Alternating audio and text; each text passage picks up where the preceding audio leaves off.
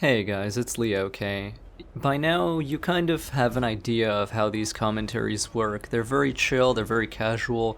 Honestly, I'm not even really trying to make them any good. It's just me relaxing and talking about what I played.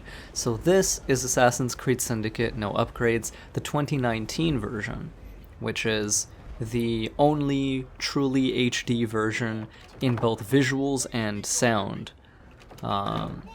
That I will have ever made. So instead of 720p 30 FPS with a bad microphone, it's 1080p 60 FPS with a good microphone. As you can see, we have received upgrades to frame rate, resolution, and vocal quality.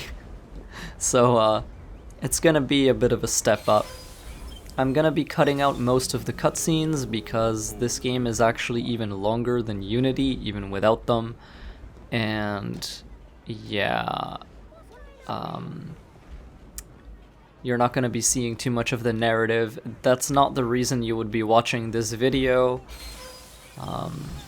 It's just going to be about gameplay and how we finish the whole game without upgrading anything, kind of. The game forces certain upgrades on you, and you will see what we do with those when we get to them. So starting out, Jacob Frye just needs to deactivate a bunch of these machines to have that door open because people are investigating what's going on. You learn how to do your first air assassination.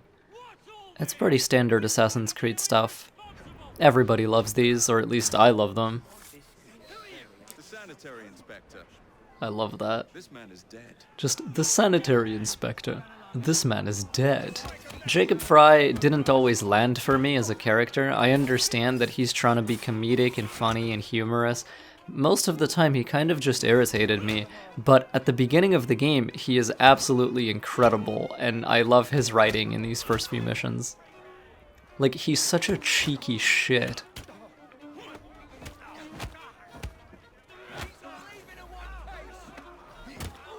We get a short tutorial of melee combat. It's not really terribly difficult in this game, but it is heavily indicator based, which is why playing this game without any kinds of heads-up display is actually a very bad idea.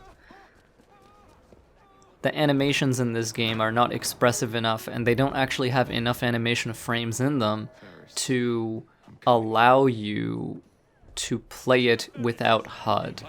So if you get in a fight, it's very likely that by the time you see an enemy moving, you've already been hit. Whereas, you know, their indicator will actually glow a good moment well before their actual attack animates. So in that regard, you kind of need indicators, which I think is a mark of poor design. I think good design should be readable to the player with or without HUD on, with or without UI. I think that UI should be supplementary, you know, not required. But of course, not everyone agrees with me on that, and especially not every game in the modern industry behaves this way. Quite a high number of games actually, you know, don't work like that. Quite a lot of games have practically mandatory UI that you need to have toggled on, otherwise you're just you lack the tools and knowledge necessary to play effectively. The game is designed to be played with it and expects you to play with it. Whereas, you know, some games like Dishonored and the like, you don't really need UI to play games like that. You can just pay attention to the world and pick up lore notes and listen to conversations, and there's a lot in games like that that lets you play them without an interface on. And even though I criticize Assassin's Creed Unity a great deal and I have a lot of problems with it, because oh boy does that game have a lot of problems, one nice thing about Unity is that for the most part you actually do not need user interface enabled. Things are generally pretty readable in that game, and for the things that are not, Eagle Vision tends to supplement them well enough. So anyway, Jacob's first target is to kill this guy called Rupert Ferris. He's kind of like a brutal, very mean industrialist who is generally just crap to his workers. And yeah, as a Brotherhood assassin we don't really like that kind of stuff. We think it's very no bueno, as they say. So we're just gonna slit that dude's throat, keep running across these pipes. I've played this mission so many times that it's kind of second nature to me for the most part.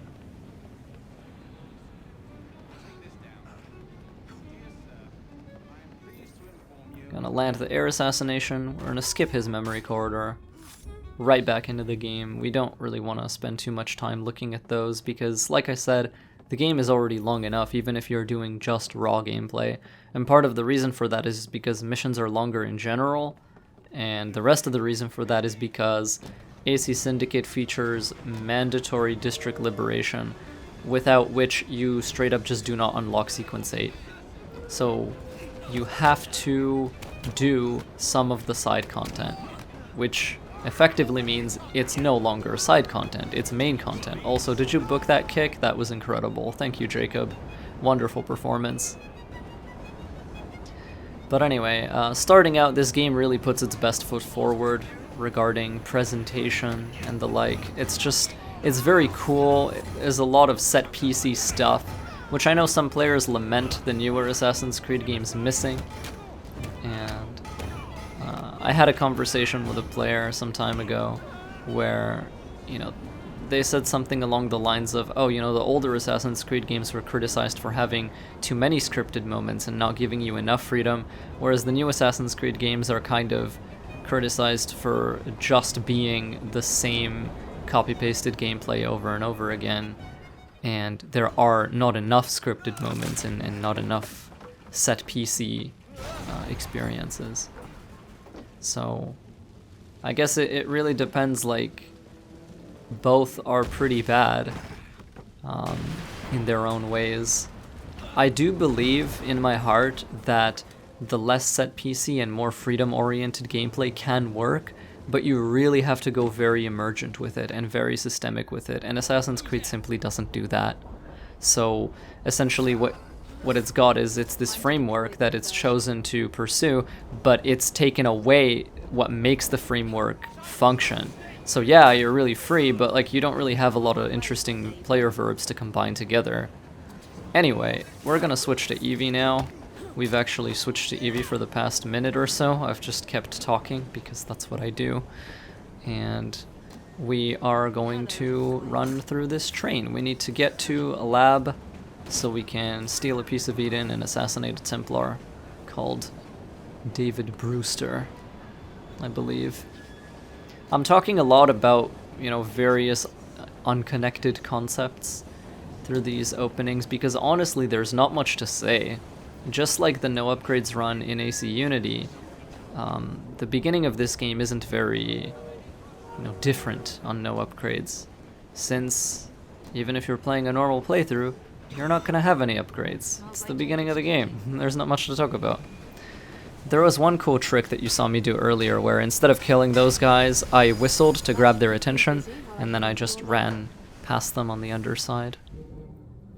Anyway, now we're heading into more, you know, player-paced environments, and they are quite a lot wider, a bit more vast. We're gonna walk up to this viewpoint, get a little cutscene, skip the little cutscene. It's gonna give us a Be an Assassin tutorial, which is kinda cute, kinda cheeky. It's funny that even as far back as Syndicate, they were really trying to go with this kind of thing. After jumping into this haystack, I usually like to wait for the guy in the back to turn around, and then we can just keep moving. Killing enemies in this game does give you experience, but it's not actually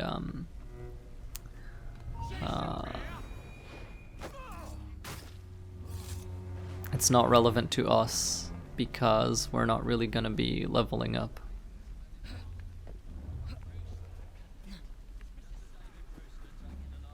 Walking this line, this route, is probably the easiest way to get to the next checkpoint. You just get in here, curve left, curve right. I'm gonna select smoke bombs before even walking into this room. But yeah, we're gonna go up here, we're gonna get another little prompt to chuck a smoke bomb at these guys. And once we kill both of them, this next cutscene triggers automatically. I came on my own 2 feet. Let me put his not yet. Neither green nor black nor brown. Oh, Henry Green. Skip that. This dude's gonna make his own way out. And coming out right here, there's a ladder. We've been told the location of, you know, the lab. But now we need a key for it. And the key is held by an enemy in this little train yard section over here. Now the thing about Syndicate is I'm actually less skilled at this game than I am at Unity because I play this game less than I play Unity. However, it kind of works out because Syndicate punishes you less for mistakes, which means I'm allowed to make more of them without, you know, losing a checkpoint or losing a segment. Not if you value your life. Who knows? Maybe she'll turn up floating in a river. So I just kind of stab that guy. We're gonna grab the key from him. We don't really care about full syncs very much. On no upgrades, it's not something to care about a great deal, and my own movement kind of screwed me over here, so I'm gonna have to fight this guy. You see how his indicator appears on him like a full second before he swings? And then the swing itself is so short and so erratic that if I had HUD off and I was only looking at his animation, most players would just eat a hit from that guy. And since enemies tend to combo you, if you have low health,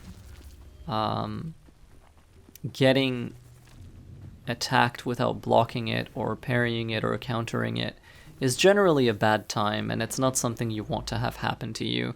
So as you watch me play this game, you'll start to see more and more what I mean by, you know, it is heavily indicator based, and I really mean that.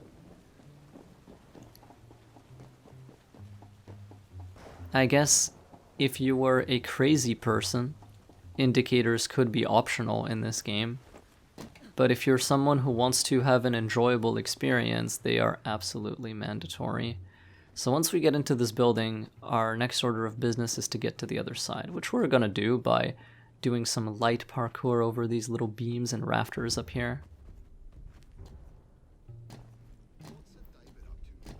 This guy we can just air assassinate, no problemo. There you are. Get into the lab.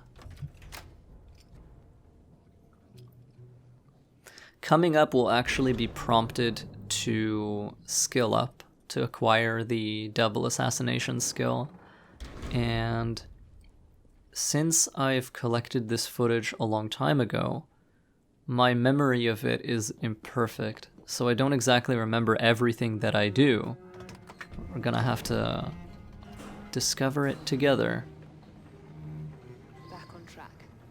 So yeah, you've earned 2 skill points. It's gonna teach you how to skill up.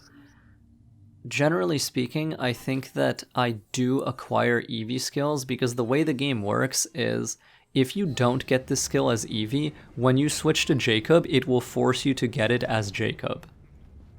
Like, it will just not let you progress at all. And the reason I get it on Evie instead of Jacob is because if the game is going to force me to get a skill anyway, then and if I'm trying to do no upgrades, then it makes logical sense that I should pick that skill up as the character that I will be playing as less. Evie has many fewer missions in the main story than Jacob does, and that means that we're going to be playing as her less, which means if we want to remain as disempowered as possible, we would get mandatory skills as her, because we will be benefiting from getting those skills much less than if we were to get them as Jacob. So that's my overall reasoning. You're absolutely forced to do this. You have no choice. The game is going to make you get this skill as one of these characters, and the only decision you have to make is which one gets it. Otherwise, it will just stay stuck on that skill screen forever. You won't be able to advance. You'll be closing it, and it will just open again and again and again forever. Anyway, we're going to very quickly move through the high ground in this laboratory. We're going to stab this fellow, keep moving, get to higher ground, and throw a knife at Brewster's face, because that is the most expedient way to eliminate him. Once again, we don't care about full syncs on this playthrough. They're not something we pursue, so you just shoot him with a knife, or, you know, throw a knife at him, and he's done. Unfortunately, he overstepped his science a little bit, and as a result, this apple is destabilizing really, really horrendously, and everything is exploding, because, you know, that's what happens in video games. Everything explodes. So now we just have to get out of here, because Uncharted is cool, I guess.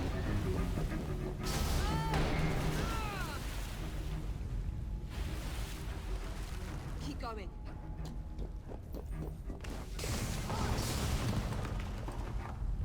That was far too close. I must find a way out.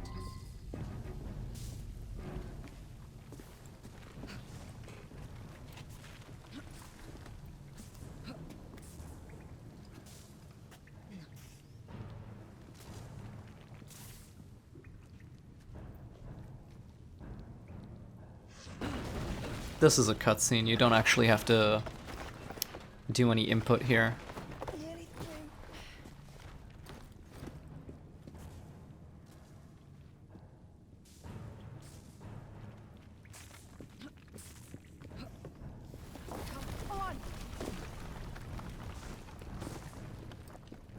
Climbing up here, just veer right, and then you can jump up. You don't actually have to climb on the right side there. You can tap jump to hop up.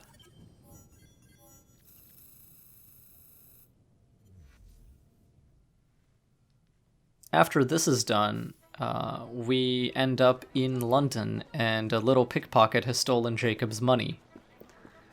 Jacob obviously doesn't really like this very much, even though as a Brotherhood assassin you can make money incredibly easily in just about any of these games.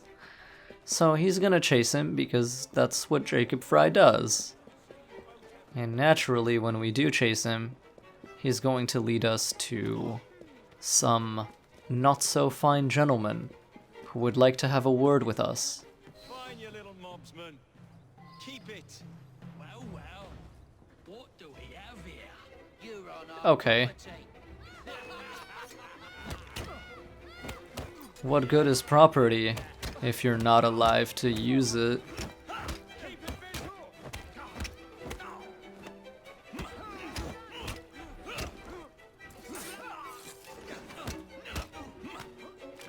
So we get a double finisher. We're not going to be getting too many of these, but they're kind of cool whenever they happen.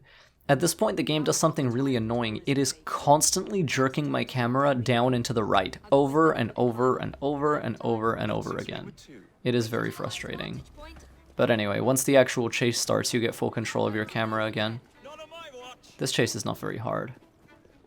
Just, all you have to do is not take any risks and not make any mistakes. There's a fast lift right here, which is foreshadowing to the rope launcher.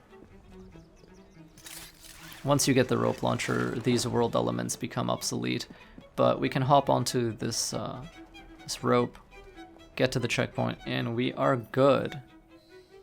This cutscene introduces Henry Green. He is a Brotherhood assassin, but he's not really much of a field worker. He doesn't really go out into the world and kill people. He is essentially like the Rafiqs from Assassin's Creed 1. He kind of chills in this game's version of the Assassin Bureau for the first few missions anyway, until you get the train, which is where he moves to. And he's just an informant. He's like an intelligence officer. He finds things out about Pieces of Eden, about Templars, and he feeds that information to Jacob and Evie so that they can act on it. There is a cool book, I think it's called Assassin's Creed Underworld, that kind of covers Henry Green as a character, and that book is actually really fun. You get to learn a lot about why he is averse to killing and why he is, you know, a bit anxious about working in the field. after some of my more arcane research into one of the precursor artifacts. The Piece of Eden. So tell me about these blighters. In search of an army, Starrick gathered up the nastiest of the underworld. Some of the city's gangs tried to prevent it and were slaughtered for their efforts. Now, only Whitechapel's clinkers remain opposed, but they're no match for the blighters. Well, let's shine these clinkers up then, shall we? They're just the sort we're looking for. You can't be serious. Evie, they're ready to fight and oppose the blighters. This is my chance to step in. Look out, London. Here come the rooks.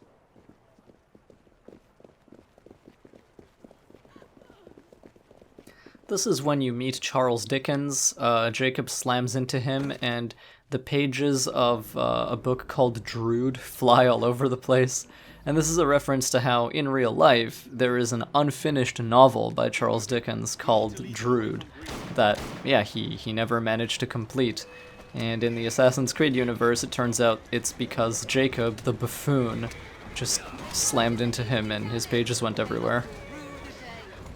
So this is your introduction to carriage chases, and it's actually pretty tough. It is possible to die here if you don't know what you're doing.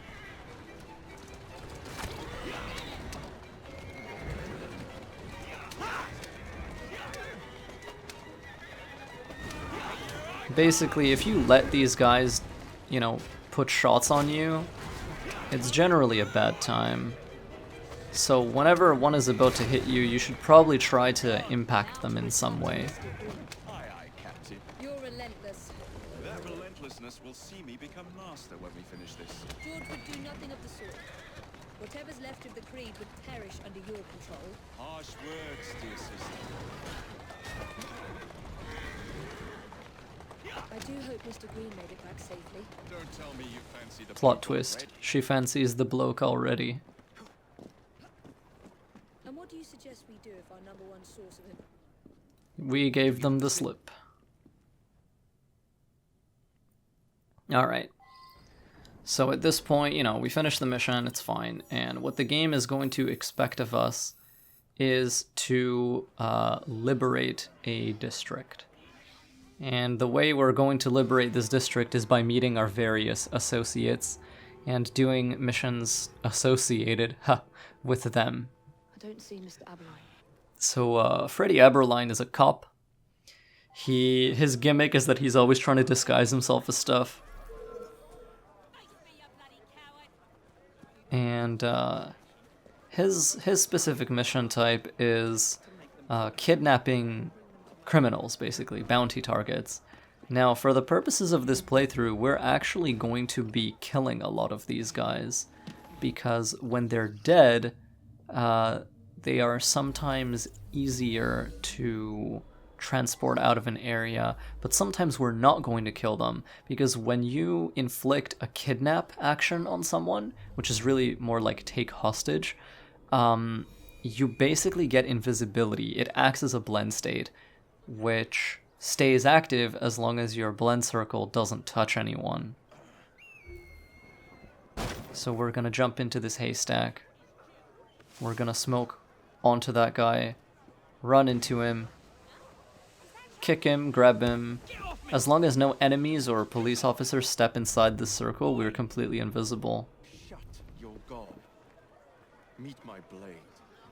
The way you clear this mission type is by shoving this dude into a carriage that has an interior, like a closed interior, and then driving him to a checkpoint, where Aberline will be waiting with his police wagon, and yeah. Shut your gob. Meet my blade. What is it that you think I've done? Wise to keep quiet. Looks like there's been a killing. Get off me!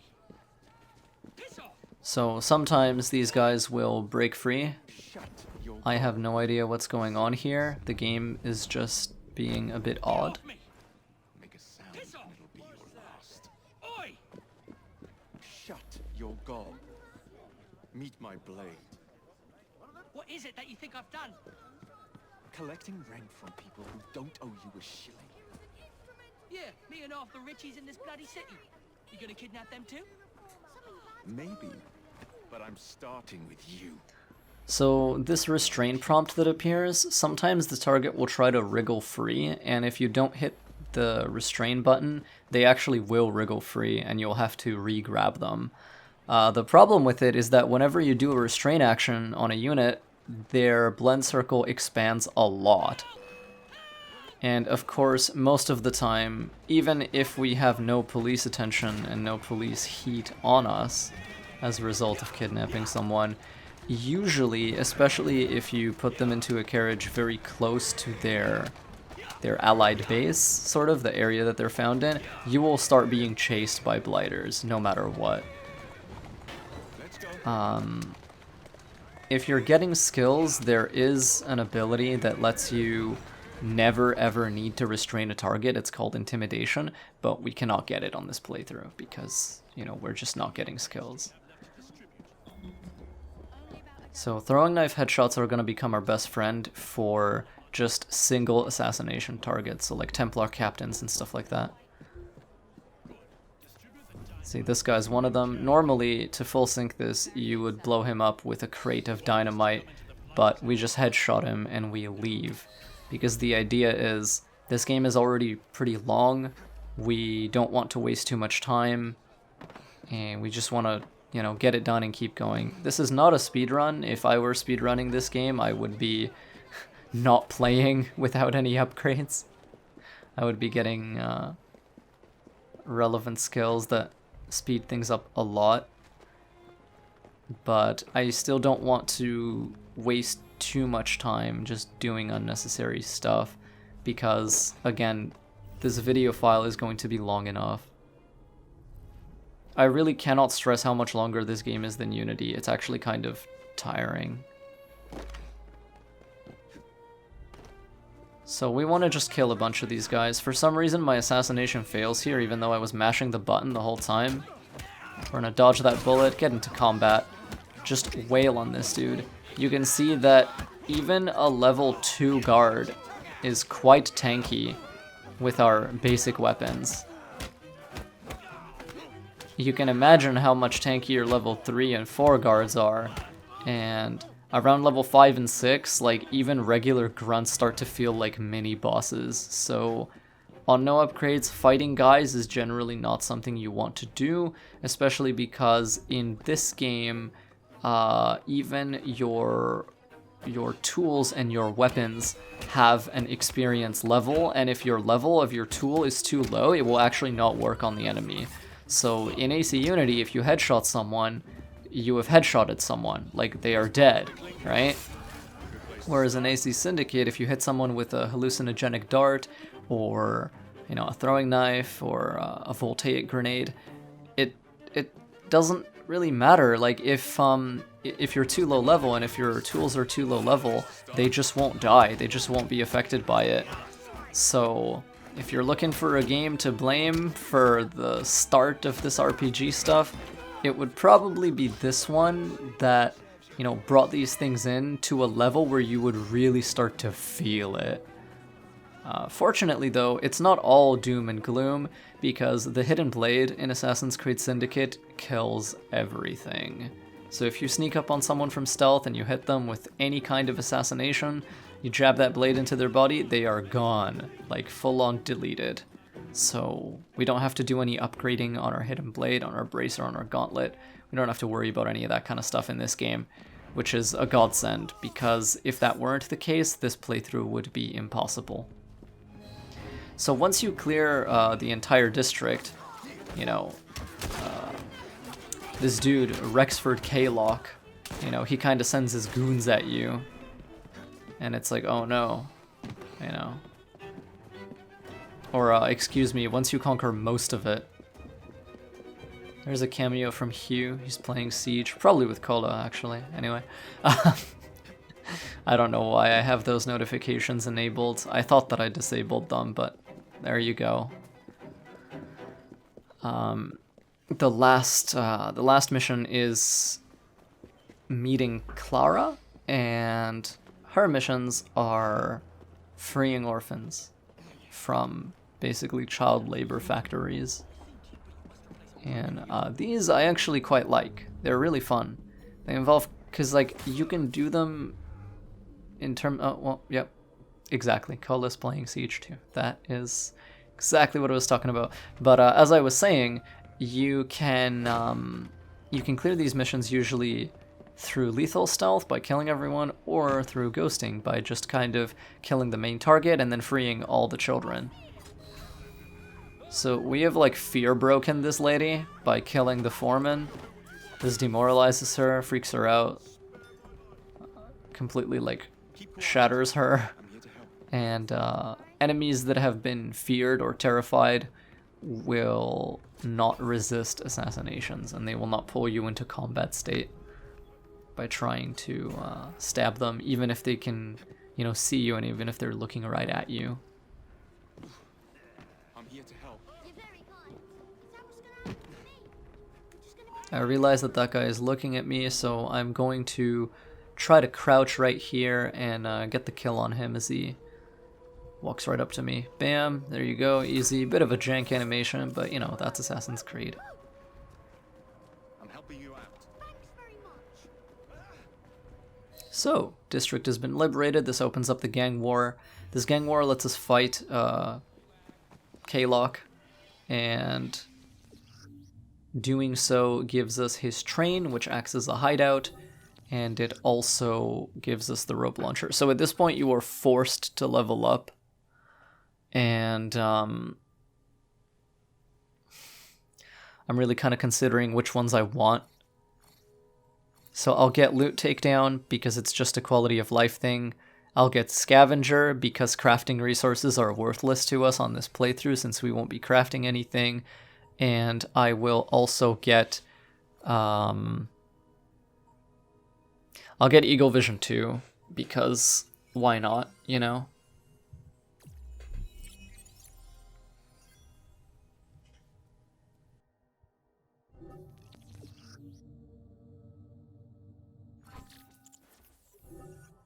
Mr. Rexford K-Lock has agreed to your term.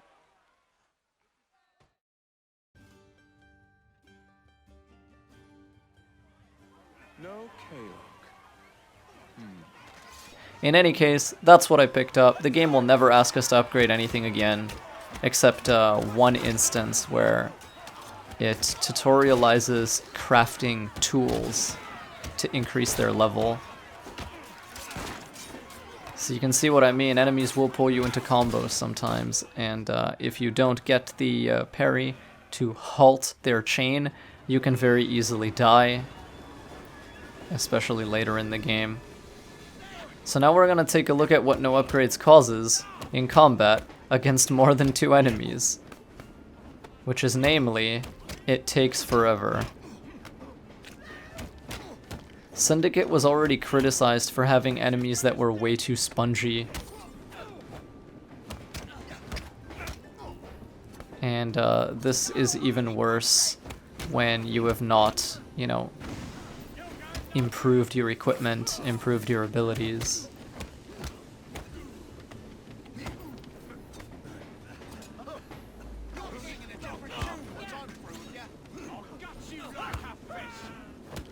When it comes to fighting in this game without any upgrades, it's really a matter of just being careful and not taking risks and really valuing, you know, mitigating damage, because you will not have a lot of health. You will not have a lot of medicine.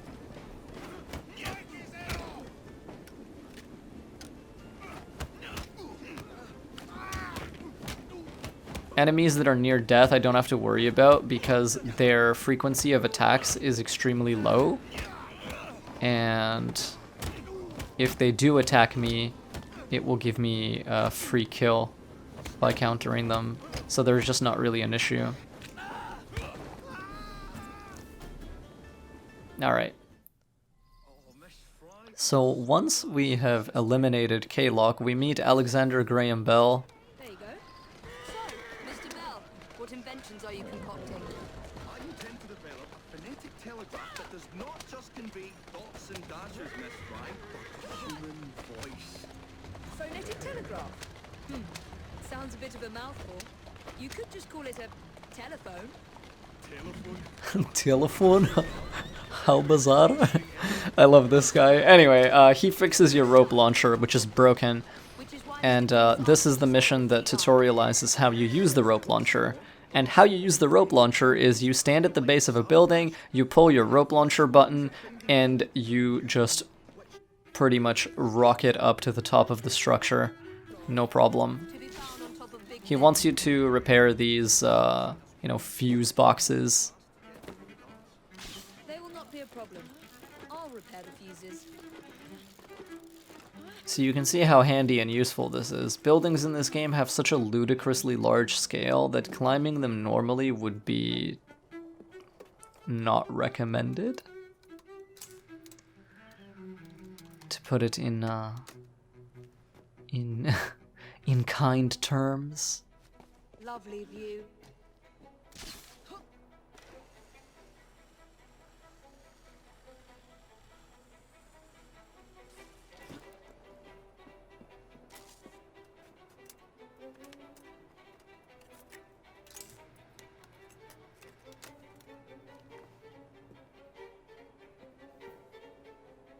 All set.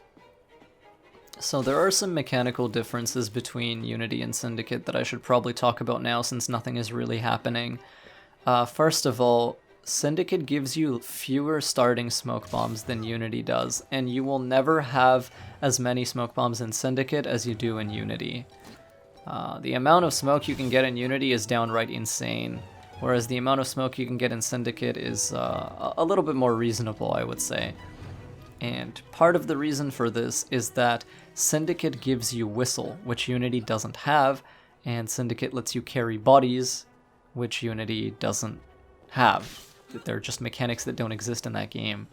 So naturally, because you can whistle to like grab people's attention and pull them around and stuff like that, you know, move them out of position, obviously you don't need smoke as much because you have another tool that allows you to remain in stealth. So as a result, smoke is just less powerful in this game because it is less abundant.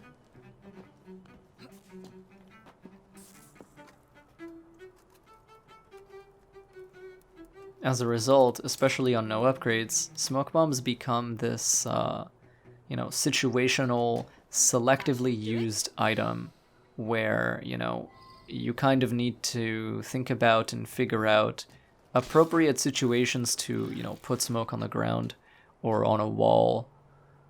And, you know, you don't really want to waste them.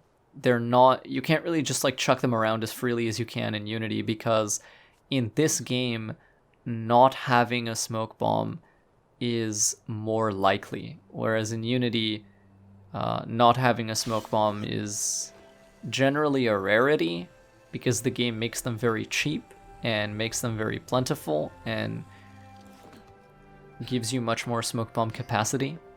Whereas in Syndicate, smoke bombs are actually quite expensive, all things considered, both in terms of how many you can carry and how much they cost to replenish.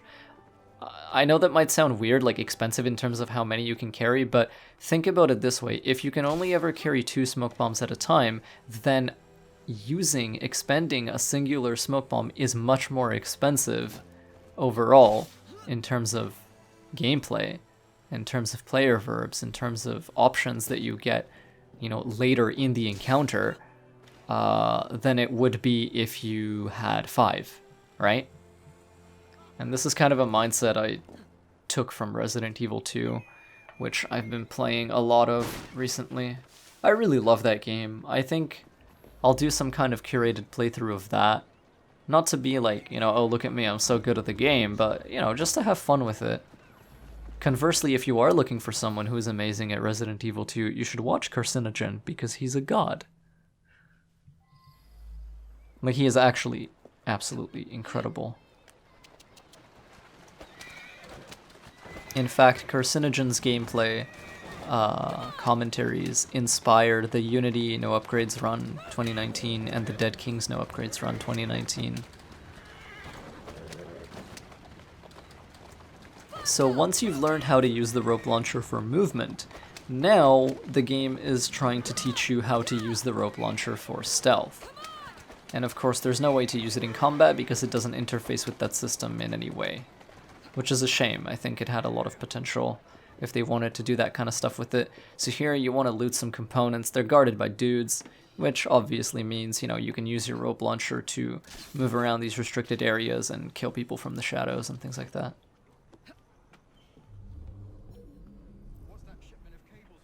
So here I'm just trying to figure out what the best approach is to air assassinate this lady, which is, you know, pretty obvious. You don't have to think about it too hard. We are going to knife this fellow in the face. There are 3 of these people here. We're going to select one of our 2 smoke bombs, use it, rope launch, air assassinate immediately, and kill these guys. Even though we had double assassinate as Evie here, and this is an Evie required mission, it wouldn't have made much of a difference. The smoke was still on the affected area, even if we had to perform 1 extra kill.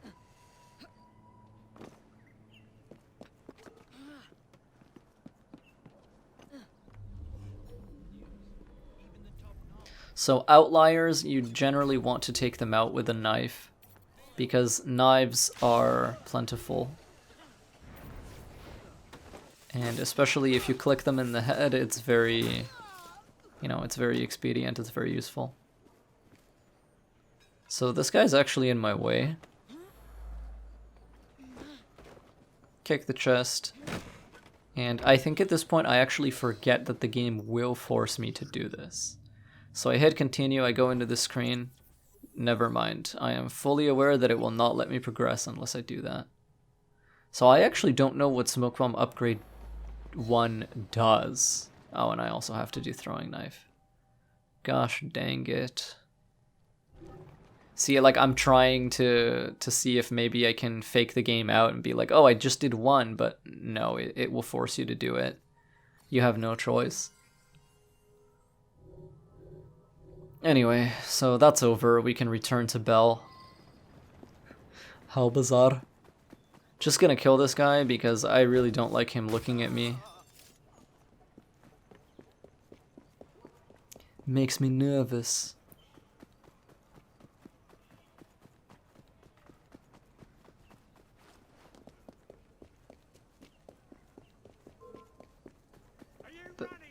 That is exactly what I'm doing.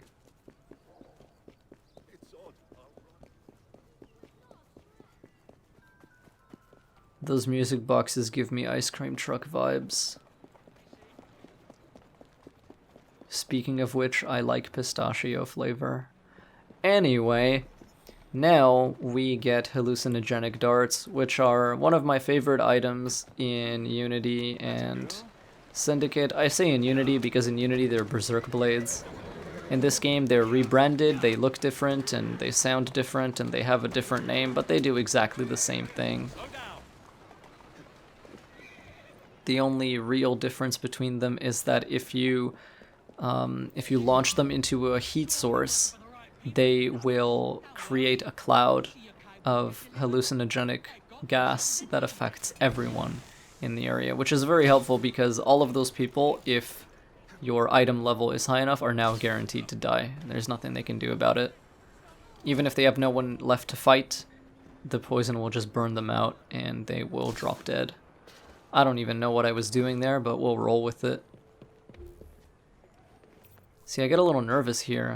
Just completely whiff a knife, chuck it into the wall, and I kind of play wrong at this point, but we will deal with it. So we want to loot this chest because these are mandatory. It's the objective.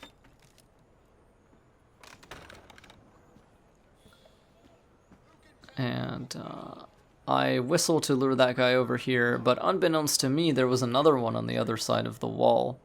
So now I have to make a choice, you know, do I want to kill the brute or do I want to kill the other guy? And honestly, I just go for the brute because he is far more dangerous in combat. And now what I do is I run around to the other side of this guy, and the reason why I do this should be pretty obvious, but in case it isn't, it's because when I attack him, because I've run to his other side, Jacob's attacks will push him further into this courtyard instead of shoving him out of the doorway on the other side. And this way, you know, I keep him in this area, nobody else sees our combat, nobody else joins in, nobody else starts fighting me. It's a localized affair. It's easier to fight him. It's basically a mindset that I learned from dealing with polemarchs in AC Odyssey. If you must fight an enemy and you want to stay in stealth, just fight them somewhere isolated where no one can see you. So I'm going to grab these rooks. They are going to go fight people for me, presumably.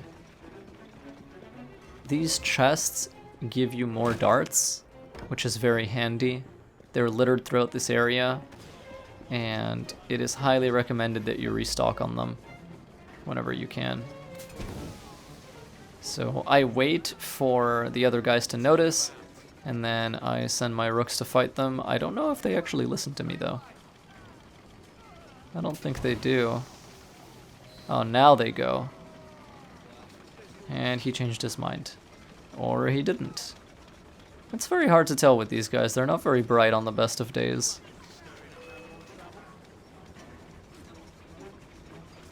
I don't really need to worry about that guy. He's fine. We are gonna grab more darts.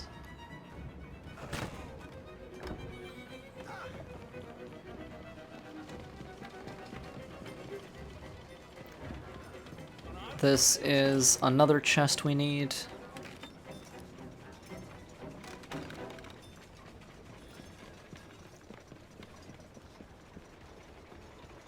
We're gonna kick this, even though it doesn't actually give us anything.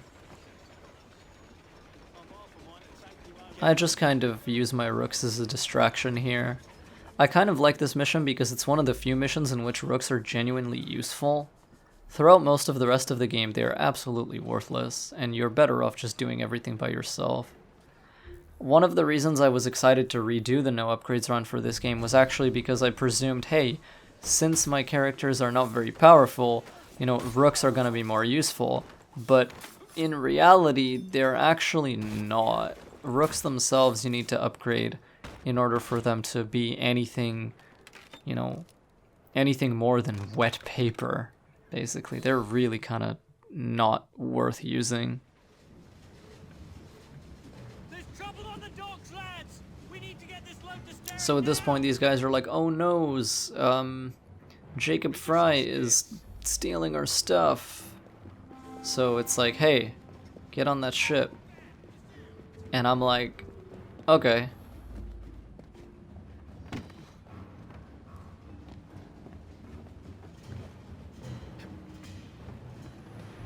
I'm over here trying to make this parkour system work somehow. Can we get on? Yes, we can. We kill the first brute. That is very lucky. That's actually very good. I smoke in order to give myself some extra time. Notice that even though the smoke cloud is gone visually and graphically, these enemies are still affected by its residue. It's a good reminder that a game's visuals and its programming are often two very different things. I use a berserk trick on this guy. I bet you guys are happy to see that. Tag him with a hallucinogenic dart and stab him when my combat state finishes. Anyway, so now we're poisoned. This does absolutely nothing except mess with your camera sometimes. Ubisoft love to put this kind of stuff into their games where your character is on drugs for some reason.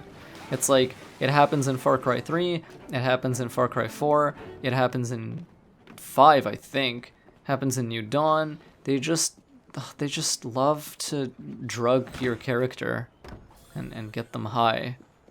Especially like against their will, and it's like, oh no, you're high now. It's so awful, and your camera is all woozy and weird colors. It's just the worst. So yeah, it's just a thing that Ubisoft loves to do. Not sure why. You can read into that any way you want. I'm not gonna tell you how to live your life. I'm just saying, it's a little weird.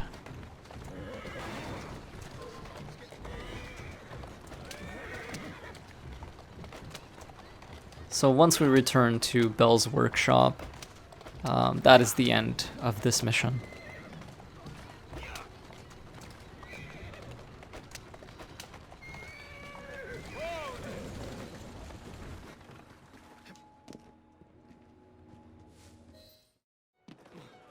A spoonful of syrup is the next memory, and it's a simple chase, but if you run the same route that you see me run here, you can actually cut this guy off by standing in front of the entrance he has to run through.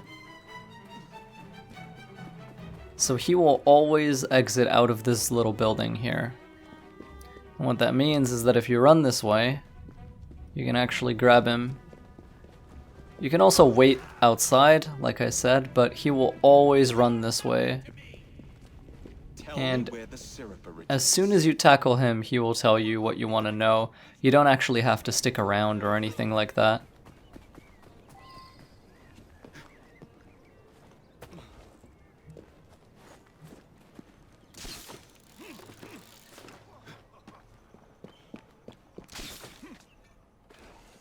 Once you know what you want to know, you want to find the distributor, and the distributor will tell you where, you know, it's basically like a chain of investigations, you know? You catch one guy, you intimidate him, you catch another guy, you take an item from him, and then you catch the last guy and you interrogate him too.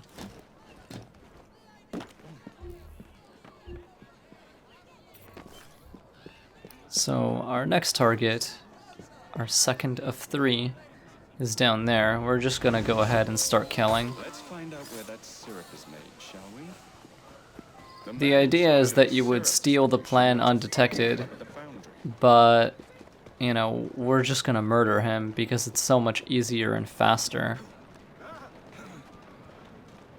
And naturally, we're going to steal ourselves a carriage.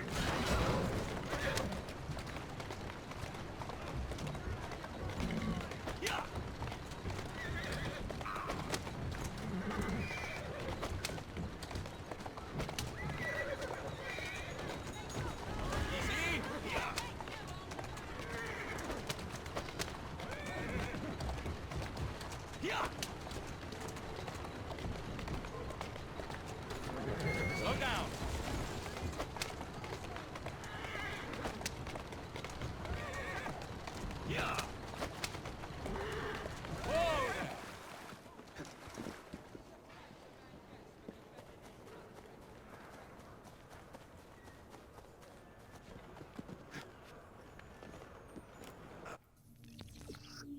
The game teaches you kidnapping again, even though realistically the player already knows this.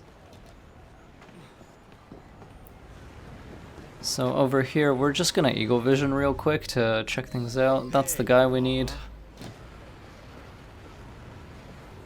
And if he's down there, kidnapping him isn't terribly difficult. Just smoke onto him, punch him in the face, grab him, and take him out of here.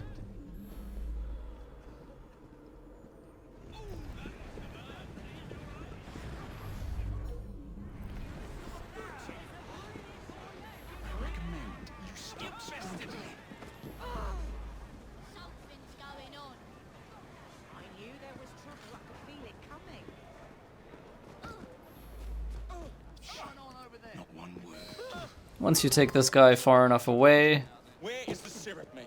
you trigger the next checkpoint. And yeah, he tells you what you want to know. You don't actually have to stick around, just like the first guy. Soothing syrup production once and for all. And that is it. Now we get this game's equivalent of La Hollow Blade from Unity, which is kind of fun. First we have to actually get in here, and by far the easiest way to get in here without wasting your time is to ghost these guys. Just drop down here and walk right up to this little door and open it. Darwin comes in and he's like, "Oh, why are you pointing a hidden blade in my face?" Anyway, the full sync for this is to kill everyone using the gas, and we are going to completely ignore it. Because in reality, this is a very nice stealth playground, and it's fun to do elimination stealth with these guys.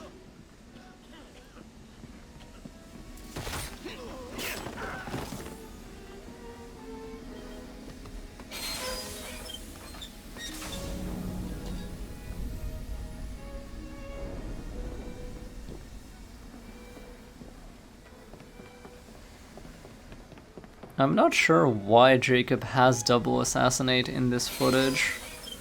Maybe the game forced it onto me, you know, at another time. But generally speaking, he wouldn't have that, so I'm not really sure what happened there.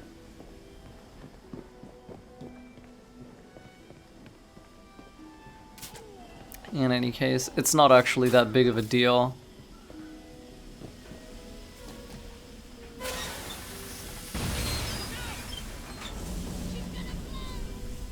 So I'm gonna be getting my money's worth from these hallucinogenic darts early on as much as I can, because they will become literally obsolete in the mid to late game.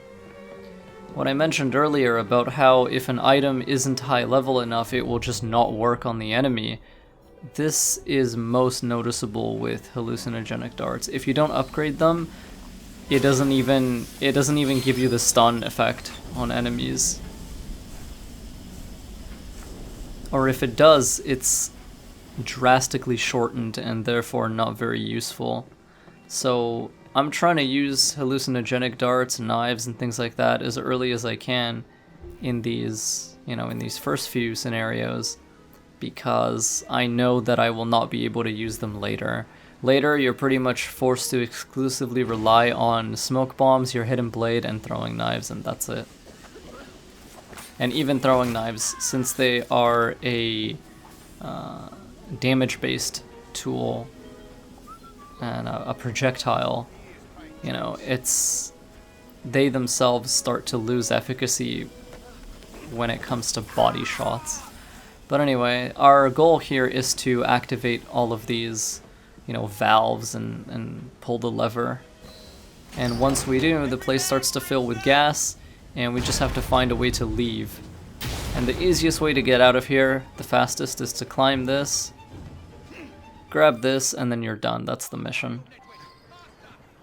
Now, there's this guy named Mr. Owen, and he has information on who is making this weird soothing syrup that is, you know, sabotaging the health of the citizens.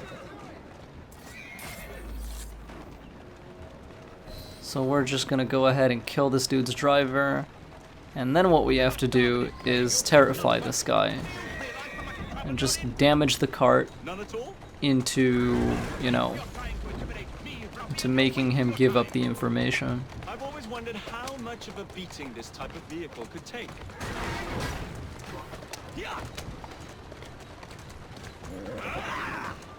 The easiest way is to smash it into other vehicles. That gives you the highest damage hit. See those chunks? That's what we're looking for. What about Starrick's soothing syrup? Soothing syrup? Why would a scientist have any interest in panaceas? Next stop, the River Thames. Better speak now, old man. Stop! For pity's sake, stop, and I will tell you everything I know. Dr. Elliotson, Dr. John Elliotson, he formulated the elixir. He's the man you want, not me. I beg you, good sir, stop this madness. Now, was that so hard? Yes.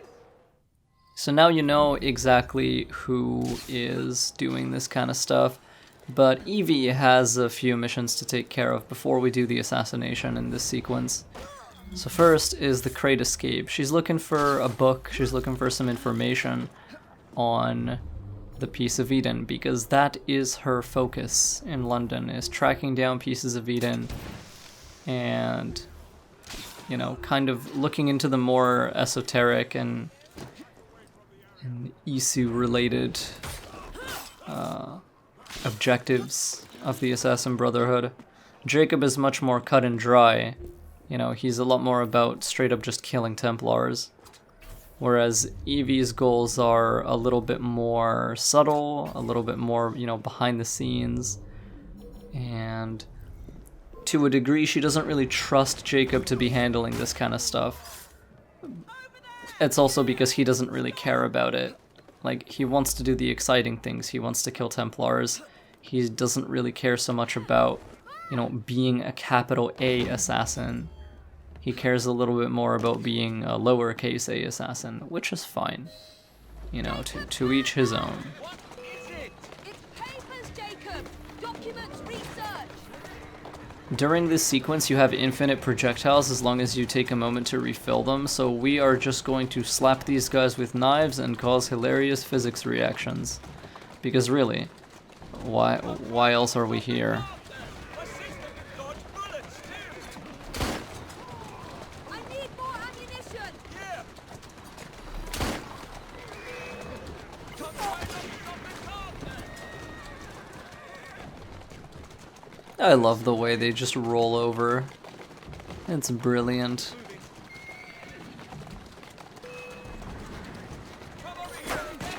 Jacob, stop it! More carefully! You're endangering the document!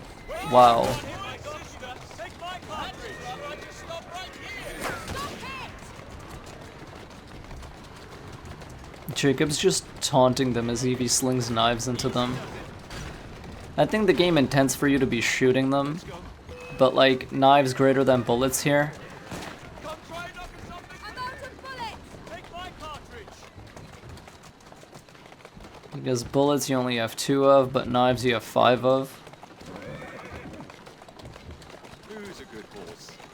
It will just refill whatever projectile you happen to have selected. If you really want to fight, There's really not much else to say about this sequence. Read them! If only we had the time!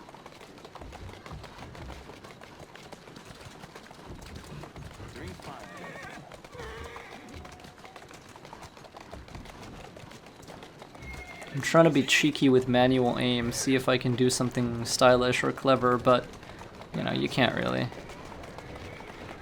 We're just gonna wait until their horse is highlighted and we're going to have to jump. do that. The chest! Leave it. Jump now. And we jump on the train. Well, that was fun. Thanks for the invitation. Let's do it again.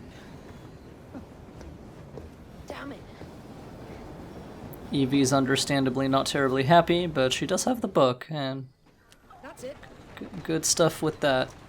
This is the first of several missions that Evie has with Henry Green. He's kind of like, he's the one who accompanies her from time to time. Jacob doesn't really have a character like that in his missions. I think the idea is that Jacob is supposed to use the rooks, whereas Evie, you know, commands Henry Green. There's really only one mission in which that's actually the case. In most of the others, he's kind of just autonomous and he does his own thing. But I think that was the idea that they were going for ludonarratively, and I can vibe with that. I think that's kind of cool. I like the asymmetry, I've you never know? heard of one being in London, though. Do you really think Edward Kenway could have found one? He travelled extensively, so it's possible. But if he did, he kept it a closely guarded secret. So yeah, we're going to Edward Kenway's mansion because apparently he found a piece of Eden. I think you're right. Look. I'll be in the... That's Lucy Thorne. She's a cutie, but we're not going to worry about her right now. So there is a really quick way to finish this mission, and it's to get up here, go in through the window.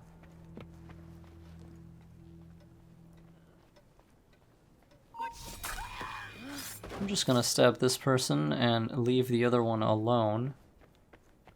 There is an enemy in the top left there. We don't need to worry about them. Just, you know, hybrid stealth through these guys. Ghost most of them. Kill the one that was turning around. So, you need to eagle vision, you need to look at the piano, and it's D-A-D-E-F-D. Yeah, lowlands, lowlands away, right? Yeah, there you go. Easy, because Black Flag. Edward Kenway, he's a pirate. Sea shanties, references to previous games, good stuff, I love it.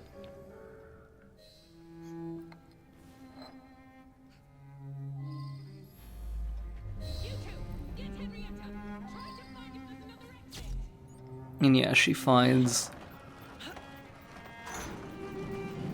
good amount of additional information. But now we have to get the heck out of here. And we do so by opening this secret hatch and leaving through the underground. Because An of entire course... vault filled with assassin history, left behind once again. Of course Edward Kenway would be the person to have a secret exit in his home. We can actually just rope launch right from here, and as soon as we leave the mission area, we're done. Now, we're gonna switch back to Jacob, and we are going to assassinate Elliotson. This guy is actually really easy if you don't care about full syncs. First thing we want to do is get to the vantage point, which launches the mission. And the way we're gonna do it is rope launch up here, get on this roof, get on that roof, curve right, slide down this roof, hop onto this railing, descend, get in through the window, and we're basically here.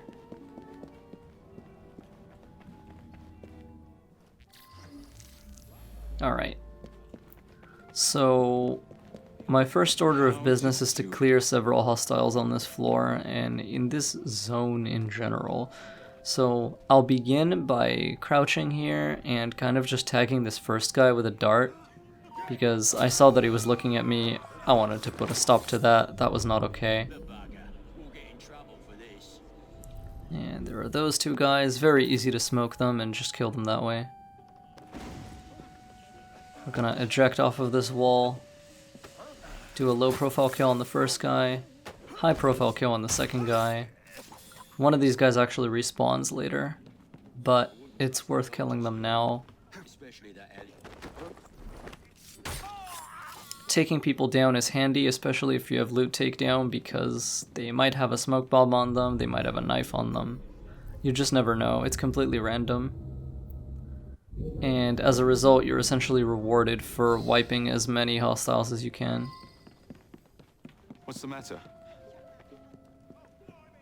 Doing it in combat is useless though. If you combat kill someone, you still have to loot their corpse, but if you stealth kill them, then you get whatever is in their pockets, which assists with game flow immensely.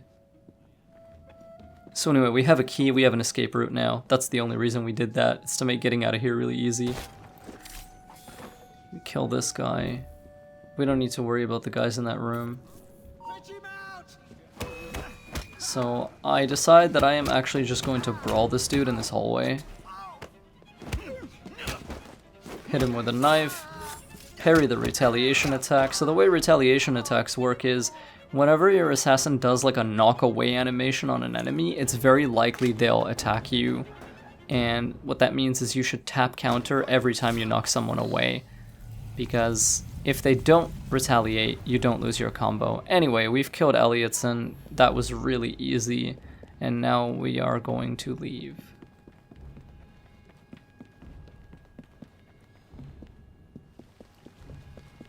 Very simple, very quick kill. A lot of these targets you can eliminate very quickly if you know what you're doing. And for this mission we have to switch to Evie, because it's an Evie specific mission. So Clara is sick or ill or dying, and we're operating under a time limit.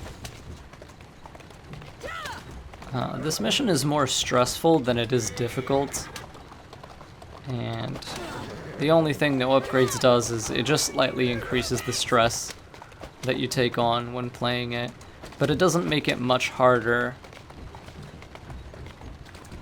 So the first thing we want to do is find a certain kind of medicine.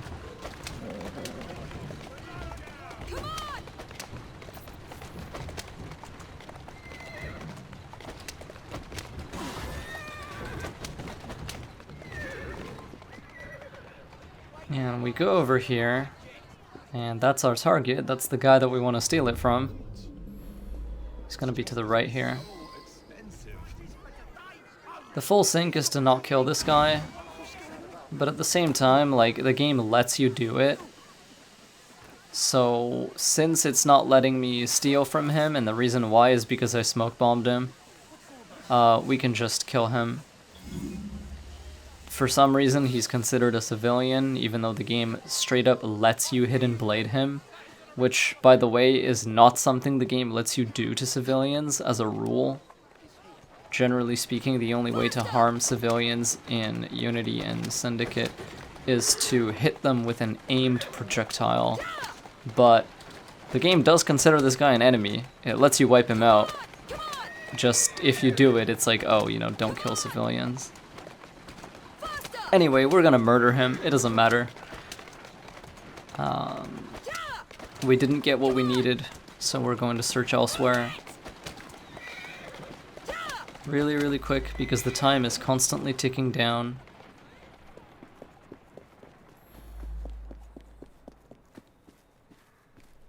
Gonna open this with a smoke bomb, try to paint as many of these guys as I can, except it didn't release from my hand before they detected me, which is a shame, because that could have gone way better, and now it won't. So instead I switched to my backup strat, which is to spam throwing knives at them to deplete most of their HP.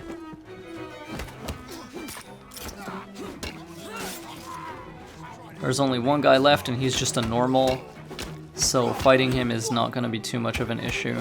He is level 5 though, so he has a ton of HP. You can already see that mini-boss factor coming in. I let my rooks kill him, just to, you know, prevent taking damage. I can't thank you enough. These supplies are meant for Miss Nightingale. I'm here to collect them. And they're already loaded on the cart. Please take them. You mean that cart? Yes. Of course it is. Please be Alright. Some of those items are fragile. So they've stolen the medicine and we're like, oh noes. We're gonna get in one of these growlers and we are just going to chase this guy down. We need to hijack that cart and take it back to the hospital.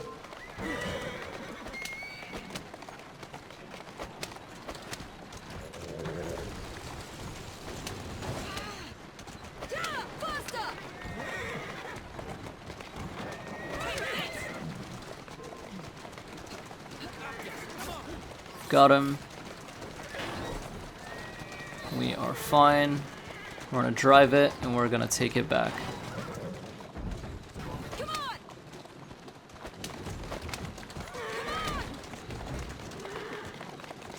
Slowly. Come on! Move it!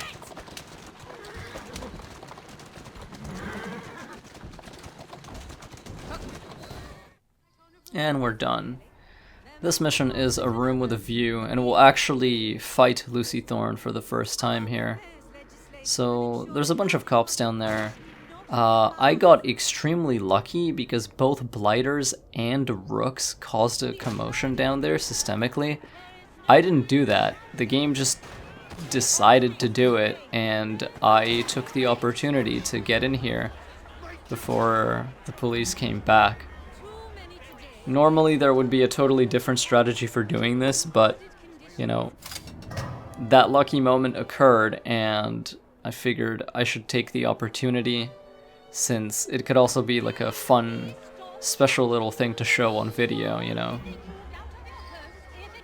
But usually you would kidnap someone, or you would smoke the front of that structure so that you could get in, and then smoke again to get out. And then you would rope launch to the top of this building, and by the time you got up here, you know, they would forget about you, if indeed they detected you earlier. Completely unnecessary this time, though. So we're gonna skip this. This cutscene is just of Evie activating this and seeing that something has unlocked at St. Paul's Cathedral. So we're gonna head over there. Got a bit of old-fashioned rooftop running. Don't see much of that in this game, because carriages are just so much better in every way. I think this game didn't actually need carriages, if I'm honest. I think that rope launcher would have been enough, because it's already way faster than running. And what Alex Amancio said in Unity, you know, why don't we have vehicles in Unity? Because your character is the vehicle. And having rideable and drivable vehicles undermines that, right? I fully agree with that, and I think it's very apparent and very obvious when you look at games like Origins and Odyssey, where the character does not have advanced movement. Instead, you know, your movement is just coalesced into boats and horses, and that's it. That's your movement. Syndicate's parkour system isn't one of the deepest in the franchise, but you know, there's some juice. There's tech. You can do a few little things. Like, it is possible to be bad at it, and it is possible to be good at it. Which means there's variance there, there's a spectrum. Whereas, I mean, like, you can't really be bad at Origins movement, you can't really be bad at Odyssey movement. I have no idea what's happening to me, but like, whatever, you know?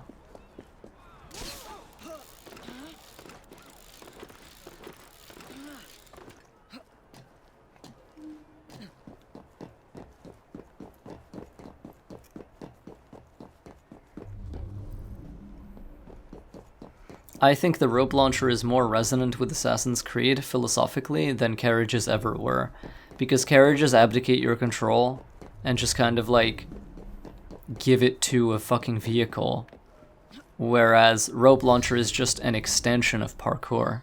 You know, you're ultimately still fundamentally attaching to buildings and architecture instead of just like, you know, moving around on street level.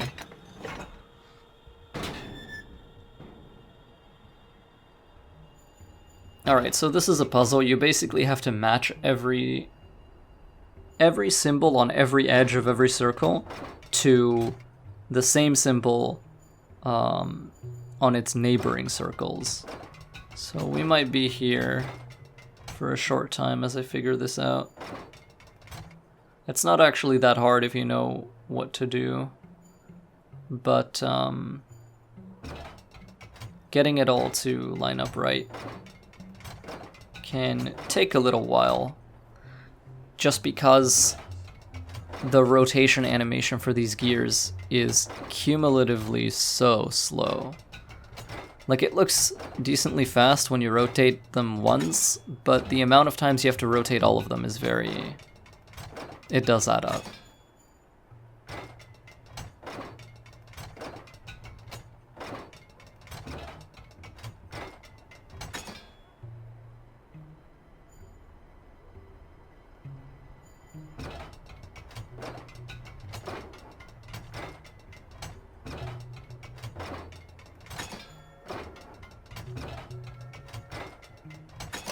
And that's it.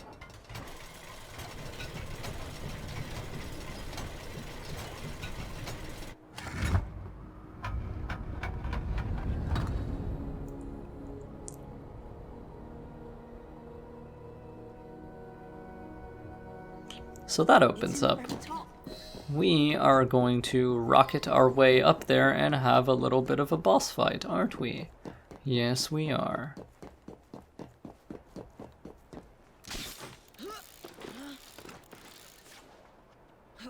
We're actually gonna take some severe damage in this boss fight because I freaked out and I started to panic, and then I pressed a button at the wrong time.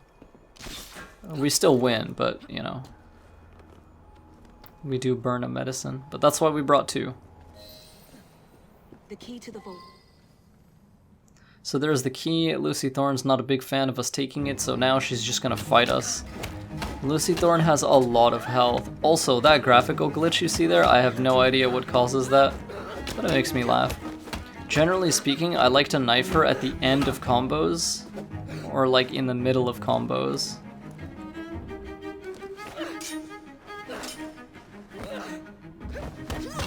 Nice. Back into the fray. When she pulls you into that counter stance, all you can do is parry.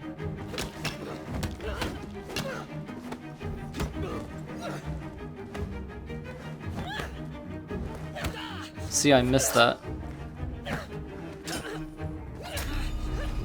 And I missed that too. I immediately heal because I don't want to die, but I deplete her HP shortly after.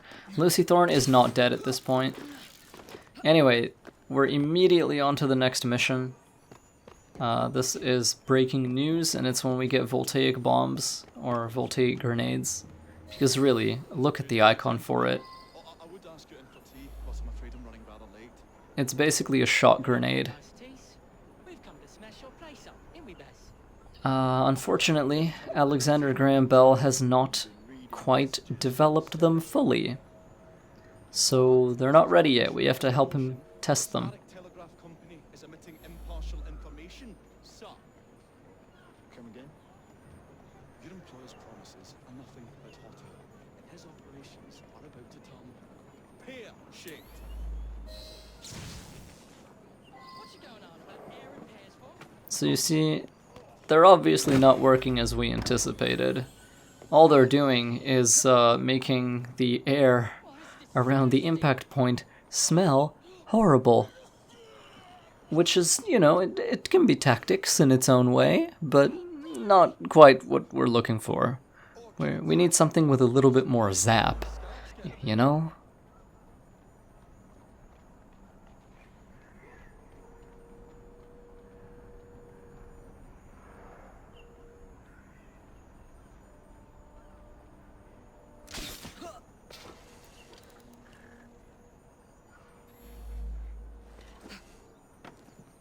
Listen up, Bell, or I'll thump you. There is a ring. Oh, upon. Your wordplay delights me. And to think I worried you had the mental agility of a dollop of donkey's apples. Anytime he says the name of a fruit, you just throw another bomb. He's trying to be funny. Oh, you dropped a no on Bill, you little sod. What? Ain't me, Bess? Oh, blimey, it's got me. Oh, those rascals throwing stink bombs again. It happens all the time around here.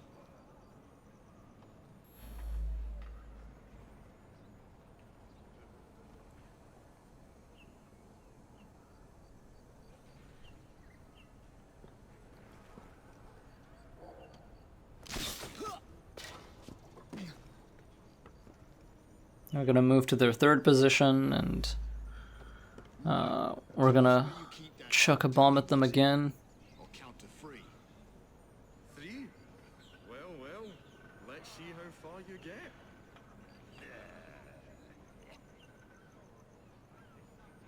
1. Do you really think I would keep it here? Do you see a cable? A telegraph without a cable is about as useful as a bell without a clapper. I'll give you a bleeding clapper. Bless my boots, you're as purple as a plum.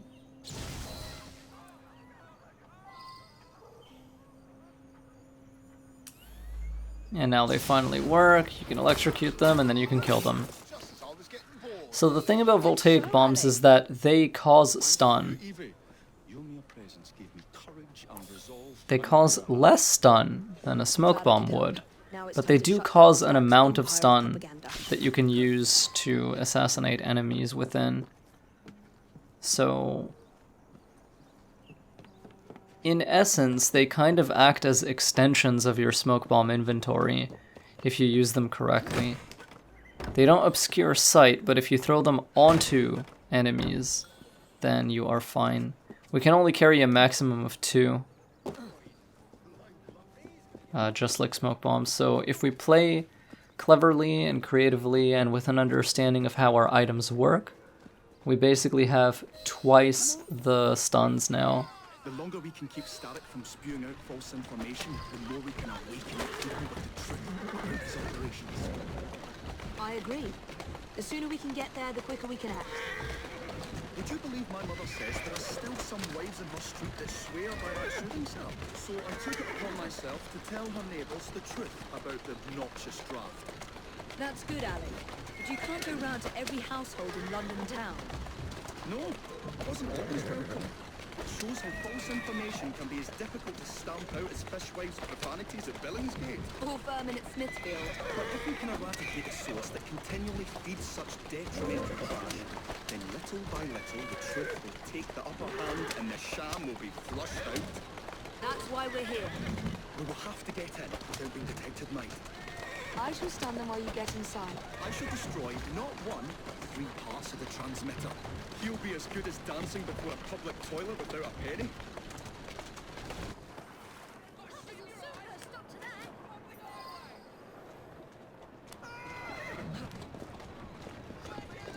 Can you imagine that once upon a time public toilets required pennies? What kind of cruelty is that? See, we're gonna use the stun, grab these guys. It does last a little bit longer than you might anticipate.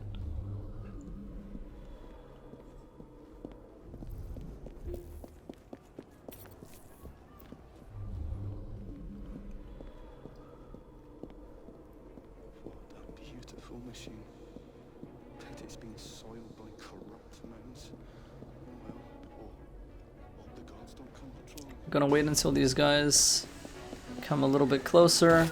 They step into my smoke cloud, and then we stab them. So he's already destroyed that one. We can head to the other side. I'm just looting bodies to see if I can grab any items from them.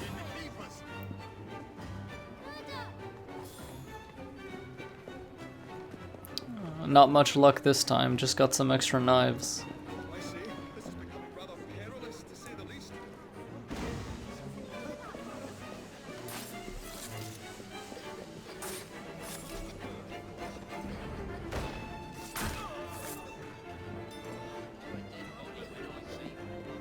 As well as a dentist pulls a rotten tooth. There. Move faster if you can.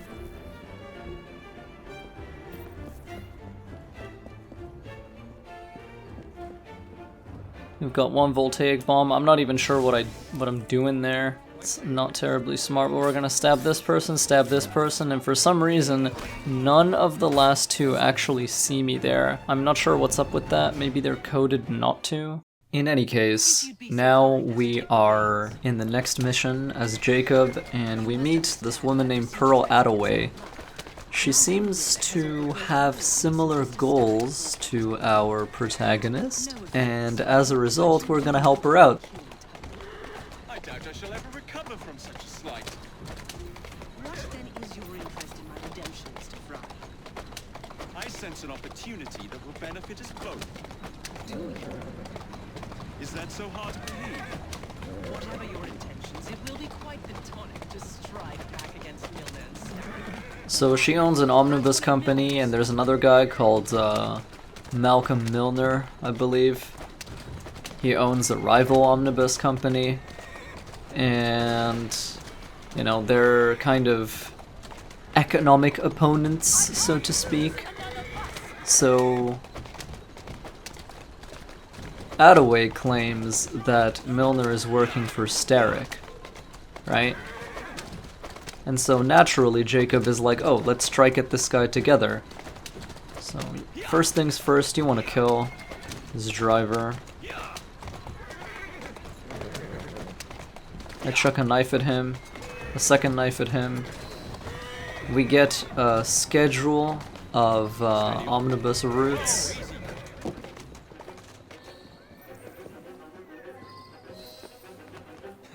The game will actually make you reach this checkpoint with the vehicle. And at this point, all we really have to do is destroy his buses. This is pretty easy. I really like this section because there are many different ways to play it, and they're all kind of interesting and entertaining and viable. So the way I'm gonna do this is I'm gonna climb this building, equip my hallucinogenic darts, and just like splash as many people as possible with them. Kill this guy. Get back up onto the building. You can see they're already tearing each other apart. I'm just gonna take a moment to see what's going on down there. I did grab some of those rooks earlier, just in case I would need them to fight somebody else, but I don't. The hallucinogenic darts literally just took care of everybody. Heave-ho, Jacob.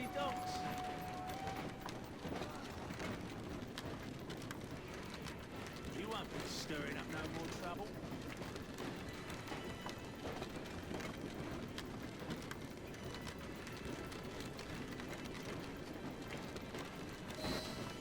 primed and ready. I'll find out where you're buried and build some more grave.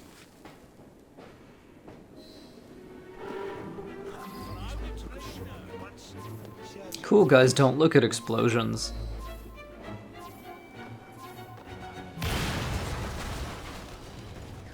During this next mission, we have to free Ned Wynert, or Wynert. And the way we're gonna do this is smoke onto these horses. And the reason for this is because smoke bombs terrify horses into running. The full sync for this mission is to not kill any policemen, and we are going to completely ignore it.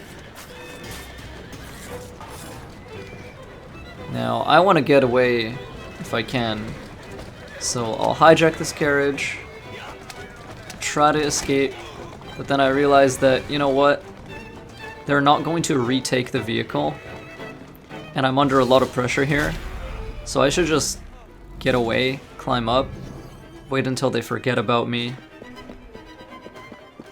and that's exactly what we're gonna do. We'll perch on this little bridge up here, little railway line.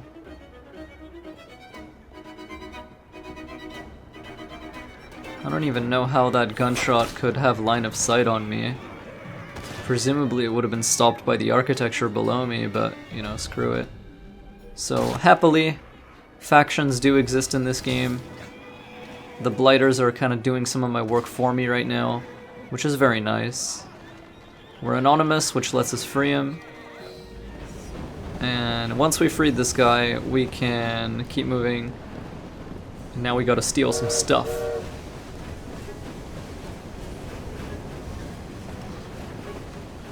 Gonna headshot the first guy, climb down, inspect the chest.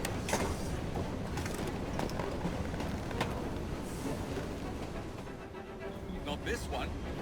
Air assassinate these two. Headshot that guy.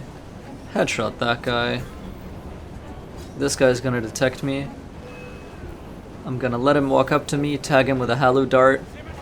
This will let me get the kill on him.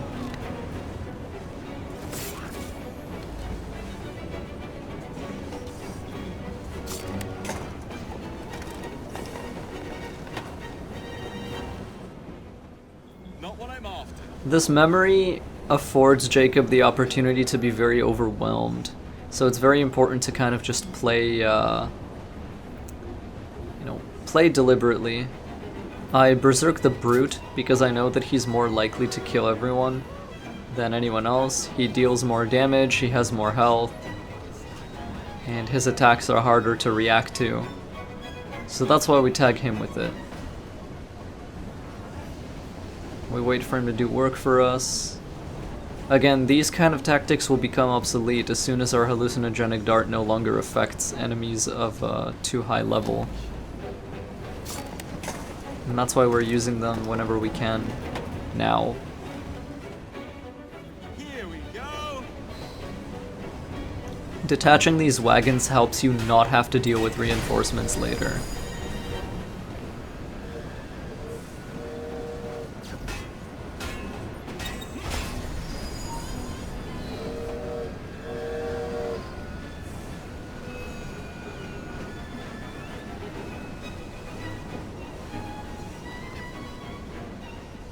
It says we have to defend, but really we don't, because there aren't going to be any enemies. And the game will recognize this and we'll just skip to the next checkpoint.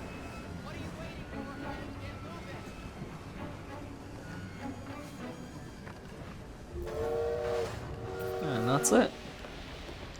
So now it's survival of the fittest. I actually considered redoing this memory in 1080p 60 FPS because I did it on PS4 at 720p 30 FPS.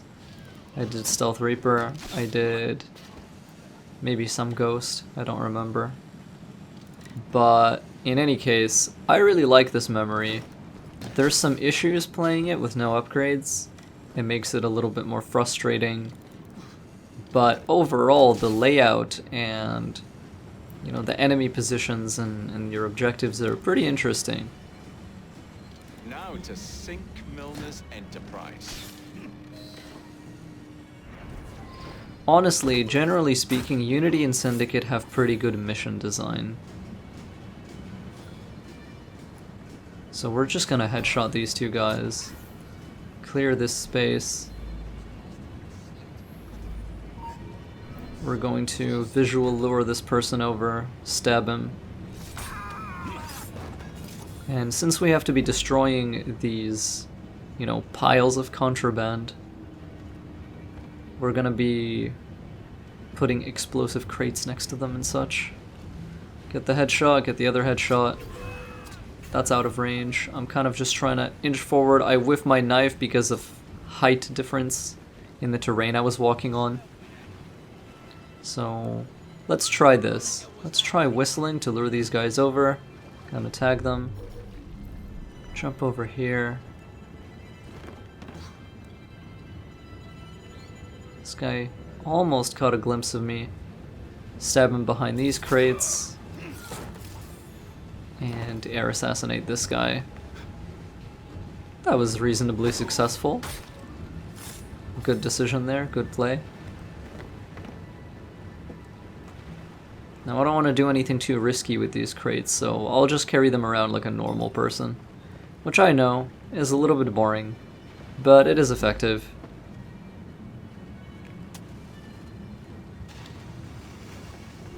And then what we're gonna do is shoot this one, and then what we're gonna do is ignite this one. And then we're gonna leave.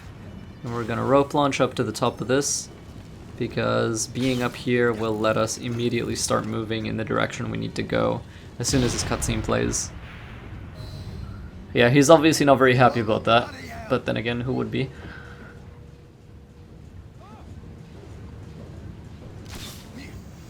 So now our job is to kill him. And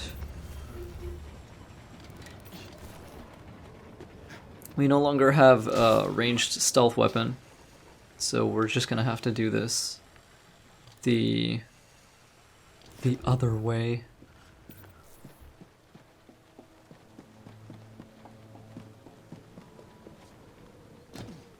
Chuck that there, kill him inside it, and immediately start aiming a rope launch shot upwards.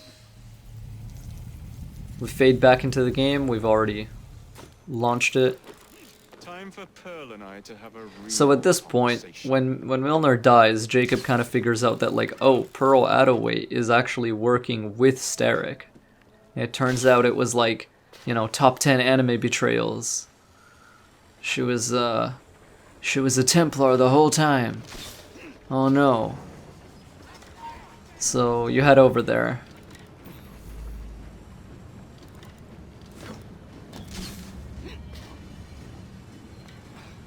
And you kind of realize that through your actions you've helped her seize power. And since she's allied with Starrick, you've effectively made Starrick more powerful. Which is really quite silly. Good job, Jacob. TV tropes. Good job breaking it, hero.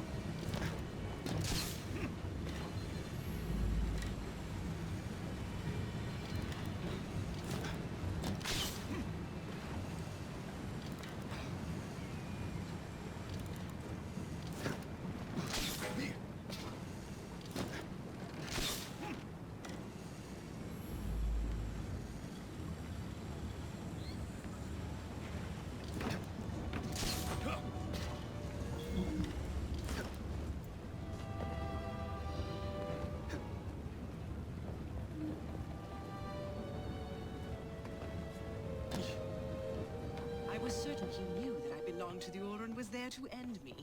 Imagine my delight when he told me his truth.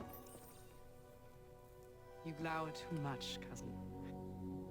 Alright, so at this point you just have to leave, and there is a way to do this without detection. Just immediately start running up here.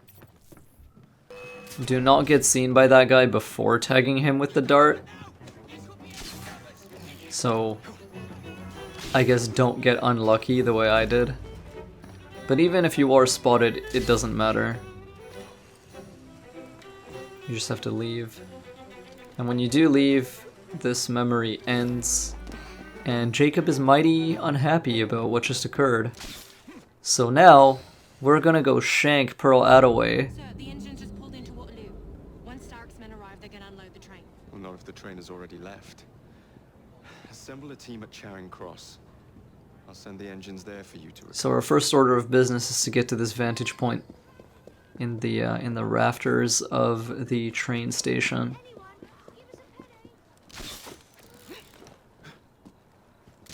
A beautiful building for an assassination memory. I'm not sure I love the design of the actual mission. I think they could have done a bit better with that.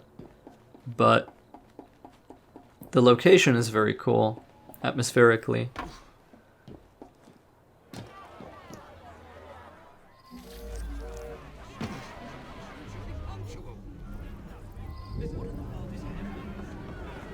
So the only reason I identify that assassination opportunity is because if I don't, the game will bug me about it forever. We're gonna Voltaic grenade these guys and just run past them.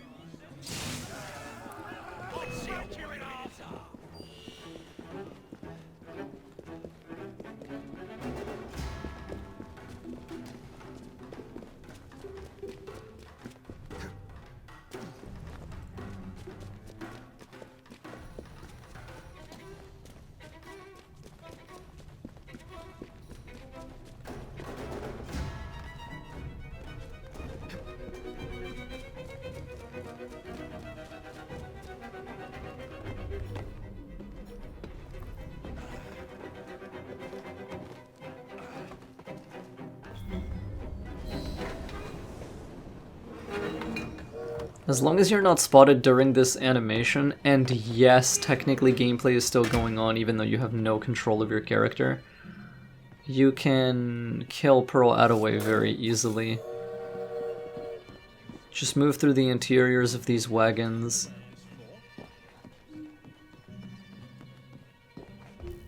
I like to smoke right here so that nobody can actually see me. Now walk up to her and give her the blade. Oof, right in the temple. Ouchies. That animation jank made it look even more brutal than it was supposed to be. Can you imagine taking a hidden blade to the side of the skull? God, that would be horrible.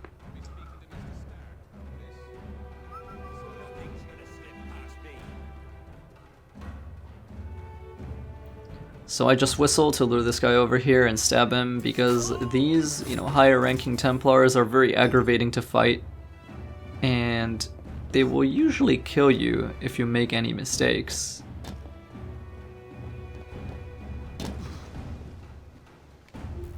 Headshot that lady. Pull the lever and this memory is done. And now we are heading into my favorite assassination in the entire game. And I think most people's favorite assassination in the entire game. A thorn in the side. It's the only main assassination Evie Frye actually gets. It's in a completely new area that is wholly unique to her. Lots of guards. And Predictable patrol routes. it's just a brilliantly designed mission. I could play this mission over and over and over and over again, and I probably wouldn't get bored. There's a lot you can do with it. We're not going to be doing most of it, but, you can. And I think that's nice.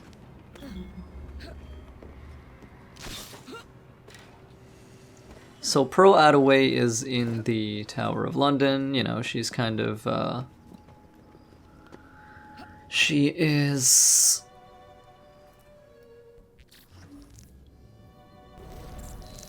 looking for something that she can use the key that she took from Evie on.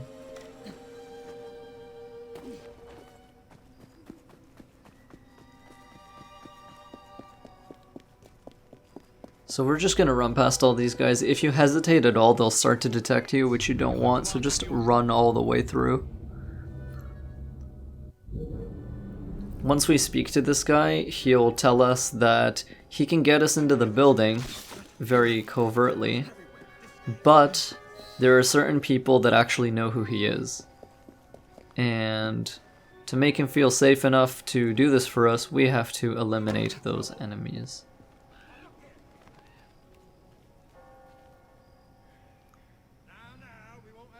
So this is the first one.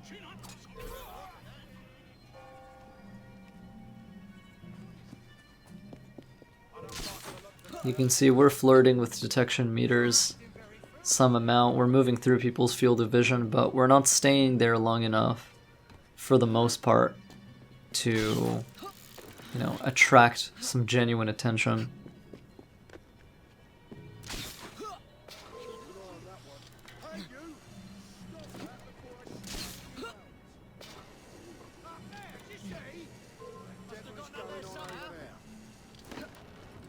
Just gotta keep moving quickly. That guy down there is the second of two. We get the headshot. The second of three, I should say. We get the headshot, we keep moving. And the last one, I guess, is a little bit trickier because he really is surrounded by guys.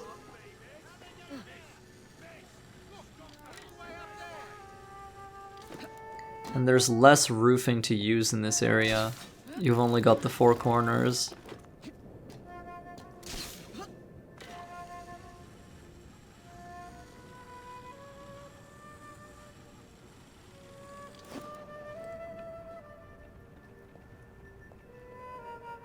Happily, even though I whiffed a knife there, it caused them to look at its impact point and stop moving, which let my second shot be much easier to hit. So now we're good, we've reached this fellow. That's all for the men out here. What's next? Miss Thorne wants me captured. If she sees me in chains, she might let her guard down. Can you make it look convincing? You mean pretend like you're my prisoner? I'll do my best, Mum. So yeah, we're gonna fake a kidnapping. And the mechanics of this are exactly the same, except, you know, we're not going to struggle. So we have complete control over the size of our blood circle at all times. And, you know, we can break free whenever we want. I wager you won't like what Miss Thorne has in store for you. So this is actually really clever. It's an interesting instance of social stealth. All of these enemies believe we've been captured, believe we've been defeated. You know, that we're no longer a threat, like they're mocking us, they're laughing at us. They have no idea what's coming.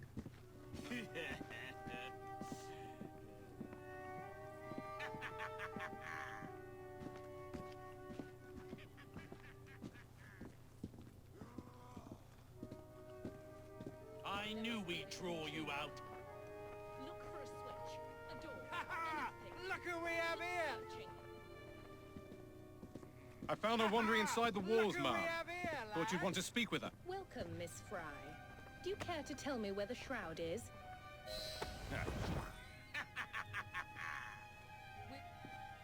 As you wish. I shall find it without your help. And then I'll strangle you with it. Watch her closely.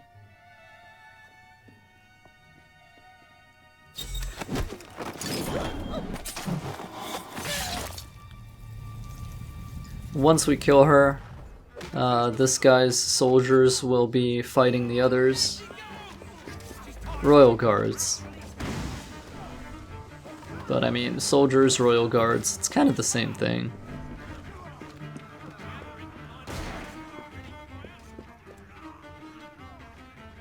So we actually murdered one of these guys because for one reason or another, even though we helped them out, they still don't like us very much, which is okay.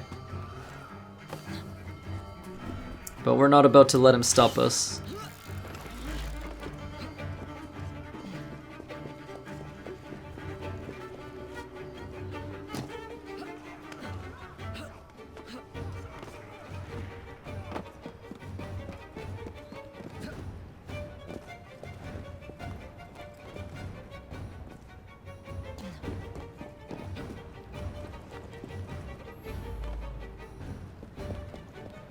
And that's pretty much that. I really like that mission. It's one of my favorites. So we're about halfway through the run now.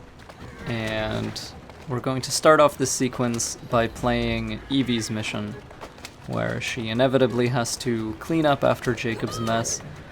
This memory is one of my least favorite. It's just kind of... it's just a little annoying. It starts off not terribly interesting. As a rule, I dislike carriage chases in this game. I think they're not done terribly well. And as a result, every time the player is forced into one, my brain immediately just goes into the groan zone. But anyway, we have to kill these blighters and we have to defend this Edward fellow. So that's what we're going to do.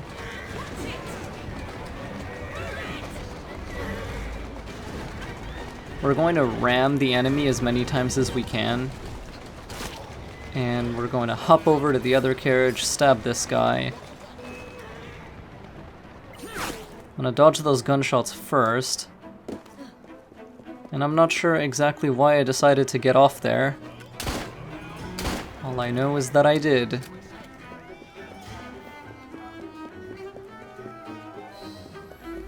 So after losing Edward, I cut out a lot of footage of me just like moving toward him because nothing interesting happens there and that's very boring.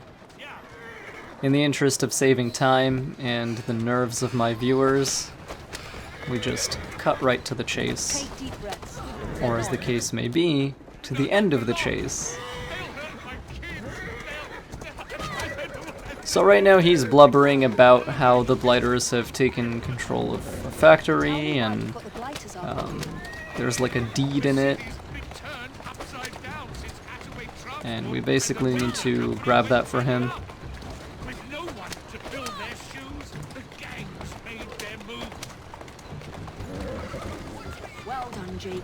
Jacob just continues messing up the city. It's kind of his thing.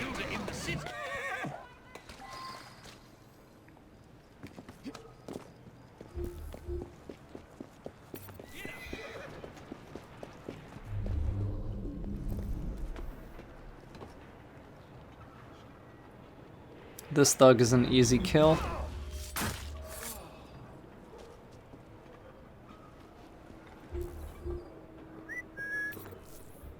Of course, that gunner is far out of range, and she just ducked behind that wall, so hitting her from here would be difficult, but I can lure this brute over. So I'm thinking that's what I'll do. Something's out there.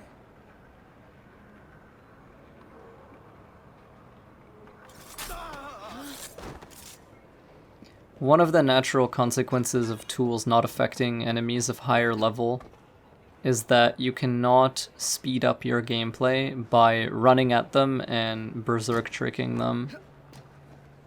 You know, like stunning them with the hallucinogenic dart. You could earlier, but you know, not so much anymore, not so much in the later stages of the game, which is really a shame because it slows things a great deal. Corners are overpowered. As a rule, when you're playing Syndicate, if a guard is about to detect you, if you can get behind a corner, it essentially just boosts your assassination range. And it lets you kill them when perhaps you might not have been able to.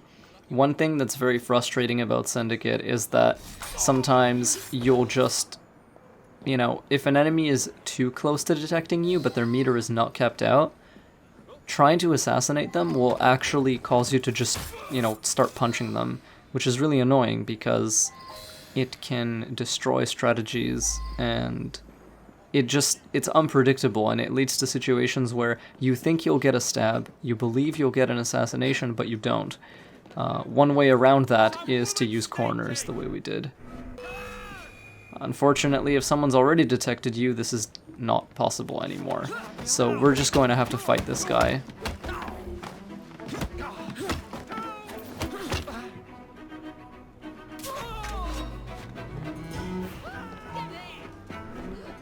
I'm not sure if that actually did anything. It just kind of, you know, halted him for a moment.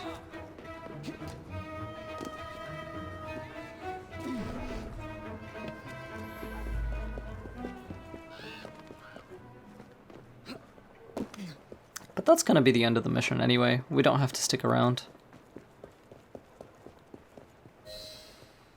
next is a case of identity, and we have to kidnap a police officer in here.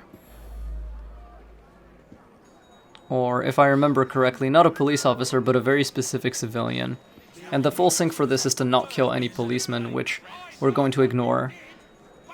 On this playthrough, we ignore do not kill full sync requirements, because they just act against us, and they're not useful to abide by on this kind of run.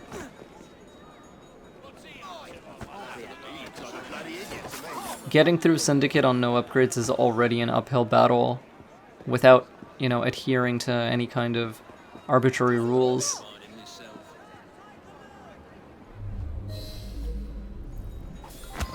In fact, it is such an uphill battle that for quite a while I debated whether or not to even make this video.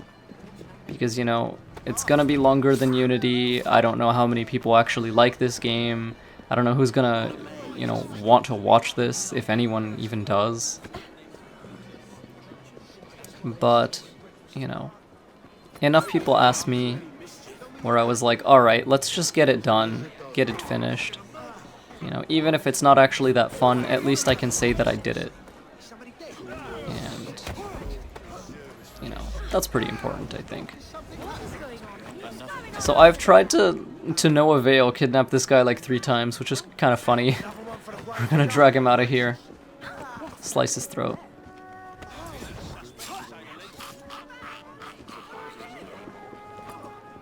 What you up to?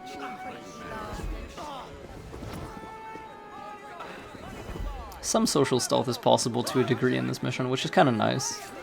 Definitely a part of the game I enjoyed on this replay, because the newer games don't have it at all.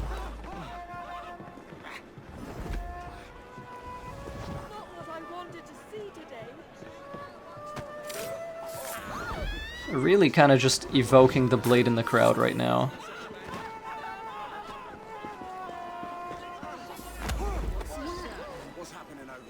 So here's Dredge. If you pay attention, he might look a little familiar. And there's a very good reason for that. Keep your eyes ahead of you and walk. Come now, you are barking up the wrong tree. Doesn't that sound like Aberline's voice? Yeah, that's Aberline. Remember, he loves to disguise himself.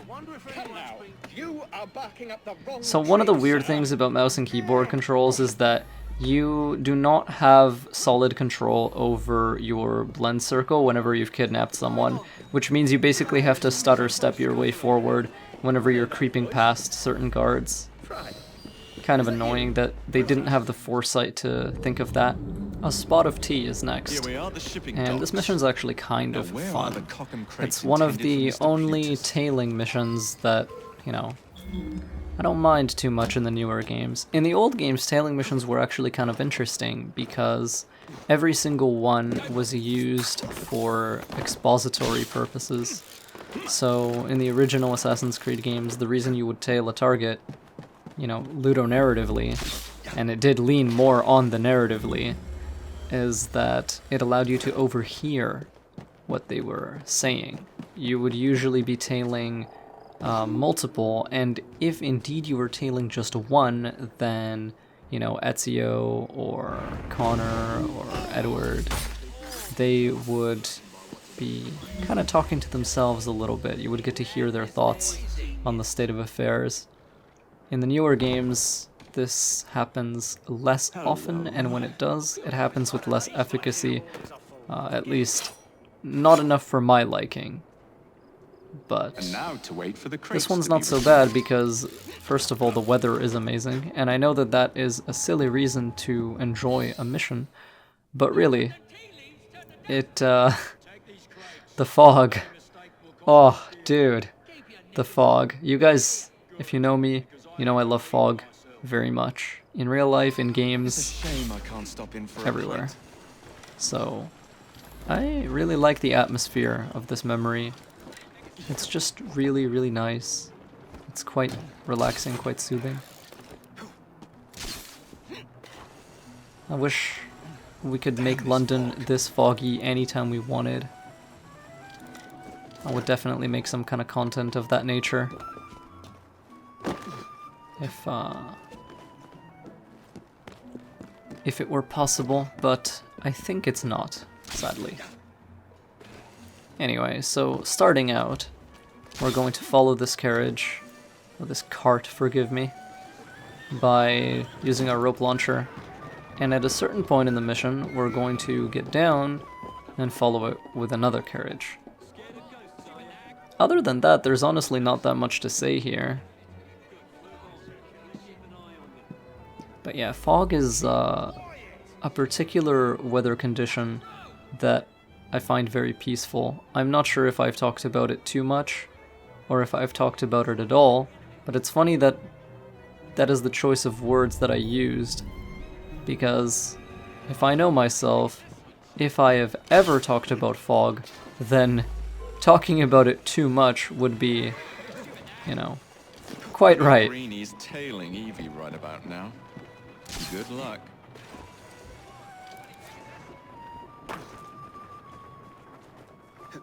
Bit of a weird camera effect there.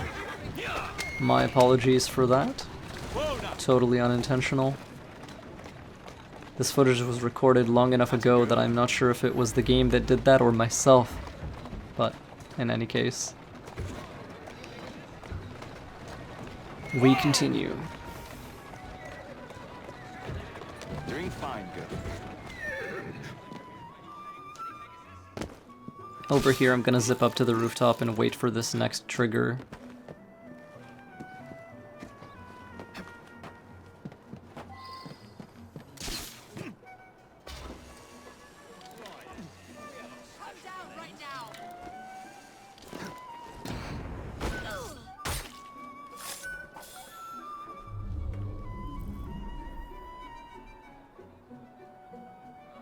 So we have to wait some time for these guys to finish their conversation.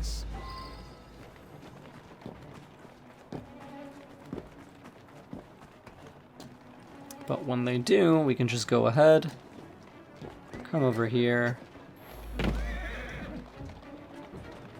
Ah yes, lead me to Mr. Plutus. Kind of proud of myself for that moment there. Using the, you know, the carriage itself to break line of sight. Easy, girl. Easy.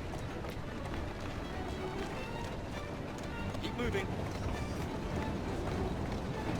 Walk on, girl.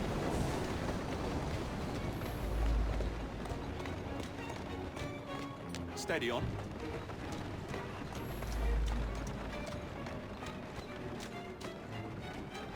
Who's a good horse? You are. Walk on, girl. Keep moving.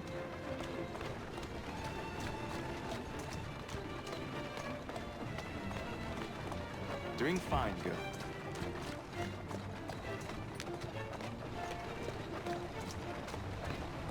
Steady on.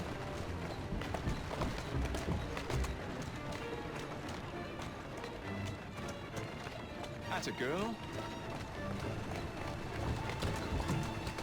That's the way.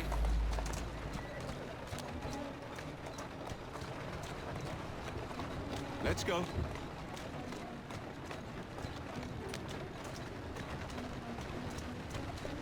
Who's a good horse? You are.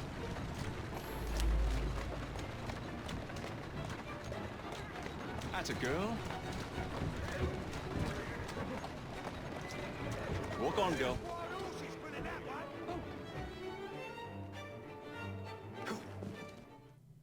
That ends the mission, and the next thing we have to do is assassinate T Penny.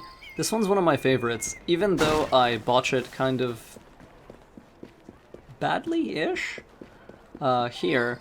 It sort of doesn't matter for reasons that I'll be able to explain as we reach them. But I think this is a well-designed assassination.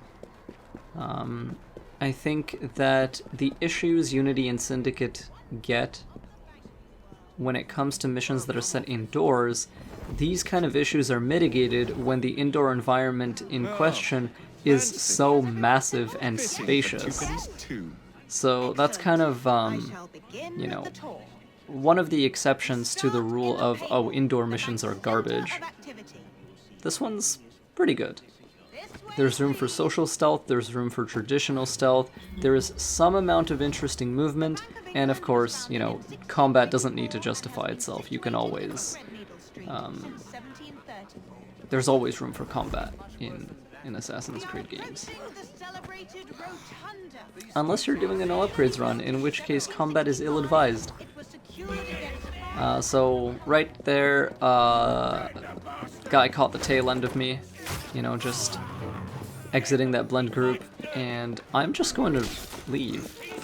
One of the nice things about this memory is it gives you a lot of opportunity for breaking line of sight and going places that they just physically cannot follow you.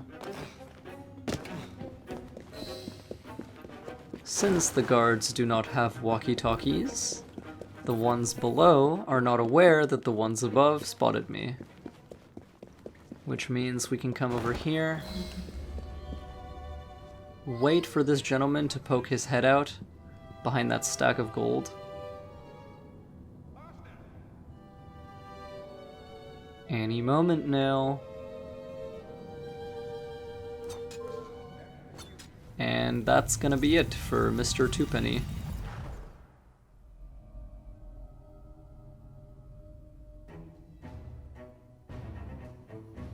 All that's left now is to vacate the premises.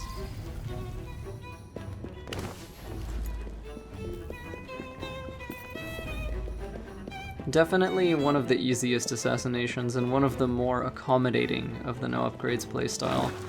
Even 2 knives are enough to kill him.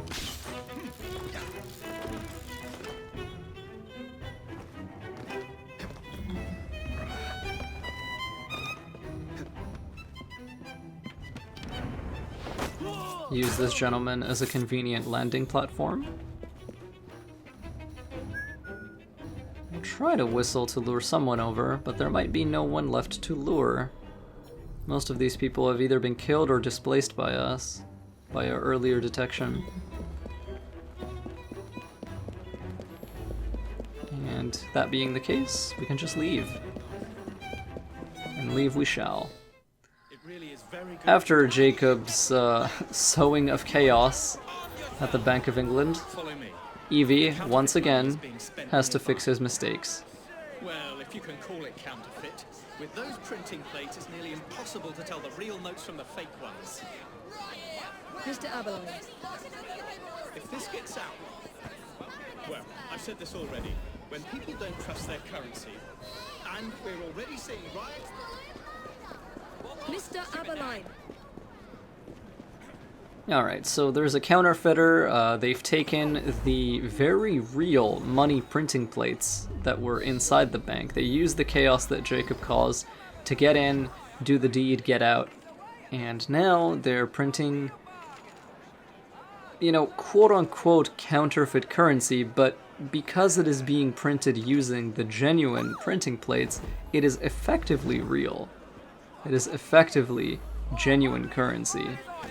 So that's quite a dangerous situation for England economically, and a situation that we must rectify at our earliest possible convenience. Think they own the street. They can riot all they like. We won't be giving back those plates. What difference does it make? It's not like he has any real cash on him. Since we've got the printing plates, it's all real cash. Did you hear those crowds? Sounds like all of London is rioting. Nothing to do with us.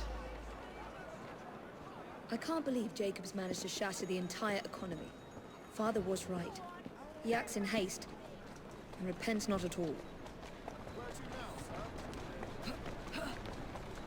This kind of carriage is my favorite because it's light, it's zippy, it's fast, it's super maneuverable, it turns on a dime. It's just, it's really good.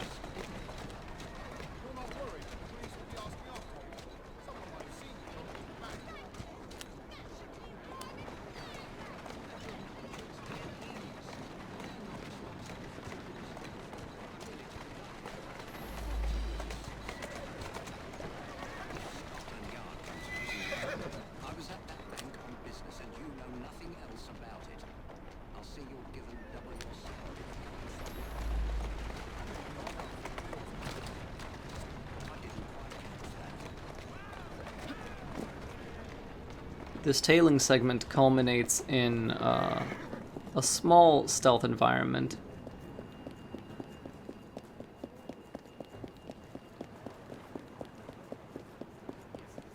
I've told you you're not.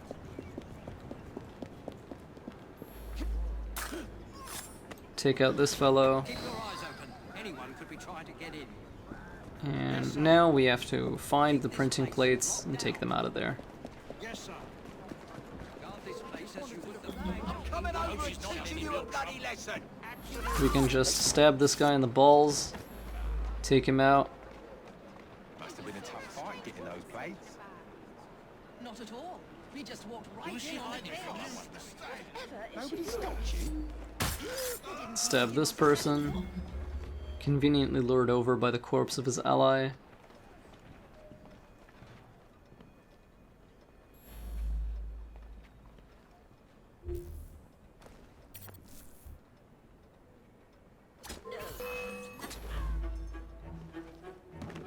That was a localized detection. It didn't propagate, so that's good.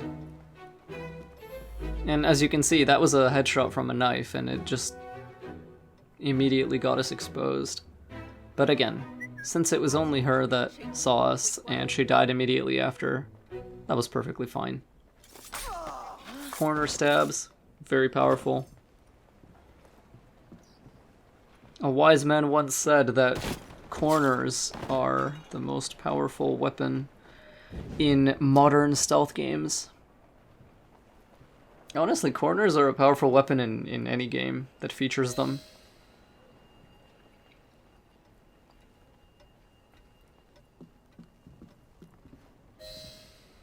Now to sneak these back into the bank.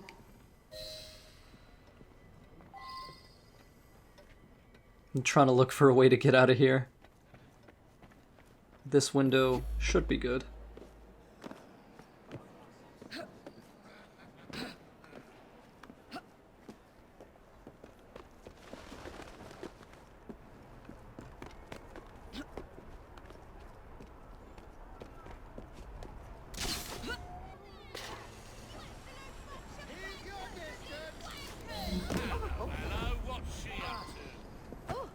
That's quite enough of that. The crowd makes this guy a very easy kill.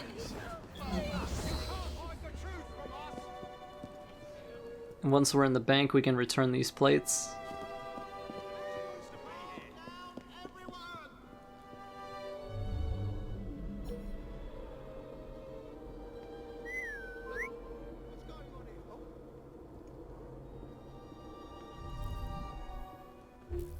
I whistle to lure this guy over. We'll see if it works. I'm just waiting.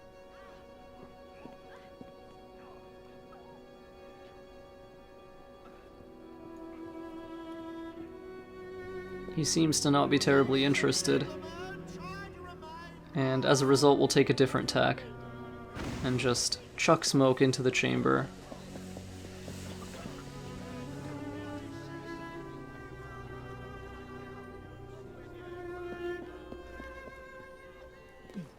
There. As if they were never taken.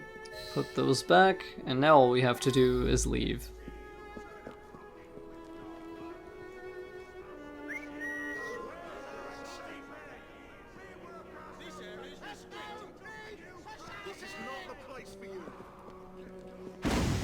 Smoke onto ourselves. Punch this guy in the jaw. Take him hostage. Don't make a sound. Run him around this desk a little. Wait for the other guys to forget about us. Let's do this the easy way. We're gonna cut this guy's throat. Run over here. Grab this guy. Scream and it'll be your last. And now we've removed one guard. We have another detection shield with us, effectively. Escaping the area with a kidnapped guard should be pretty easy. Very fast, too.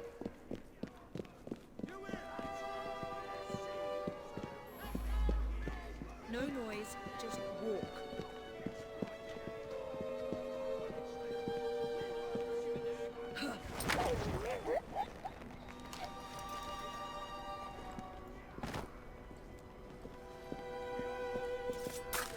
And we're home free. That should be about it.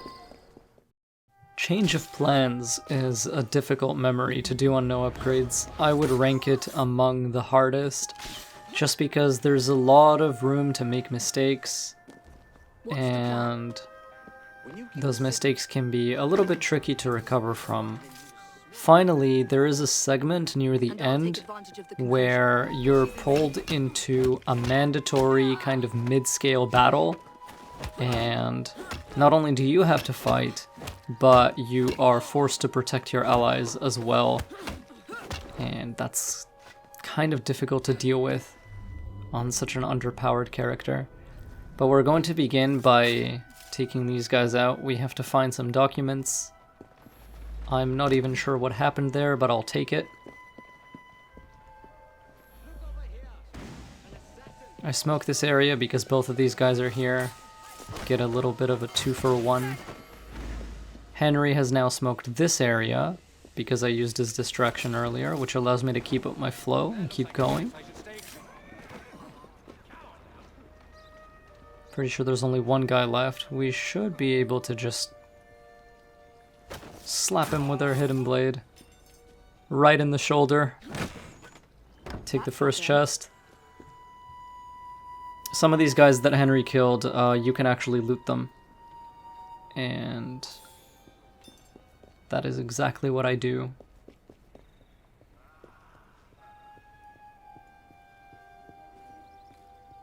We're gonna corner kill this guy using the tree. Maybe someone ought to notify the loony bin. So these four guys, the easiest thing to do is honestly to have Henry distract them.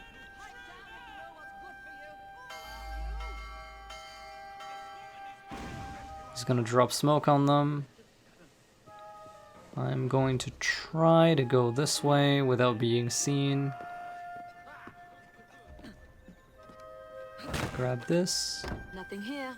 Still the wrong one. We're gonna try to emerge from the upper floor because it should be a little bit safer.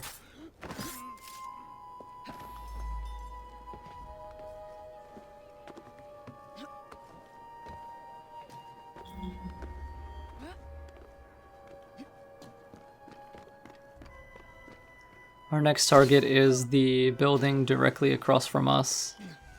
You can see there's a few open windows on it.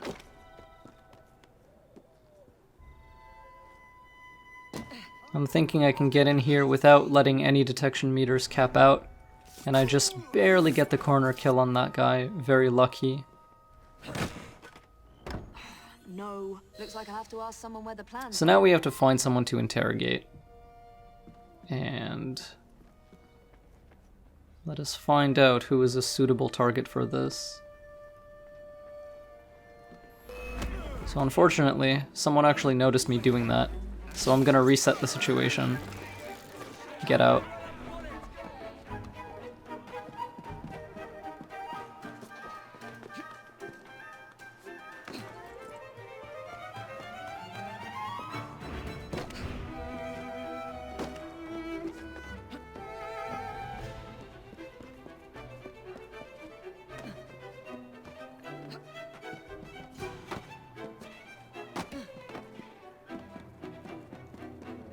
Lots of running around here.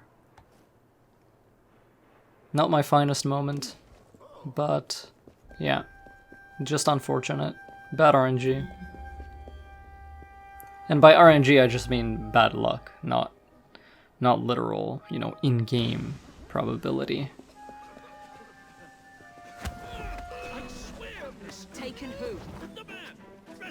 So that was a detect as well for some reason, even though they were stunned by smoke. That can happen if you try to kidnap a target, or a guard, or a blighter, or just anyone that's kidnappable.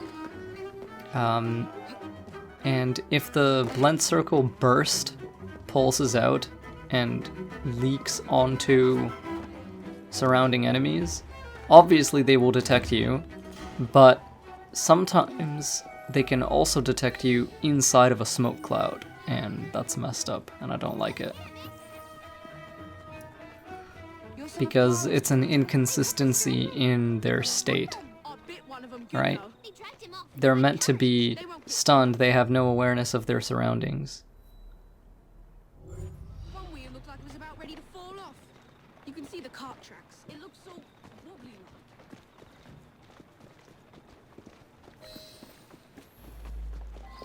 So at this point, all we have to do is follow these cart tracks, which is frankly not very interesting. And what I'm going to do instead is I'm going to go buy items and probably cut the rest of this segment out until we get to where we want to go. Alright, and we're back. So this is the area we have to infiltrate.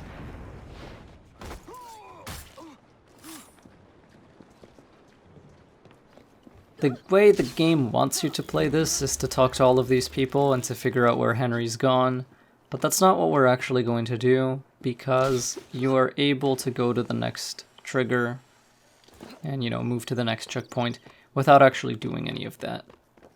What I am going to do is kill this gunner.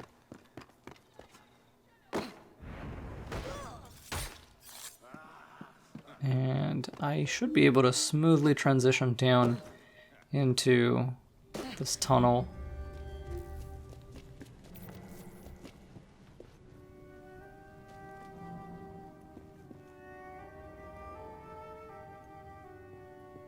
Got a brute, we're gonna take him out.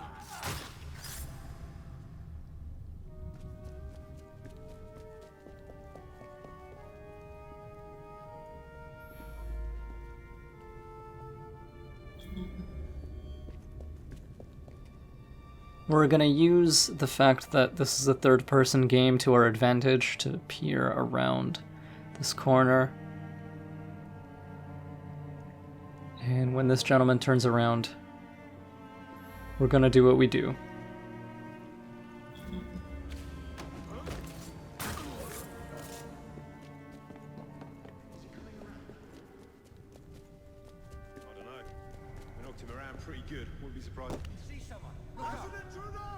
Chuck smoke at these guys, make them all very free kills. I'll loot them too, because Evie does not have the auto loot skill, since I was never forced to get it on her.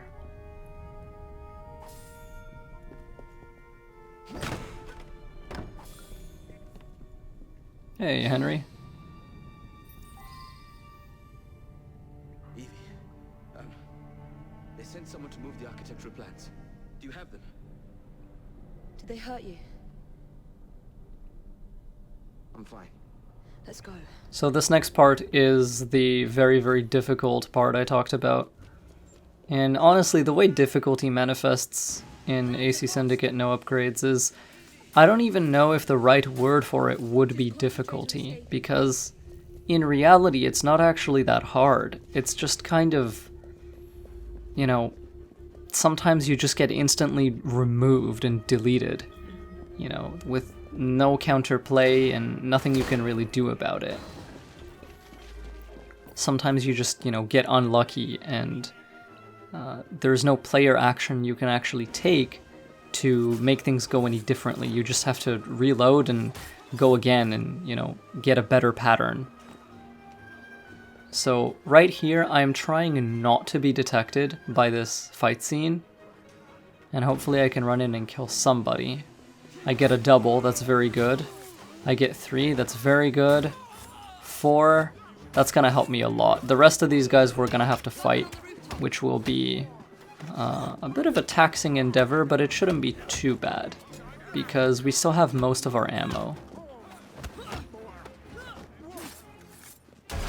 So that went about as well as it possibly could have gone. Now I have to take out the gunner on the roof. And there we go. And now all we have to do is leave. I'm trying to see what I still have remaining, but Henry's under attack. So we're just gonna Voltaic bomb and get to fighting these guys.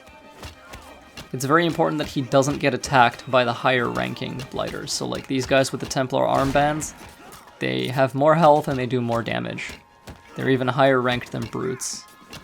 So I'm just kind of hitting people for crowd control more than I am for damage, because if I can keep them locked down long enough, my rooks and Henry will hit them as well. And that's that. That's a very lucky pattern. Usually you would not get that lucky. The next mission is playing politics. We're back to Jacob. And this one's not actually super hard, but it is easy to mess up. It's easy to waste a lot of time on, which you will see in a little bit. So we're gonna very quickly take these two guys out. And someone's already looking at me. I just barely managed to break line of sight around this corner. Someone must be looking for him.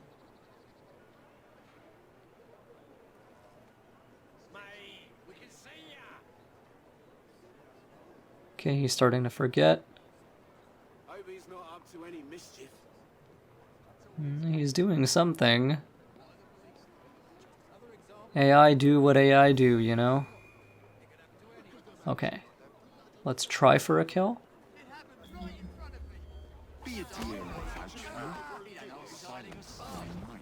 Got him. There's this guy. Oh, and I realized there's two of them. Once again, just barely break line of sight.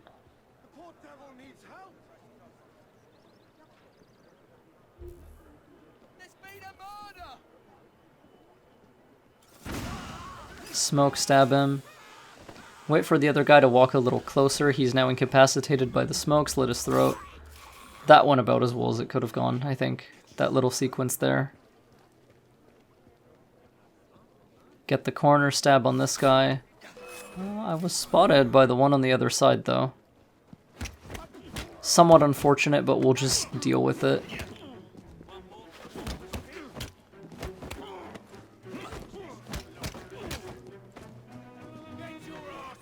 I'm trying... Yeah, see, it didn't work. I tried to pull him over toward me so that he didn't grab reinforcements. But since that one is basically dead anyway, him pulling in that additional guard is not so bad.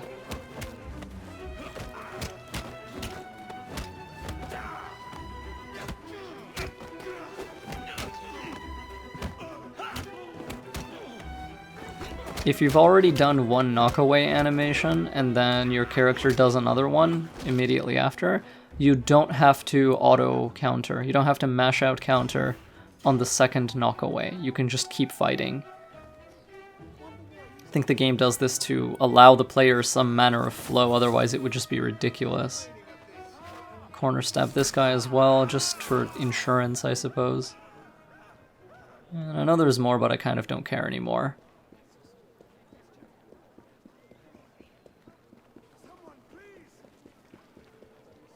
You don't even technically need to clear that area. I just do it for the reasoning I suggested earlier. I do not want a detect to pull in reinforcements, because that's really the worst thing that can happen to you on an underpowered playthrough.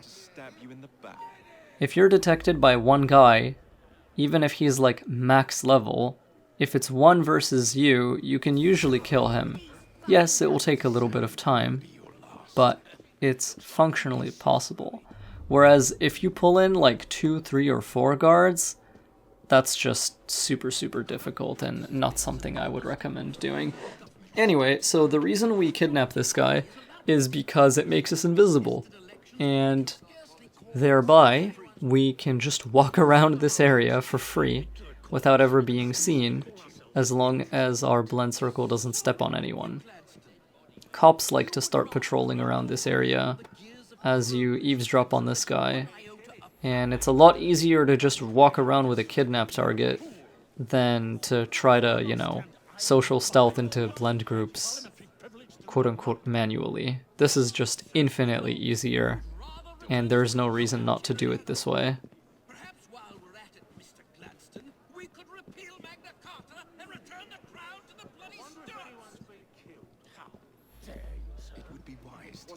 Because I do not wish to see government placed in the hands of judges, you would make these slanderous accusations? I'll not stand for it. Then I shall obviate the requirement. Alright, now we have to chase and tackle this guy. Not going to be terribly difficult. Pleasure to meet you. B. My name's Herbert. And why are you following the Prime Minister? It's just the job, sir. He gets shot in the face. So there's a sniper there. Jacob's not too happy about that. Smug bastard.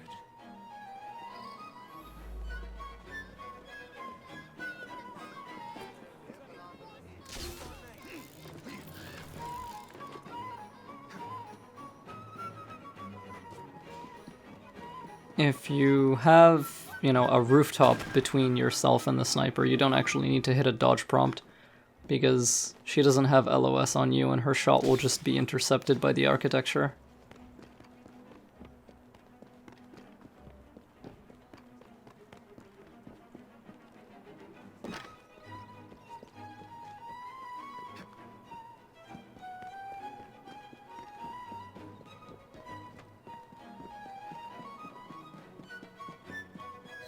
Now we have to beat her up.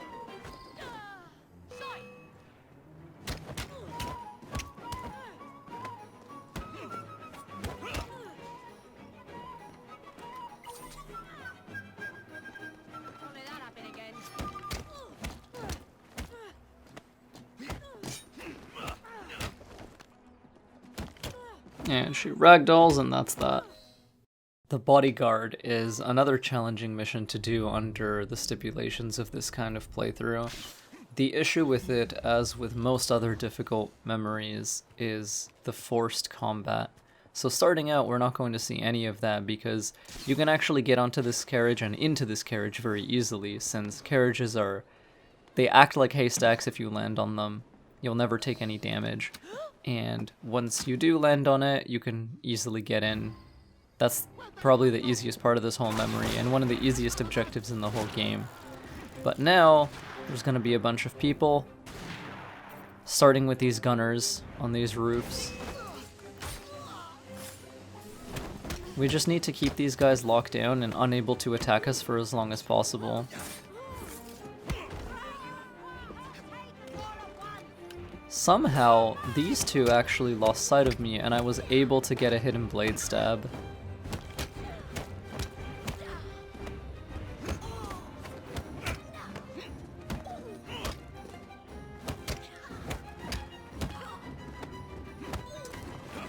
Parry the retaliation, throw her off, and now starts the tricky part, because there's a brute down there. And what we're going to try to do is kill these guys as quickly as possible using our tools while they're still affected by smoke. Get the retaliate.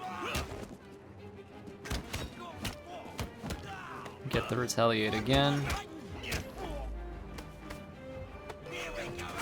Not really sure what happened there, some kind of unfortunate bug, but we're still alive somehow, so that's nice.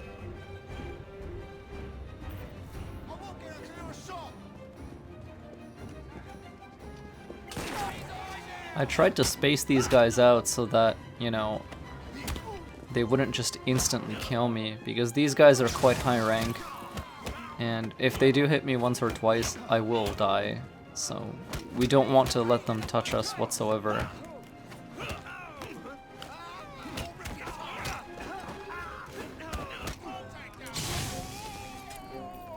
Now that there's only one left, much easier to kill. So I would not have been able to do this without tool use. It would just be impossible. See here. What's all this? Not so fast. At this point, this guy will get kidnapped, for lack of a better term. His carriage gets hijacked by blighters, and Jacob is like, "Are you kidding me? This again?" So we're gonna chase this guy down. Get back here with that in what will become one of the sloppiest chases in this entire run.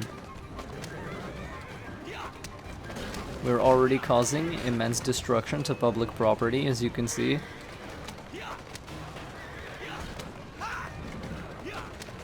So this is really, really unlucky. These guys got onto my carriage, pulled me onto the roof. Very difficult thing to deal with because I now have significantly less control over where I'm going and how fast I'm going there.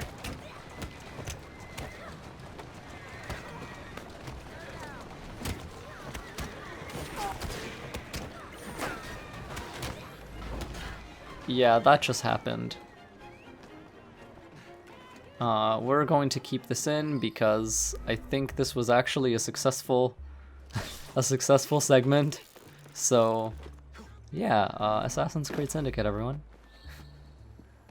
Just when you think there's nothing else it can do to surprise you.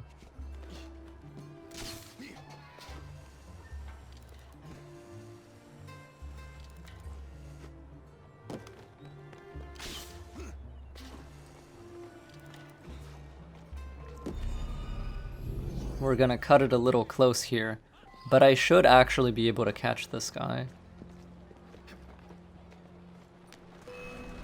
Very close, actually, wow.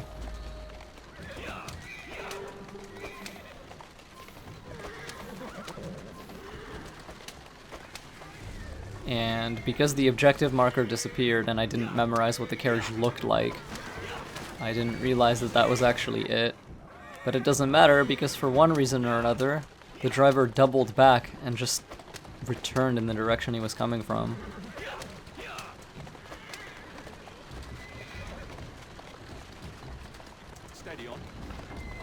So this kind of carriage that I'm driving now has a major weakness in that it doesn't have a roof. And what that means is you can't really transition to other carriages easily.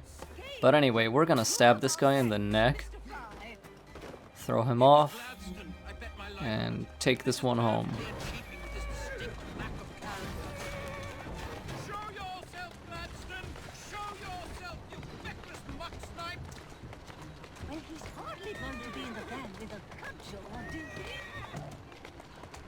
The next memory is driving Mrs. Disraeli, and she basically wants a tour of one of the poor districts so she can see how the people live and whatnot. But it's not so she can instate any kind of positive change for them, she just has a morbid curiosity. And unfortunately we have to do this for her to give us, you know, some necessary information. So we're gonna do her this favor.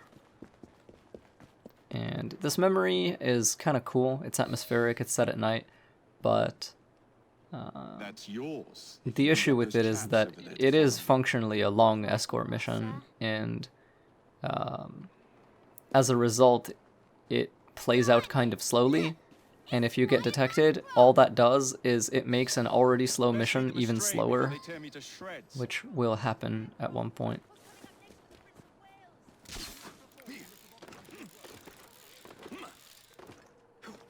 So anyway, those journalists, we have lured them over.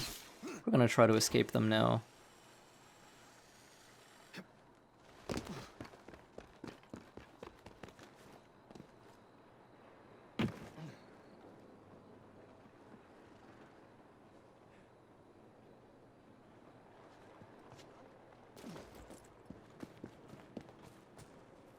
Nice. Neatly done, young man. Dizzy ought to keep you on to deal with. Walk on, girl. That's a girl. In the car, it's the Prime Minister's wife. Yeah. I really must not be seen here, Mr. Frye.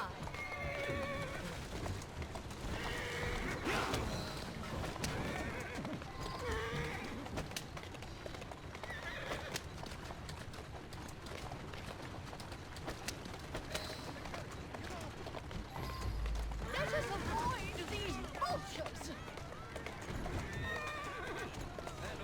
That's the way.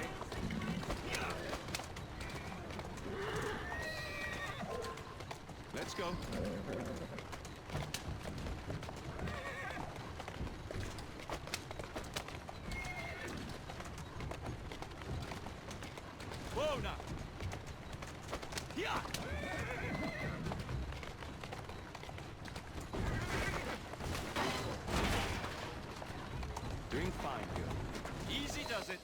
So now that we've reached the area she wants to be shown around, we are going to walk her in there, grab her, and probably begin killing blighters, honestly. What a rough place. Give me your arm, Mr. Frye. Let us see what the Devil's Acre has to offer.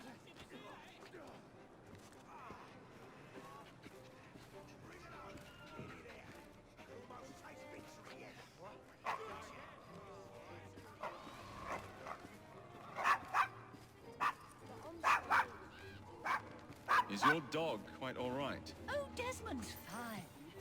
He's just not over fond of strangers. Or cats. And I am not fond of this gentleman, so we eliminate him, scan our surroundings. You can see there's a bunch of guys for us here to kill.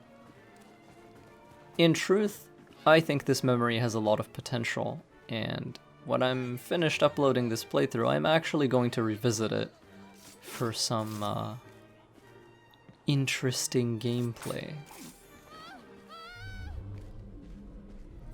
I enjoy the layout of this area. I think it's quite cool. I see someone. He's right there. He must be up to something.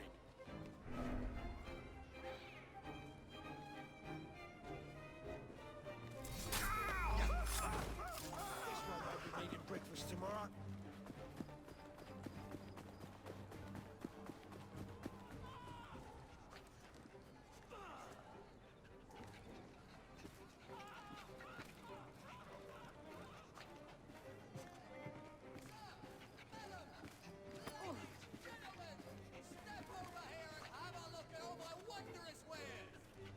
Do you know this gentleman is a... oh, what was it? Yes, a costermonger. Remarkable how the working classes occupy themselves, isn't it? Very industrious, I'm sure. Shall we go?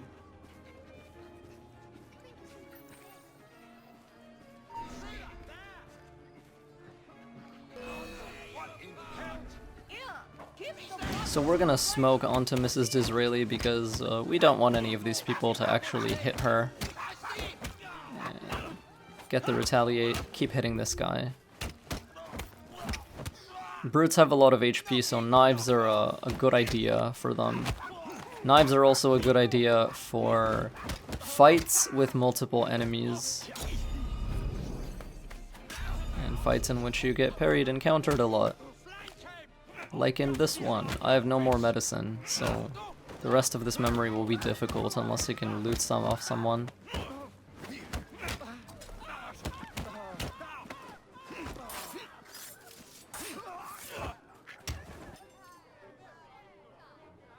And that's exactly what I'm hoping for. But even if I just get some knives or smoke bombs back, that's quite good.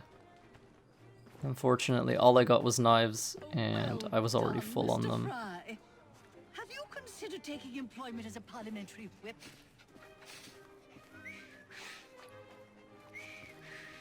Everything all right? Oh, yes. I've just learned to whistle. Right.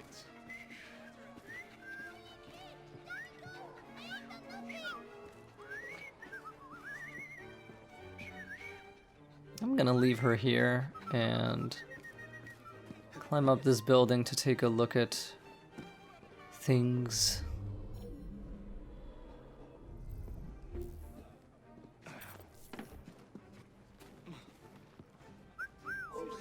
I should be able to lure these guys over here.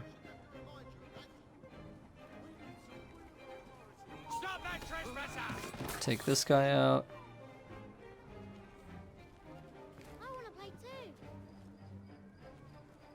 Unfortunately, for one reason or another, this brute did see me on approach. What should have been a very smooth and fast assassination not only got me in combat with this guy, but lured his ally as well. Just one of the many reasons I really dislike how little give Syndicate and Unity's stealth system actually has. If this were, you know, AC2 to Rogue,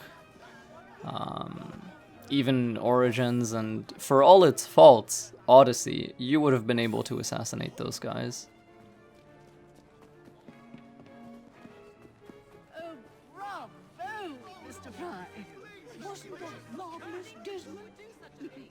Yes, it was. You got a silver tongue in your No, for the love of God, don't kill me!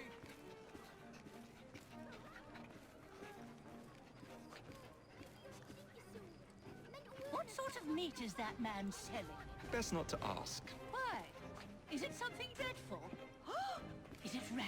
I don't mean to be indelicate given the present company, but another name for it is Bow Wow Mutton. Here we are, the old one-ton...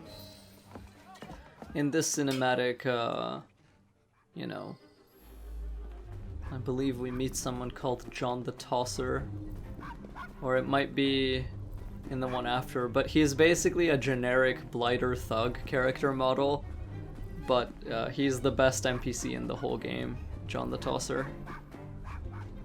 Marvelous chap, that guy. We come back and she's like giving him therapy and shit. It's great. I found that hilarious. Like, Syndicate's humor doesn't land 99% of the time, but that one scene was fucking great. Just like, when if you never told your father how you felt, right? Like, it's this one. Oh my god, it's so good.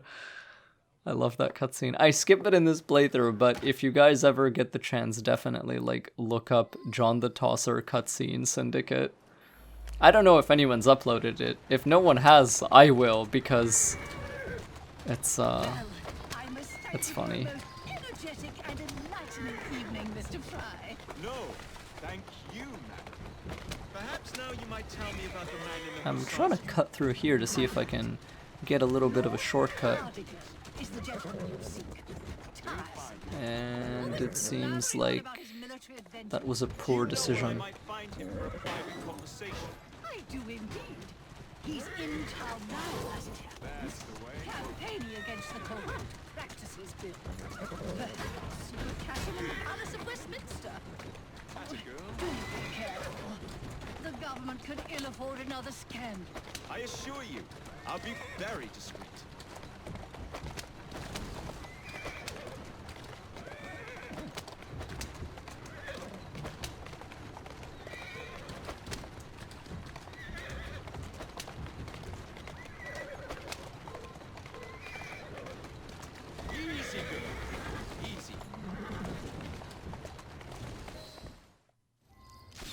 Now we can finally find and kill the Earl of Cardigan.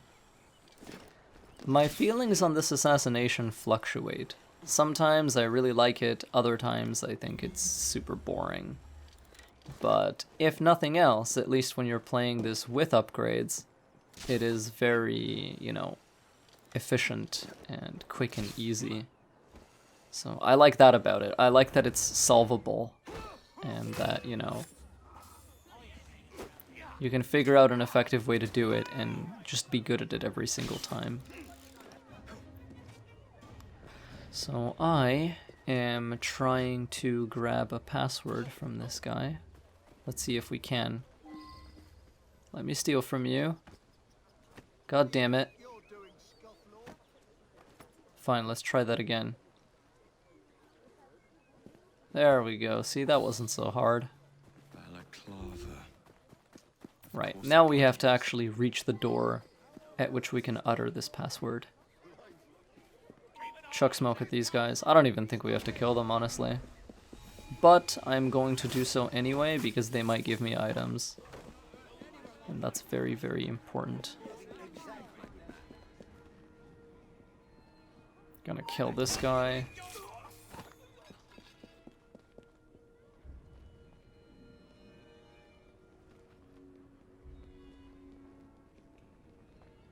Gonna lure both of these guys this way.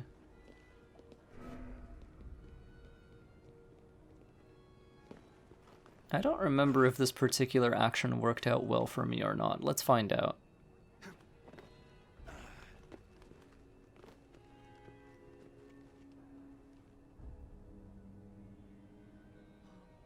So they're looking at where they last remember seeing me.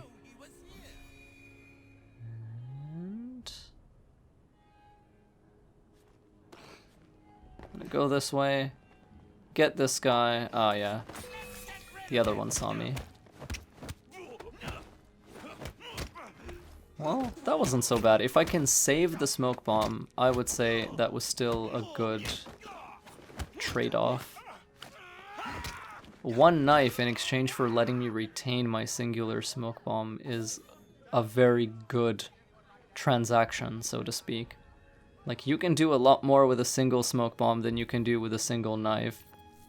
And if I remember correctly, I should actually be kidnapping this guy for the invisibility. Right, yeah. The rest of the way through this memory is just trying to very gently walk past all these guys. What am I about to get myself into? Not one word. Okay, we got some distance between us. We can run. Gotta slow down a little bit here again. Restrain him as we get a little further away. Got some distance. We can run. And we can just tuck this guy behind this wardrobe of sorts and just slit his throat. Bye-bye, farewell, you've been very useful.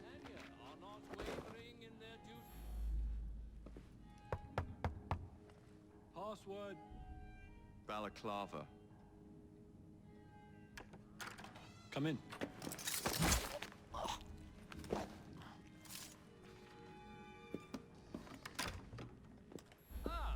Minister Hacker. One moment. Dashed paperwork will be the death of us, what? Give me a stout horse and a saber and I'd have this government running as smoothly as Henley Regatta. But needs must and all that. Let's see. Sign here. Initial, and done. Now then, let's discuss this like good God! Who the bloody hell? Oh, shut up.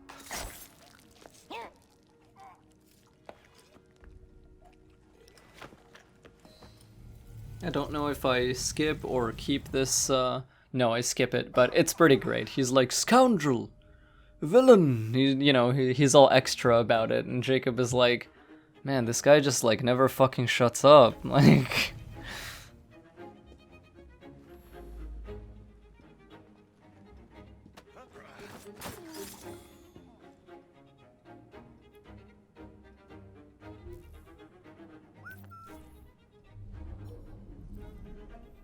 Nice, got the stab.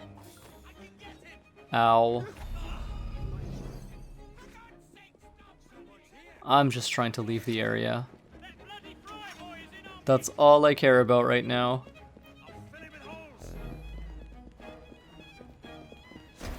I have smoke bomb selected so that I can spam the tool button to quick dodge gunshots fired at me. And since I have 0 smoke bombs, I can spam the tool button with impunity because it will not drain any of my resources. And then in case someone is firing a gunshot at me, even if I'm stun bombed or whatever and I can't see the indicator, because I'm spamming the button, I'll get the dodge anyway. It's a slight tech you can do if you are lacking all of a certain item. You can just highlight that slot, run away, and mash the quick tool button. Alright, and with all that done, it's time to meet Maxwell Roth, who is really quite a fascinating character. In a way, I think he's probably the most interesting antagonist in the entire game. They definitely evoke some Joker vibes with this guy. He's got a taste for the theatrical. He loves, like, sheer chaos. Maxwell Roth is essentially what Templars believe assassins are like, while being linked to a Templar. And, he almost represents the logical extreme and the logical conclusion of what Jacob Frye would become if he does not switch the path that he treads on. So, like, if he continues to act without forethought and without conscience, The implication is that one day he will become like as chaotic a monster as Roth himself. But this sequence, its function is to teach Jacob that that's actually wrong, and that, you know, it's basically his method of learning what Altair said, where he's like, you know, our creed does not command us to be free, it commands us to be wise. Like, we fight for the freedom of others, but that doesn't mean we can just be like chaotic and do whatever we want with impunity.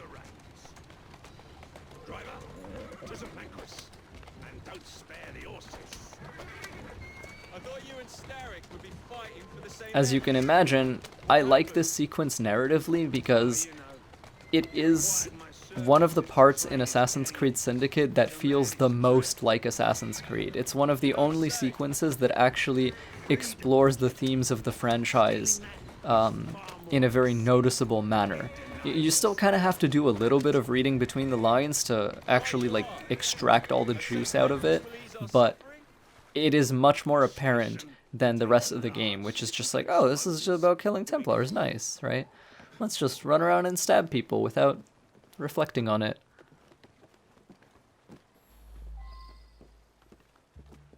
There's a train parked inside. So the sequence starts out with Jacob actually working with Roth, because it will undermine Starrick's influence. And to Jacob, right now, that's really all that matters. They do need to depose Starrick, or kill him, or, you know, remove him from power one way or another. I'd say good luck, but you don't need it. I shall make certain any reinforcements from Starrick are kept away from the station.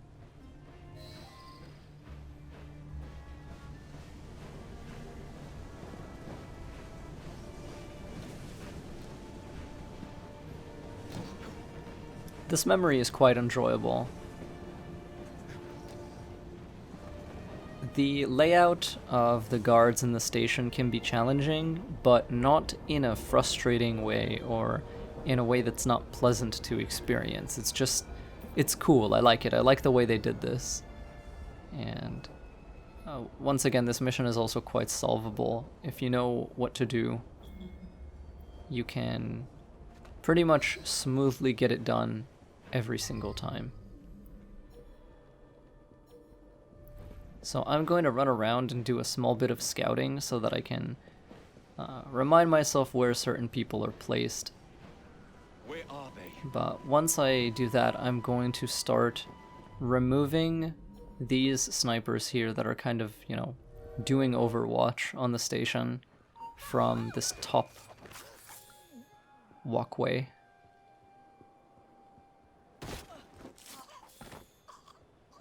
So those two snipers are gone. That means we can tread on the lower level much more securely, and that will help us begin to eliminate the others.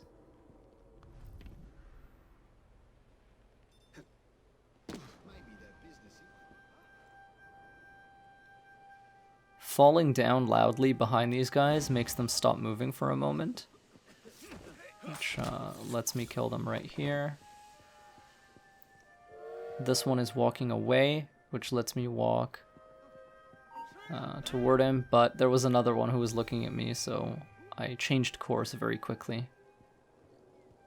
It's important to know when to break off, when to disengage.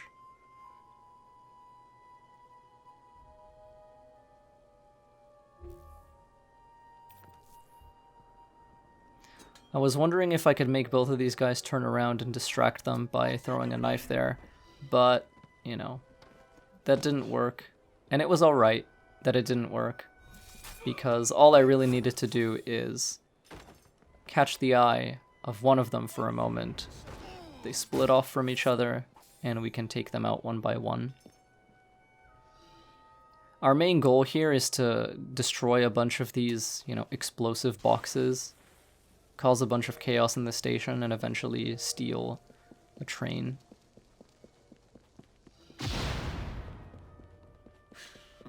Someday you blighters will understand that I'm doing this for your own good.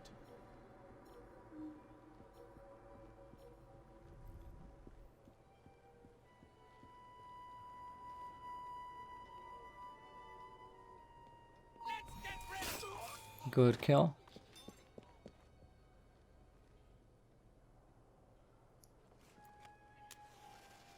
One of the nice things about these explosives is that once you do ignite them and once they do explode, they will lure surrounding guards toward them, which frees movement paths for yourself, where, you know, they would otherwise be occupied by vision cones.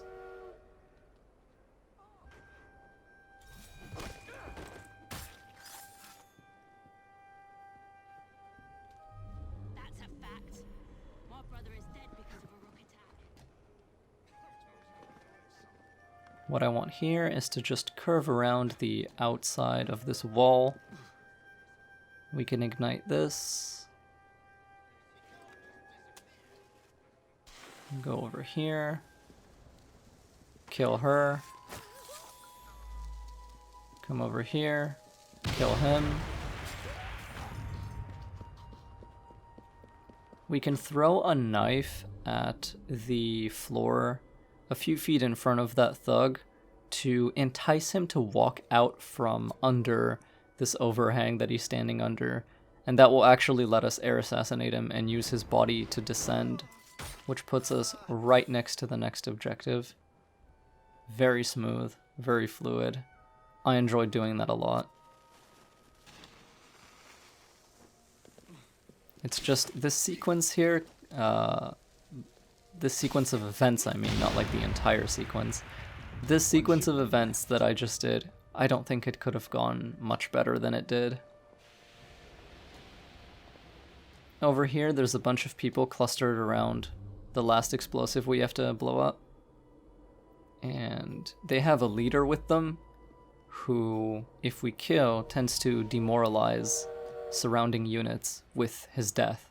So, obviously that's the guy that we want to eliminate first, because quote-unquote broken blighters will just flee. Like, they'll just run away in terror, and they lose the ability to have a detection meter. So I'm trying to... There you go. Yeah, see, some of them get broken. The ones that were close by. Meant I didn't have to waste time stabbing the other one. Gonna grab this guy. Now I still need to clear the area of the remaining two. But I don't want them to see me stabbing their friends. So we'll carefully, you know, have this guy catch a glimpse of something. Have him turn the corner. Kill him. Climb this booth. Kill him. We're gonna ignite this, and if I remember right, the controls just refuse to let me escape this window easily here. Yeah, look at this. You can even see me releasing and holding, you know, high profile and vault multiple times, and the game is just like, no, you're trapped here. You're gonna explode along with this TNT. And I was like, no, I have better ideas. I just like walked out the back door and left that way. But yeah, that's kind of the downside of having unreliable controls, shall we say. Where you can literally do everything right, and the game will simply refuse to respond. I would rather have a game that, you know, quote-unquote over-responds, like people accused AC1 to Revelations of doing, than a game that, you know, under-responds. Because if a game over-responds, you can compensate for that by not pressing buttons. If a game under-responds, there is nothing you can do.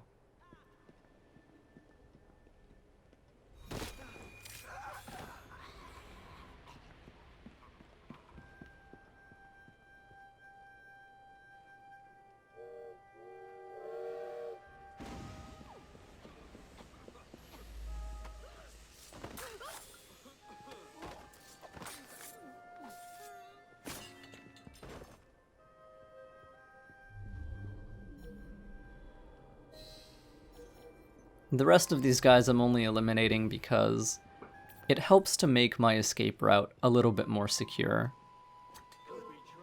And it gives me some peace of mind and I don't have to worry about it. But we're gonna come here, kill him, kill him.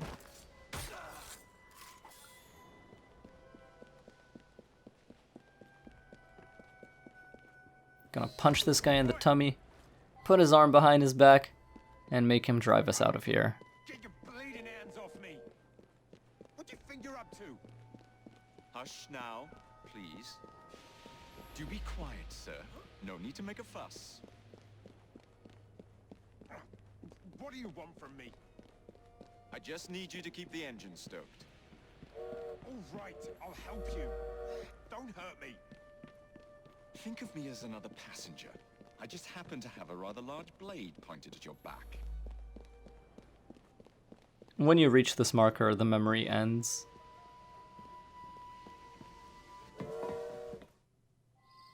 And now, this is possibly the most extensive memory in Roth's sequence. He's gonna have us kidnap 3 people, and they become progressively more difficult to extract from the area of operations, shall we say. The first one is kind of like in a sewer or a catacomb, you know, underground tunnels. The second one is in a park in broad daylight. And the third one is literally inside of a police station. So, Why does Starrick interest himself with art? Bring your carriage increasingly more I shan't be very long. difficult levels of security. Someone around here must know Miss Hattie Cadwallader.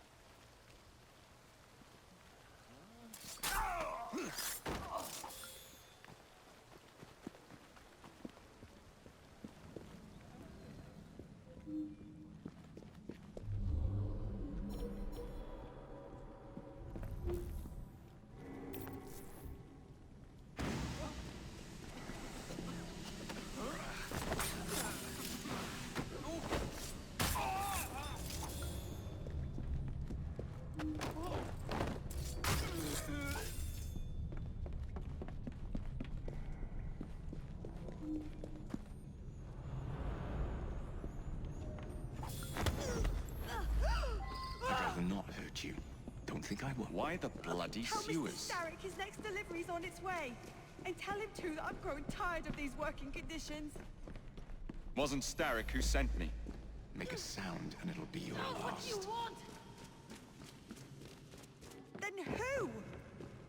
Maxwell Roth sent his regards. Oh, leave! I'll Don't be call sorry. for help. All right, I'll do as you ask.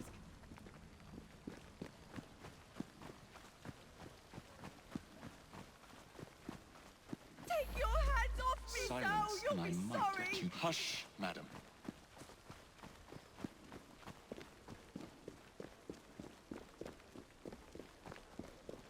Take your hands off me, Sal! You'll be sorry! What a pleasant surprise. You'll be hearing from Mr. You'll be hearing from Mr. Starrick, Roth. Why the Alhambra? I look forward to it. Every good criminal needs a place to invest his ill-gotten gains. And what's better than distracting the world with a little light entertainment while you can. Oh, come now. You can't tell me you don't enjoy the triumph of a well-received play. The plaudits and praise, the reviews. Ah, the pub. The dwelling place of Starrick's head of security, one Benjamin Raffles. Those who cross him tend to disappear without warning. Sounds like we'll be fast friends. Be careful. His guards are never far away.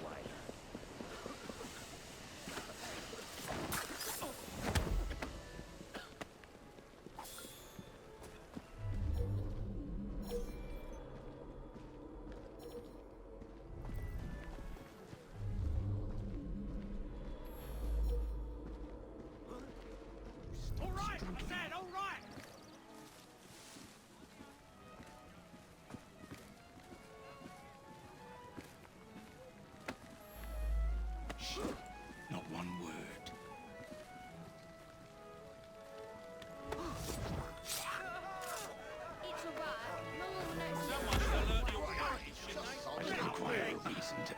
life. What's the meaning of this? Did Rob send you? The villain? You have your villains mixed up, Mr. Raffles. The man you work for is the real villain here.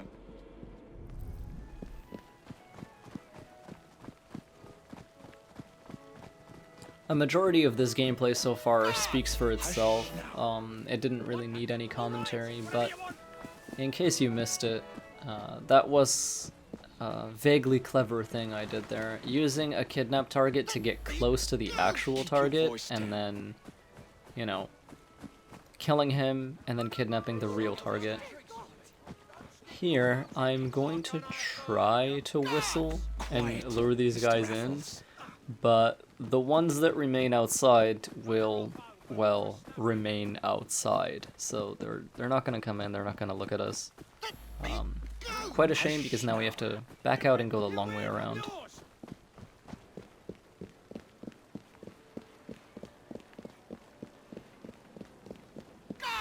Keep your voice down.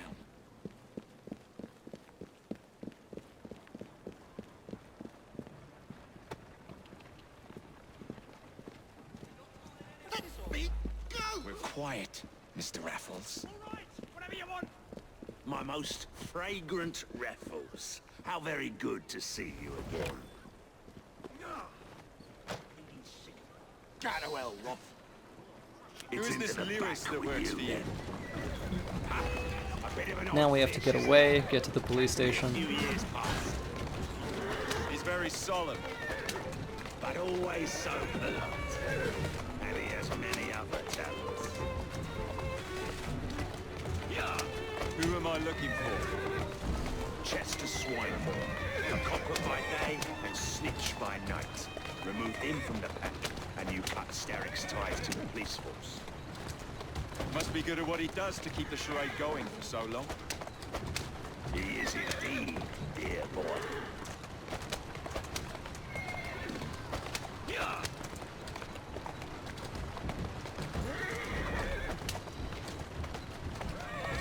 Whoa, now! All these bobbies give me goose flesh. Welcome to Scotland Yard.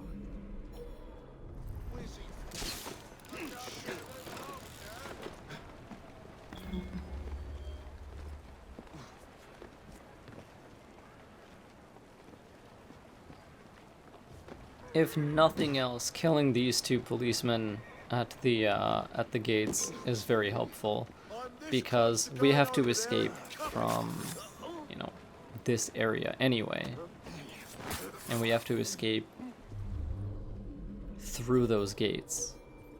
So removing those guys will help us later. Over there! Stop it! Move along before there's any real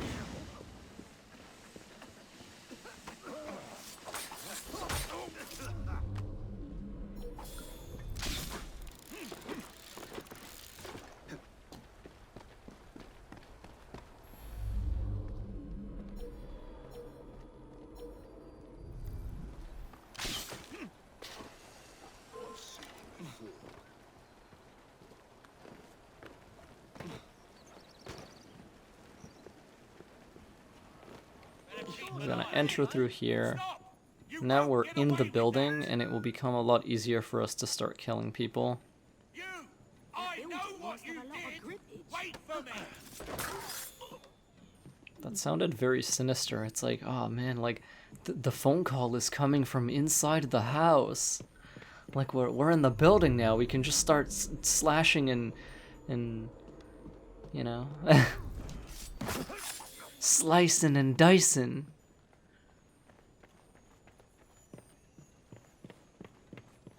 Get a load of this, Neddy.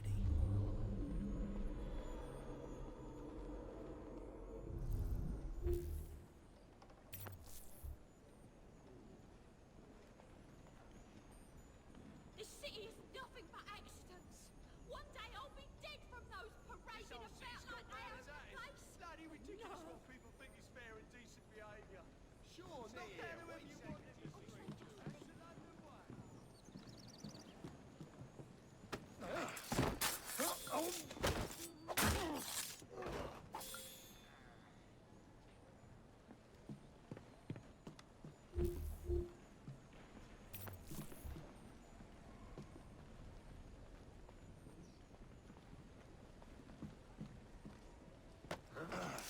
picking our kill order very carefully. Just eliminating people in, you know, the sequence that is probably safest. So now that nearly everyone in the surrounding area is neutralized, we can go up and grab our actual reason for being here. Drag him out of the building, shove him in the carriage, and take all three of these not-so-fine people for a ride. You're not going to get away with this! Brigands up to now? Oh, but I am. Silence, and I might let you live. Where are you taking me? A friend would like to say a quick how do you do. Cease and desist! Hush. Is something happening? Because we removed everyone who was here earlier, we can very, very quickly and easily leave with no issues. You've really let yourself go. Shame. Now, it's into the back with you.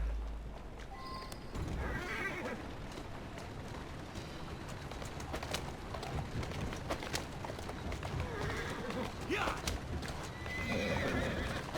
Yeah. Yeah.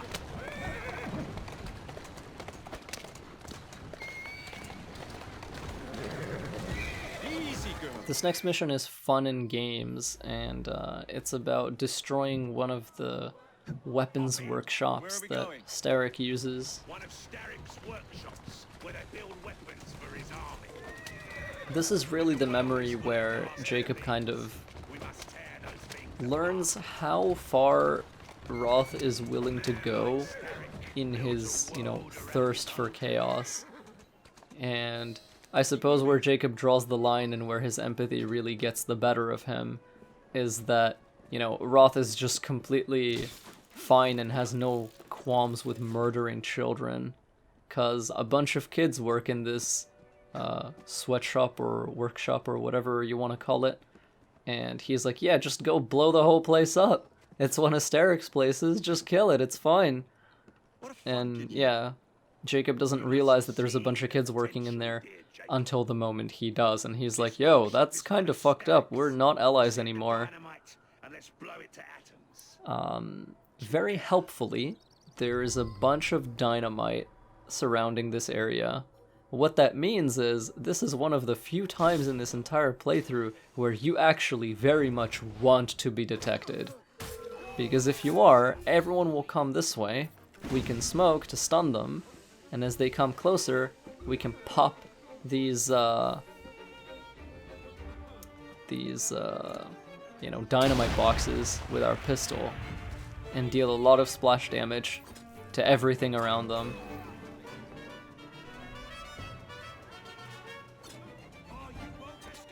We can also just lure everyone else. Yep, there we go. Gonna run around, smoke near the dynamite again so they get stunned around it. Grab our pistol. I whiffed the first shot, so I'm gonna reload. Slap it again. Look at that huge just cloud of humans we annihilated. So this saves us a lot of time. It's very loud and chaotic and absolutely not stealthy at all, but it is exceedingly efficient.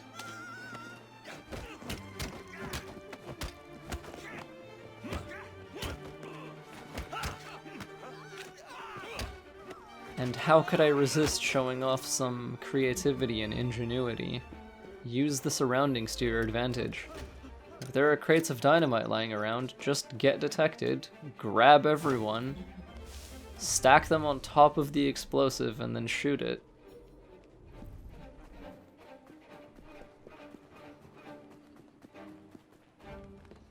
So you can see, look at how fast that was. Within, you know, less than a minute, everyone has just been completely eradicated. If we were to actually do it the sneaky way on no upgrades, that would take significantly longer.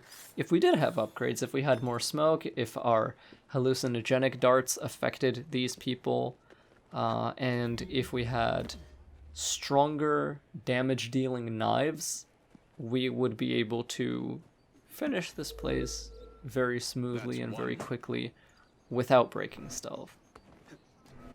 But since time is kind of the essence, and we would honestly save more resources doing it this way than any other way, that's what we do.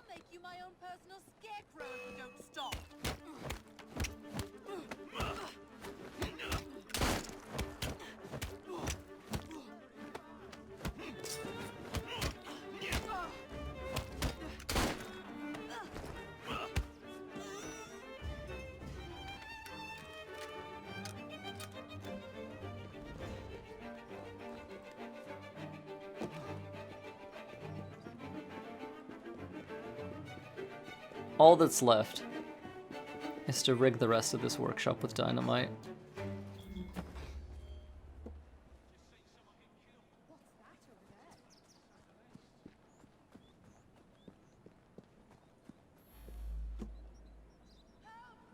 There.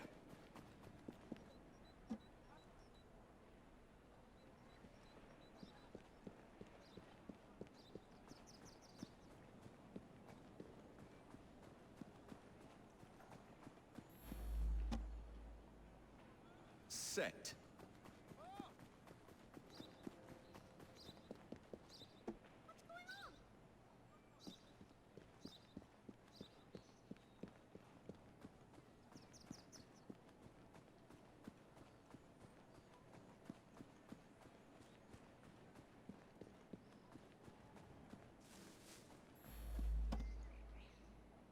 And done.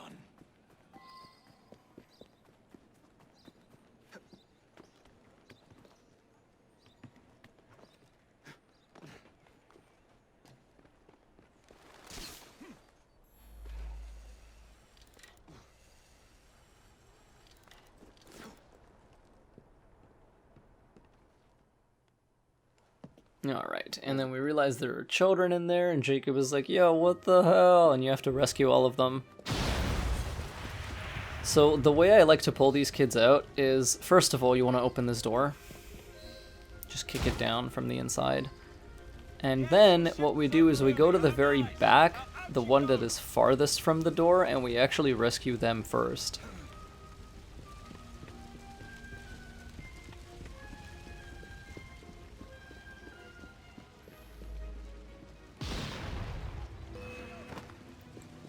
Not only is this, you know, the way you would want to pull people out of a fire in real life, but, and you know, also the way you would want to evacuate school buses and shit like that.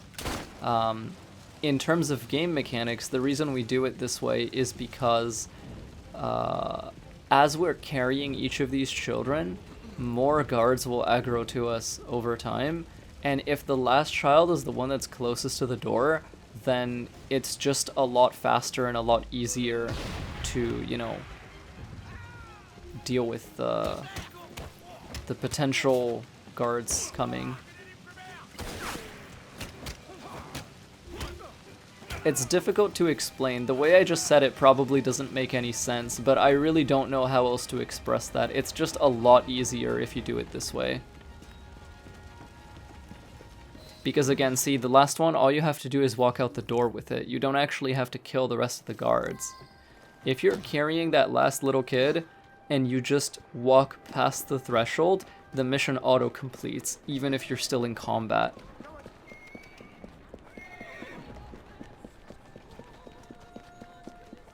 Alright, so this is final act. We have to kill Maxwell Roth finally. This is one of my favorite assassinations in the game because there are a lot of unique mechanics attached to it. Like, it's a very gimmicky assassination in a good way. You know, when people usually say gimmicky, they mean it in a kind of unfavorable manner. But when I say gimmicky here, I mean it wholeheartedly, like as an amazing thing. First of all, there's this mask. If you're wearing this mask, you are constantly in blend state no matter what, as long as you don't run and you don't do like high profile actions. So that's the first thing. The second thing is, when we get in here, we have to kill 4 body doubles.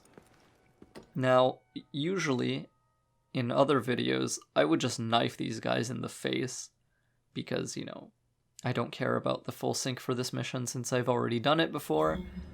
But here, our knives will not be able to kill these guys. So instead, we actually use the, you know, one of the unique opportunities where the serving girl who's walking around pouring them drinks, you can actually poison her pitcher. And she'll walk around, and Roth's guards will drink from it, and they will just die. And what this lets us do is it lets us kill some guards in one quadrant of this area, while other ones are basically dying on their own. And that just speeds things up a lot. Otherwise we would have to manually walk to all of them. So we just go ahead and start slaughtering these people.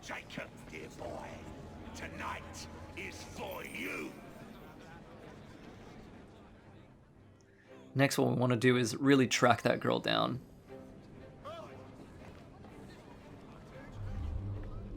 I'm looking for her. She's below me. I think that blighter calls her Mary. So I guess she's a named character, even though she's not actually super important. Anyway, hello, miss. Hi. Excuse me, love. Just looking for the lavatory. Go. Put some poison in her pitcher. And she's gonna kill 2 of them for us. The one that is mixed in among the big crowd on the ground floor we have to kill by ourselves, and the one that's kind of backstage we have to kill by ourselves as well. But in the audience area on the upper floors, she will go and take care of both of those for us.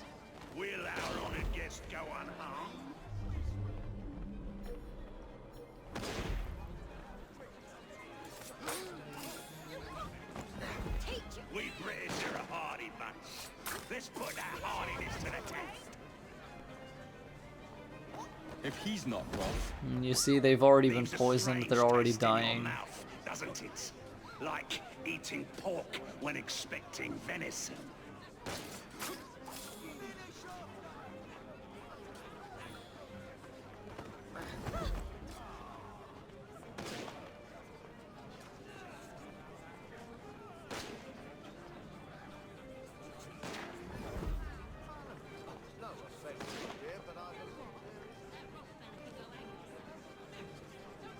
What a thrill!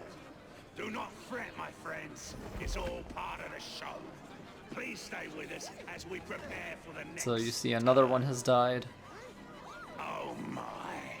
Are your principles drifting, dear?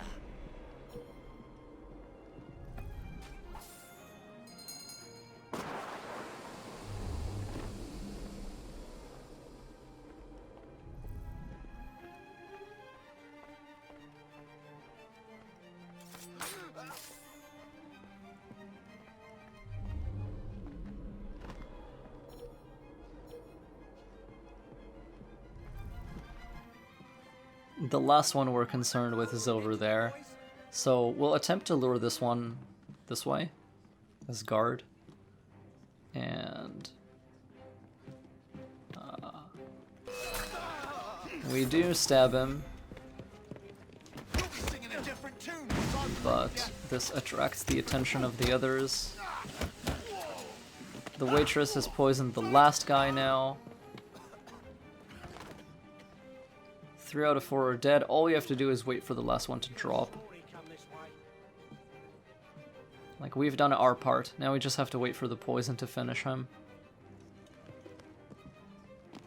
And we'll have a little bit of a fight as that's going on. Just to pass the time.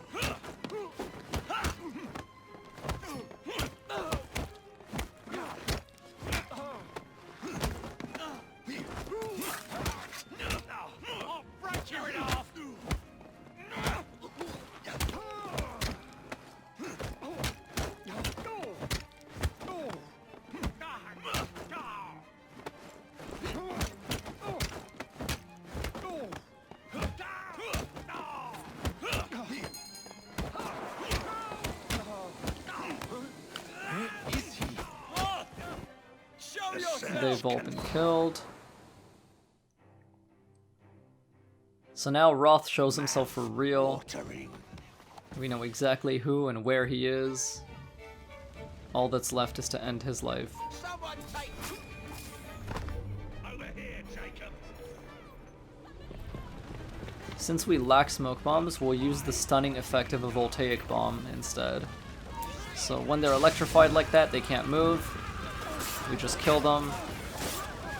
And that is it.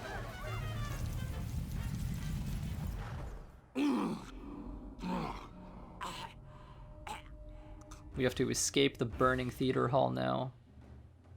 Music hall, forgive me. Same difference, really. I'll never make it out alive. So rope launcher always sends you to the highest possible ledge. So what we do is we just immediately drop back down to this one instead.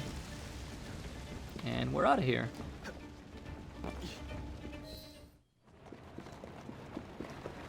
So begins sequence 9, which is the final sequence. So the objectives here until we get to the last memory, they all involve getting into that party, you know, at Buckingham Palace. You wouldn't happen to have seen two carriages pass by here just now? I did so. One with a man in it, the other with a woman. They split up. Where did the man go? That way. Thank you. This involves stealing invitations.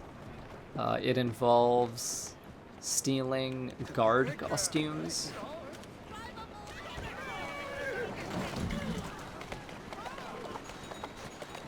And it involves, I believe, actually like grabbing a certain carriage as well.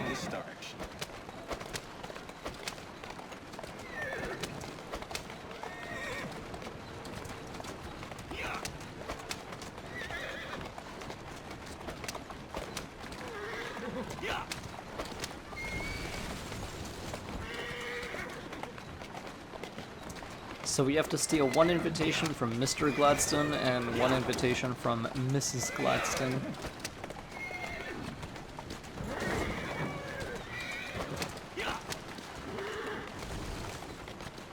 One for Jacob and one for Evie, in case you know, didn't figure it out.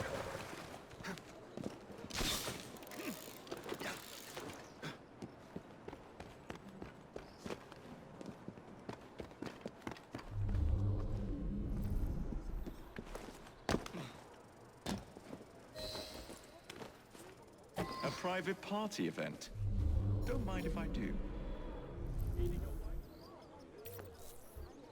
We're gonna begin by very intrusively carving a path into this party. So smoke the entrance, annihilate these three, mark a few more, and continue our assault. This is a safe spot, so we can wait for this guy to turn around and then kill him.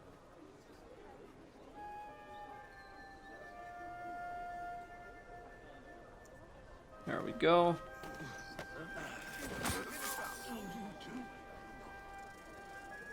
Sir, an honor.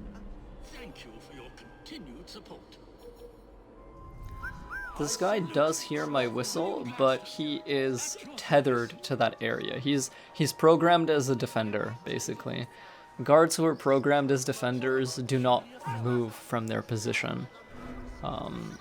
In most Assassin's Creed games, gunners operate under this behavior as well, but this guy moved here, so that makes it easy to take him out.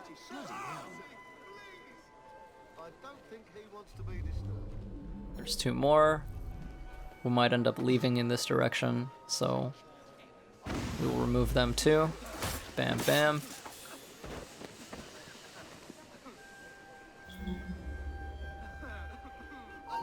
This guy is staring at me. We're gonna SSI trick him over here.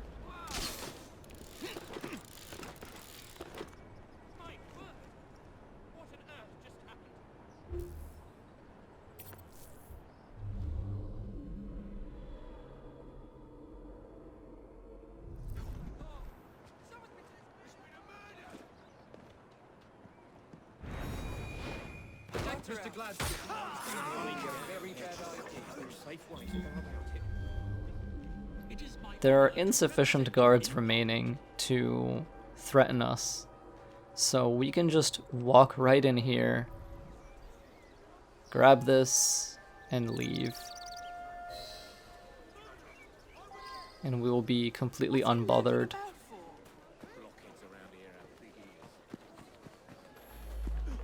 Now we have to steal Mrs. Gladstone's invitation. Maybe I haven't been quite as delicate as I could have been. But still.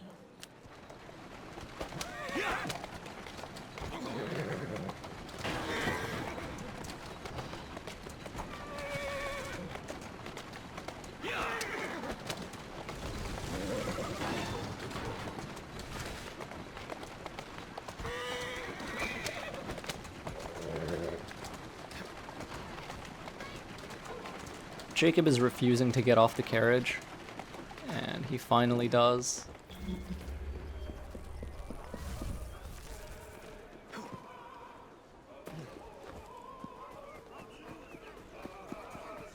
Once we actually get into the station, stealing the second invitation isn't super hard. Nor is it very time-consuming, which is nice.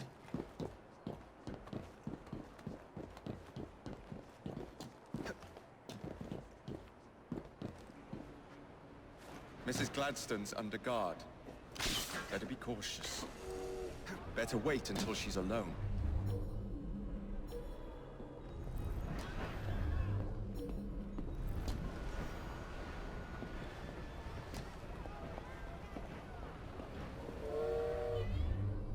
Okay, we're free to air assassinate this guy to get down. And we are gonna go this way. She's sitting. A marker will appear that lets us sit down behind her and just, you know, yoink her invitation away. Cartoon sound effects here. Alrighty, so that's ours now. We can leave. This guy detected us. We're gonna go this way. Climb up here. He's gonna lose sight of us for just long enough that we can proc the assassinate on him. All in all, that's probably my favorite way to lose detection state in this entire game. It's just so... You just feel so bastardly and cunning. It's great. It's like... It's the kind of thing where if I were that guard and someone did it to me in a PvP game, I would rage quit because it feels so unfair. And that is exactly what you want a rogue archetype to feel like in video games. You want to feel like playing as this character is unfair. You do not want to, you know, play honest. You do not want to give people a chance. Like, it's not... This character type is not about that. It's about those, like, dirty victories that just make you a horrible person, but you take them anyway because they're effective. Like, throw sand in someone's eyes. Do it. Why not? If someone, like, angrily yells like, "You tricked me," at you, then you're doing it right, basically. Like, that's how it's supposed to be. You know, imagine a huge dude in, like, plate mail or whatever. He's got every weapon under the sun. He's prepared. He's ready for anything. But you do something really, like, just slimy and dishonest and tricky, and he dies anyway. Like, that's rogues. So, good mission. Satisfying. Look at how much enjoyment killing a single, like, guard of no consequence can bring me, if it's done in the right way. Looks like a mess is brewing.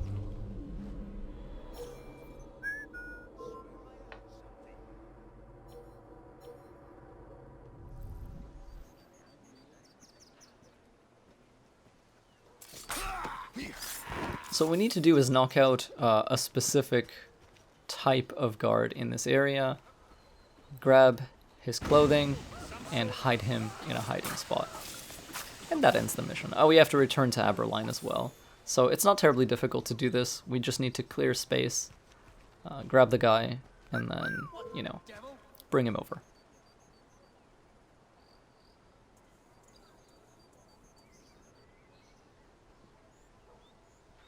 looks like he's going this way, so we'll get the corner stab.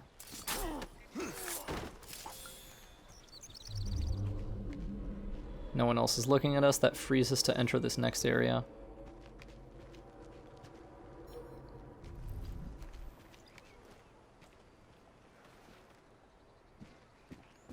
So something really weird happens here, and I don't know if I should laugh at it or be salty about it, but basically this guard begins pushing the one in front of him backwards, and instead of getting out of the way, they're both pushed like onto my position.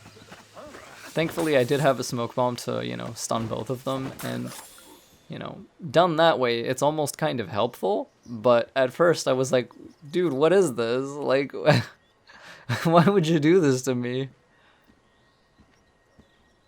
This guy's gonna be an easy kidnap. Punch him in the back of the head. You're coming with me. Don't think I won't.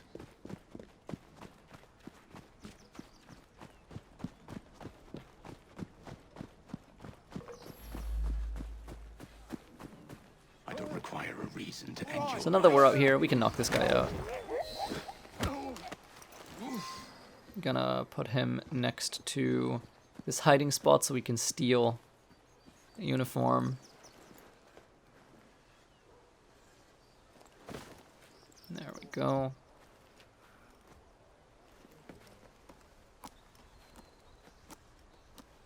And now we have to hide the body. Charming. Now to hide the body. This is right here. Some very weird texture shenanigans occurring there. Here I come. If anyone has an explanation for that and would like to, you know, chime in the comment section, you can go ahead and do that. I have never seen that before in my life. What's going on?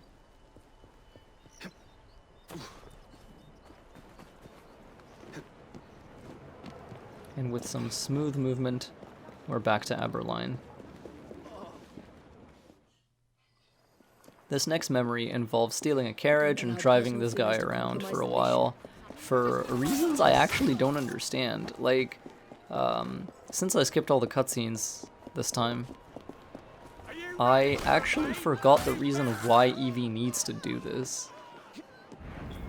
I'll look it up on the wiki or something.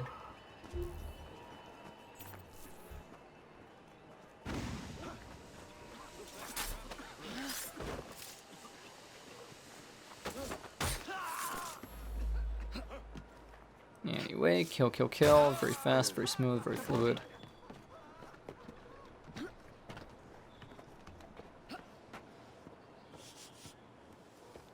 Get this guy.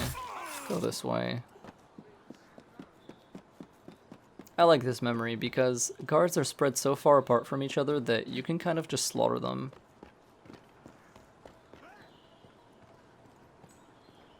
It's very easy if you know how to move.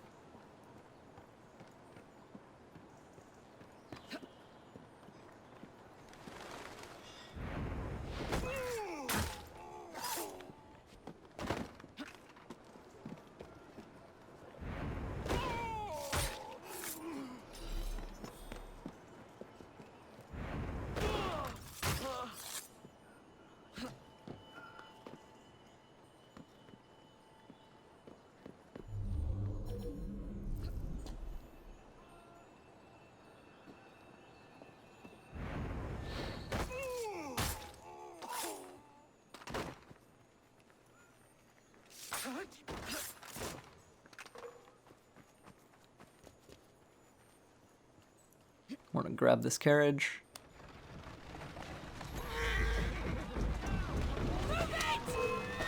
Take it this way.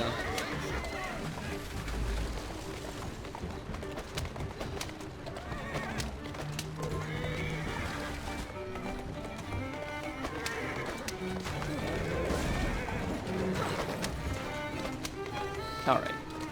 Now that we've escaped from the guards, we have to find Dooley and drive him around for a while. The rest of the mission is honestly not very interesting. I debated cutting this out of the playthrough because, like, there is literally no gameplay the rest of the time. It's just driving around, and honestly, there's not even any way to fail. I mean, there is, but like, you have to be extremely bad or be trying to not succeed for some reason. It's very unlikely that anybody fails this memory. Like, you know, once we're past the stealth section at the beginning. This segment where you're just driving around is just, it's not, I don't know. I'll leave it in because, I don't know why, legitimacy, I guess. Want the run to feel kind of genuine. But, yeah, it's completely worthless in my eyes. This mission is just here for exposition and to give you feels for the last Maharaja. So that, you know, when his DLC came out, people will be like, oh, I know that guy, he wants to, you know, he wants his kingdom back. But this mission, as far as the main game is concerned, is very... Well, let's not mince words, it's very useless and it didn't need to exist. I vaguely considered being kind to it for a moment, but honest, yeah, this didn't need to be here. It really just comes across as, you know, a buffer between the stuff you just did and the final memory. That proved quite valuable. Where to now? St. James's Park. Go on. I noticed Mr. Green did not... Like, they have a little bit of a conversation about Henry and about how Evie is trying to be, like, you know, not get into her feels and, not let her emotions, like, compromise the mission or whatever. And then, you know, Duleep is like, oh, but, like, your father and your mother loved each other very much, and they were assassins that both operated in the field together. So that Evie can have character development and she can be like, oh my god, I should totally get back with Henry. This could all have been done in a, like, walk and talk section. Easily. Or in, like, a, you know, maybe she finds, like, a journal from her father or from her mother or something, and it could have been done that way. To spend, like, fucking 15 minutes on this driving around nothing memory just to, like, give us that bit of narrative strikes me as very poorly considered. So, yeah. Nothing but bad things to say about this mission. Father never spoke of her. What would Mr. Green know? He was only a boy when he trained with my father. Children can be to Parliament, please. On the double. Yes, sir. Of all the systems and mechanics that Assassin's Creed Syndicate boasts, I don't think a single player, like, can rightly say, you know what my favorite part of this game was? The carriage driving. Because the carriage driving is neither good nor bad, it's just kind of there. It's just a means to an end, it's how you get to all the other fun stuff. Perhaps it is time to return the Punjab to her people. The Queen has supplied you with an annual income for God knows how long. There are some games that make vehicles feel incredible, but AC Syndicate is not one of them, and I don't know. All of the mechanics associated with carriages just strike me as, Only one more remains. To the Gladstone residence. Not my cup of tea. Do you miss India? I remember that my mother smelled of cinnamon. And when she cradled me in her arms in the summer heat, I would hold so still that she fell asleep. When I lost my kingdom, it hurt. But truly, when they took my mother away... To the Synopian Club, straight away.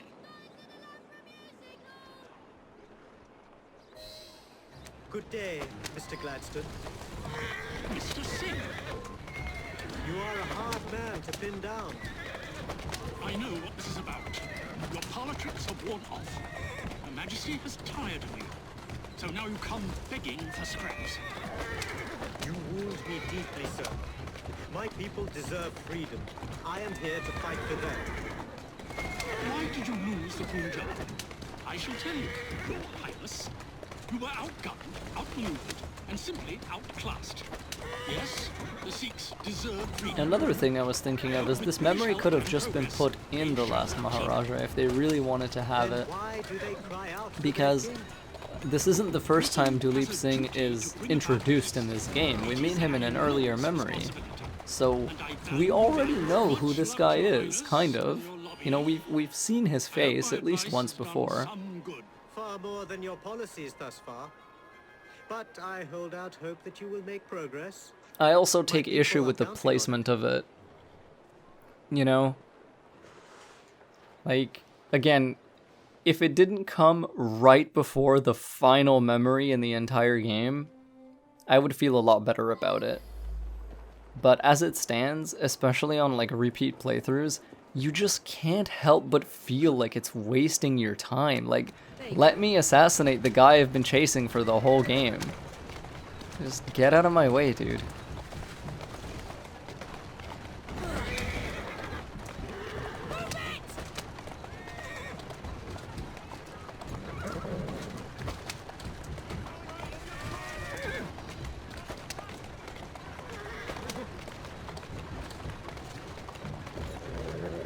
Here now. Easy now.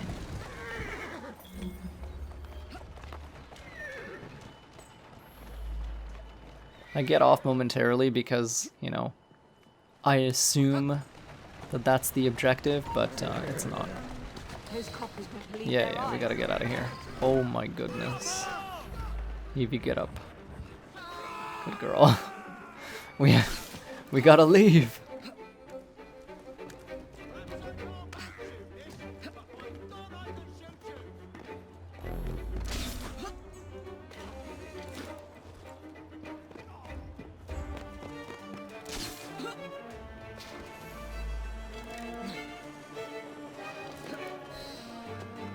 Excellent.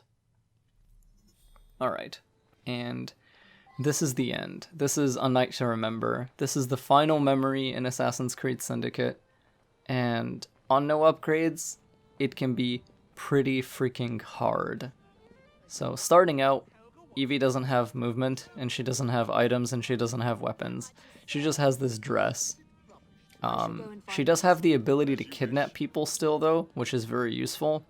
Because when we walk out here and skip this cutscene, we can immediately beeline for this guard, punch him in the face, and then move away from our last known position hologram as soon as possible. Because other guards will, you know, walk toward it to try to be like, hey, we saw a disturbance, and even though we can clearly see this woman holding this guy in plain sight, because of the way the kidnap mechanic works, we actually are completely blind and we can't see you. So what should be, you know, a challenging and cerebral and, you know, tactical, like, first checkpoint, you can cheese it by just, as soon as the checkpoint spawns you into the game, you just immediately run and grab that guy instantly.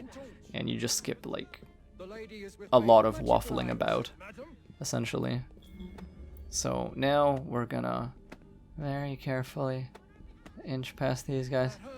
Alrighty, there we go.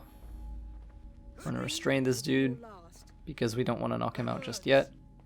Now that we're up here, there's no one that can see us, so we can go ahead and choke the hell out of him anytime we want, which is now. Sweet dreams, buddy. Oh, she says as much. Forgot about that.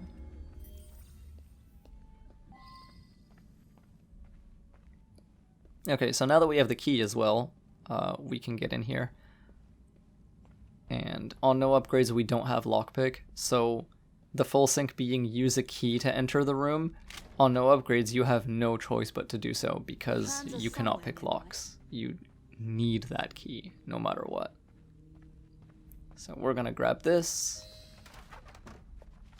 It shows us where the shroud is. Now for the vault. Or where the vault is, I should say. But first, we have to leave this area, this upper floor, and, you know, re-enter the party downstairs. This guy's walking away. I do a really ballsy maneuver here. Look at these detection meters on my way out. They literally entirely fill with red. And somehow they still don't detect me. It's just really, I got lucky there. It was kind of one of those moments where I was like, I cannot hesitate. If I move slower or stop moving or change direction at all, that will cap out, and I will be seen, and I will desynchronize.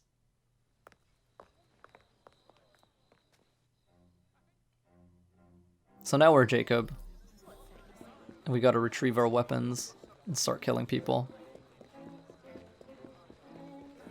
I wish this suit that Jacob wears in this memory was unlockable for just like regular play. And I think it's a shame that it isn't.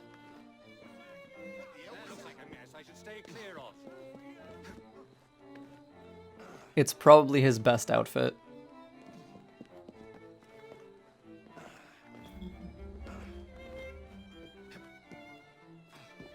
He also wears no hat with this outfit, which is great. Freddy. Starrick peppered the regulars with his own men and took several guards hostage. Your weapons are in there.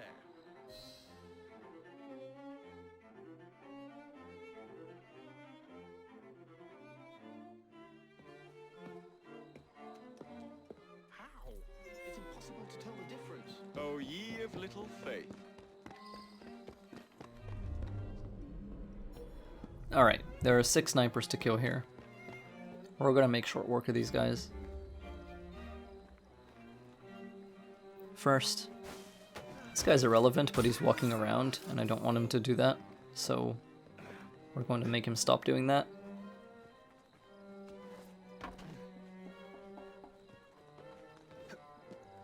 And now for these 6. Grab this guy, whistle for this guy.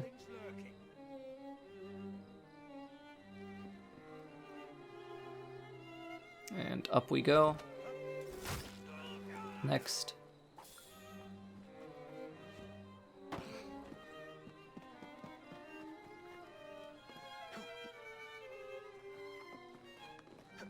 If we position this right, we can double assassinate these guys. High profile double assassinate lets you, widen your, how to say, like your frontal stab hitbox, you can think of it. So if you find it difficult to land double assassinates on guards that are more spaced out when you're doing it in low profile, like if you find that the character just hits one, pull high profile trigger before, or hold your run button, whatever the fuck. Do that before you press the assassinate button, and it will make it more likely that you grab both of them.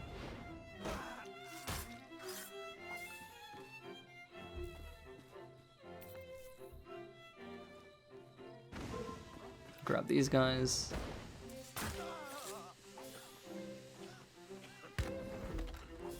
I don't require a reason to end your life.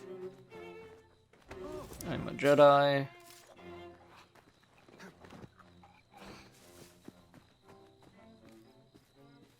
We can smoke onto these 3. Kill this one. Kill this one.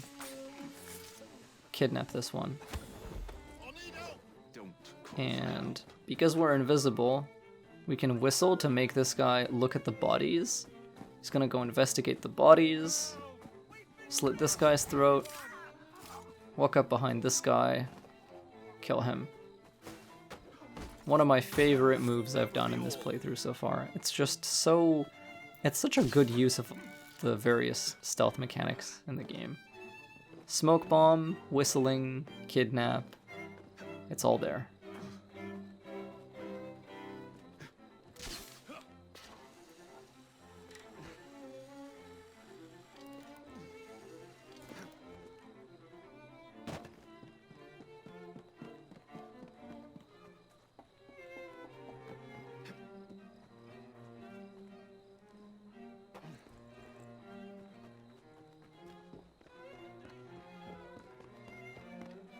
Got another little stealth playground, full of guards to kill.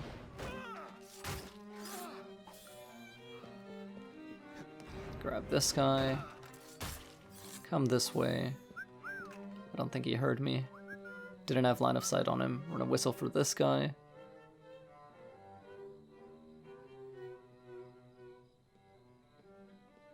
Get the corner kill.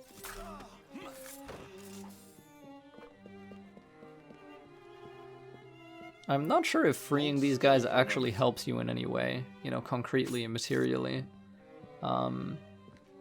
It might, but I've never seen them assist the player at all, ever. So that's a bit of a shame. I think there was a chance to do something cool with them. Especially since Jacob dismisses them the way he would dismiss the rooks when you actually finish this checkpoint. Kill this guy.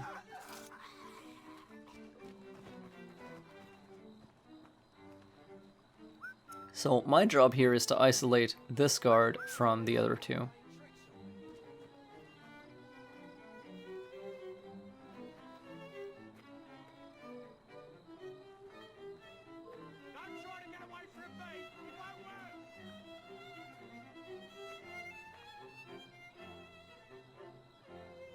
Okay, he's got a bit of red.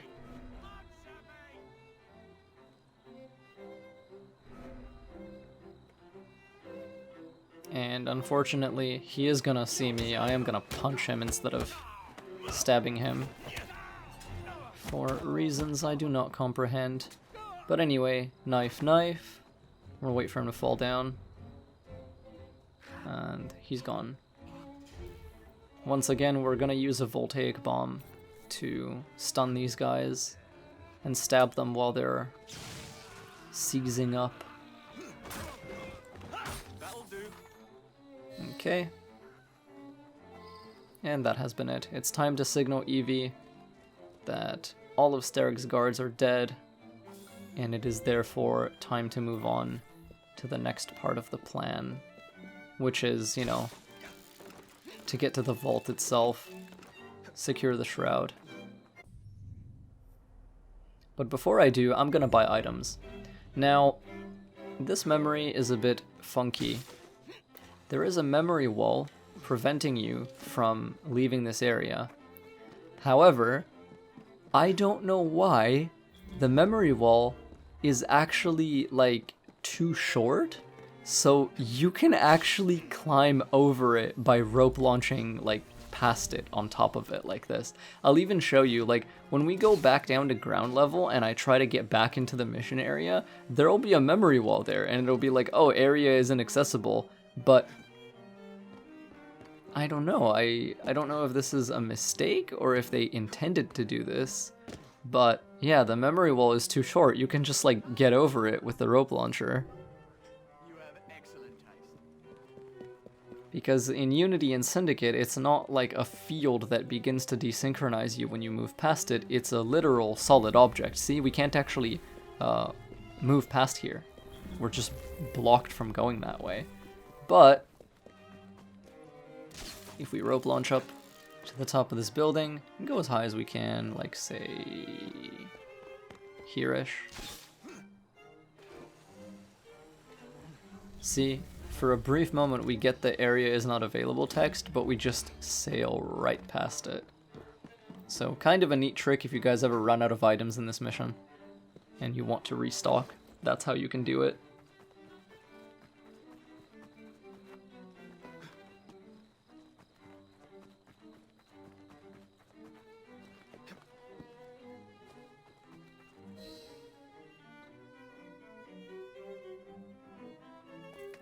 We're to skip this cutscene where Evie is dancing with Steric very awkwardly.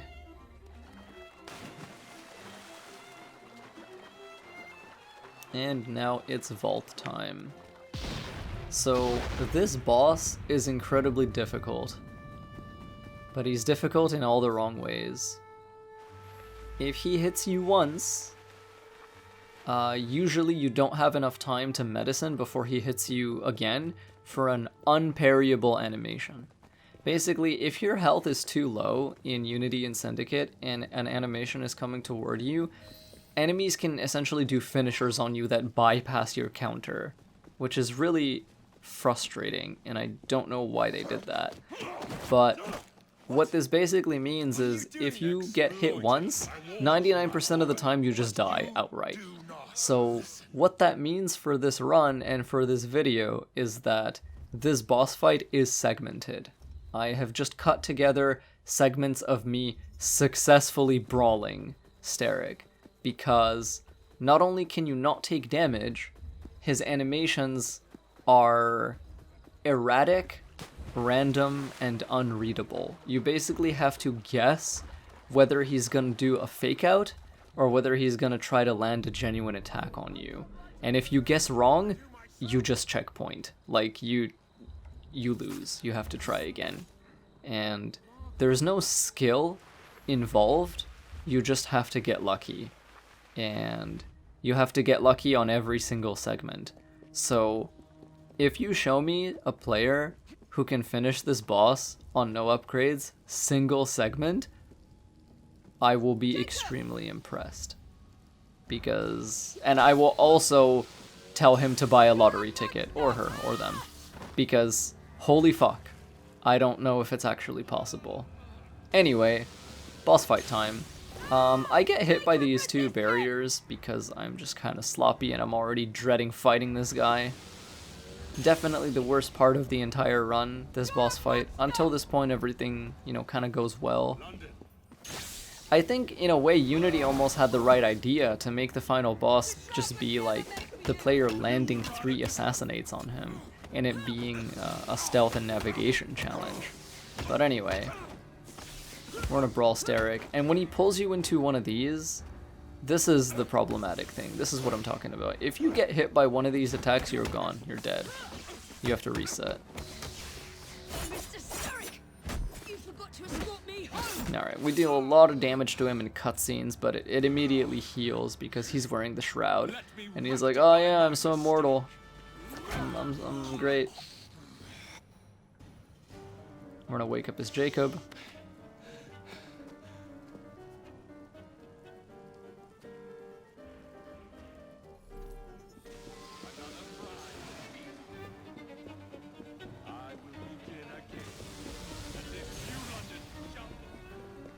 Keep punching him.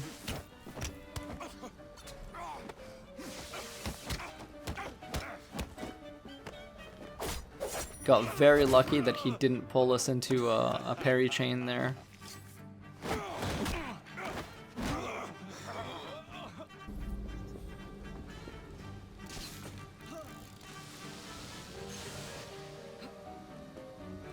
Back to Evie. We're gonna get hit by this.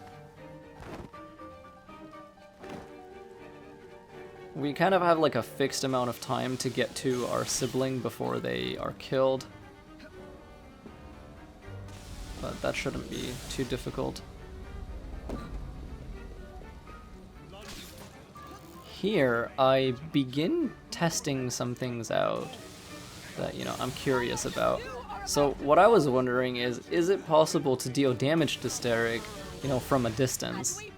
And the answer is no, which is the game breaking its own rules. To any other enemy, you would be able to damage them this way. You would be able to use the environment and your ingenuity as a Brotherhood assassin would.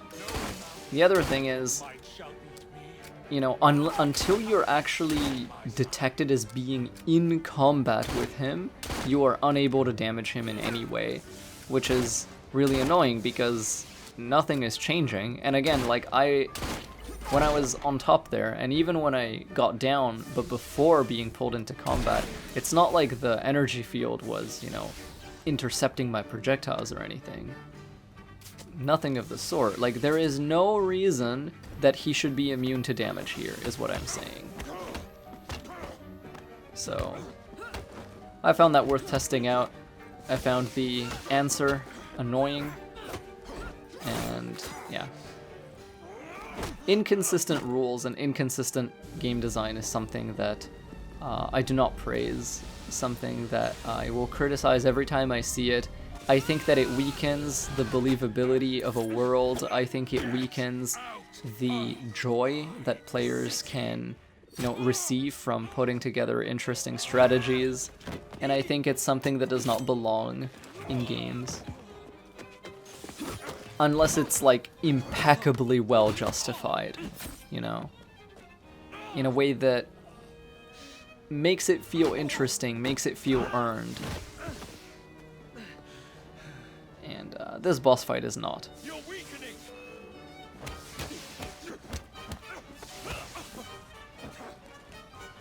I think it's kind of a consequence of the combat system, really, because one-on-one fights, the player can just always, you know,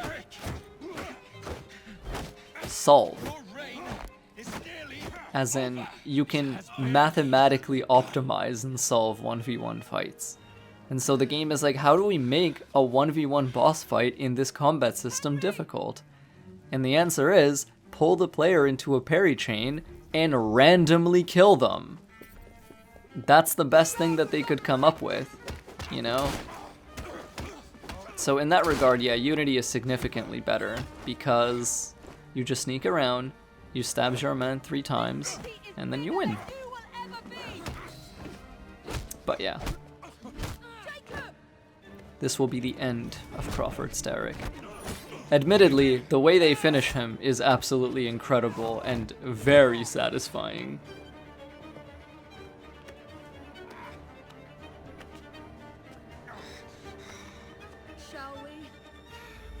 Like, you both just fucking annihilate this bastard.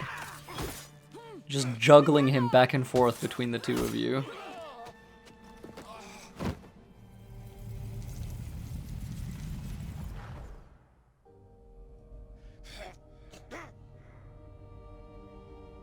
London will perish without me.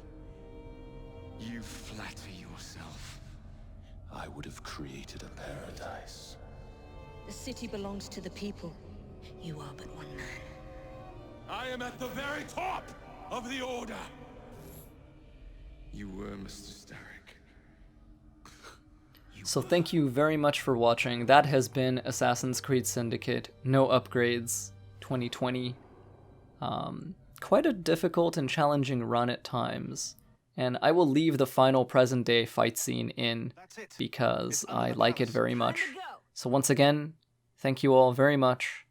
I will see you next time for whatever I happen to make next. And I hope you enjoyed this. Let's get the shroud to Dr. Grammatica immediately.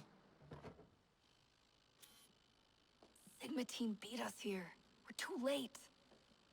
What do we do? Killing really is the least productive way to achieve our goals. Kill them all. Contact! Cover me!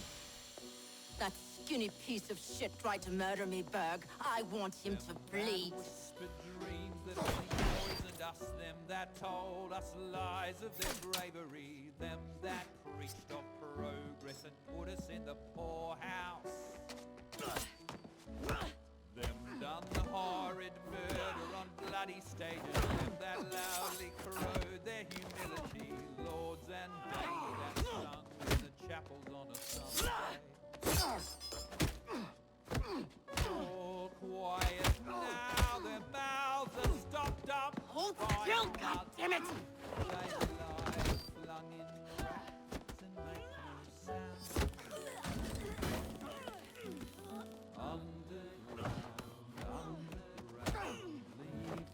Only the mission matters! Understood! Those who fought Sean! for something better, those who taught by how they live, loved ones taken long before their work. Galena, we need an exit!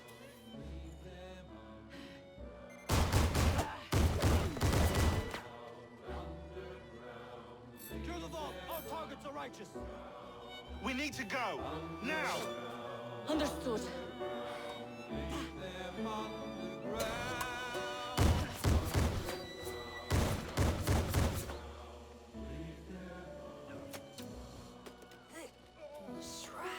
Forget the bloody shroud. Stay with me, Bex. Please. We go.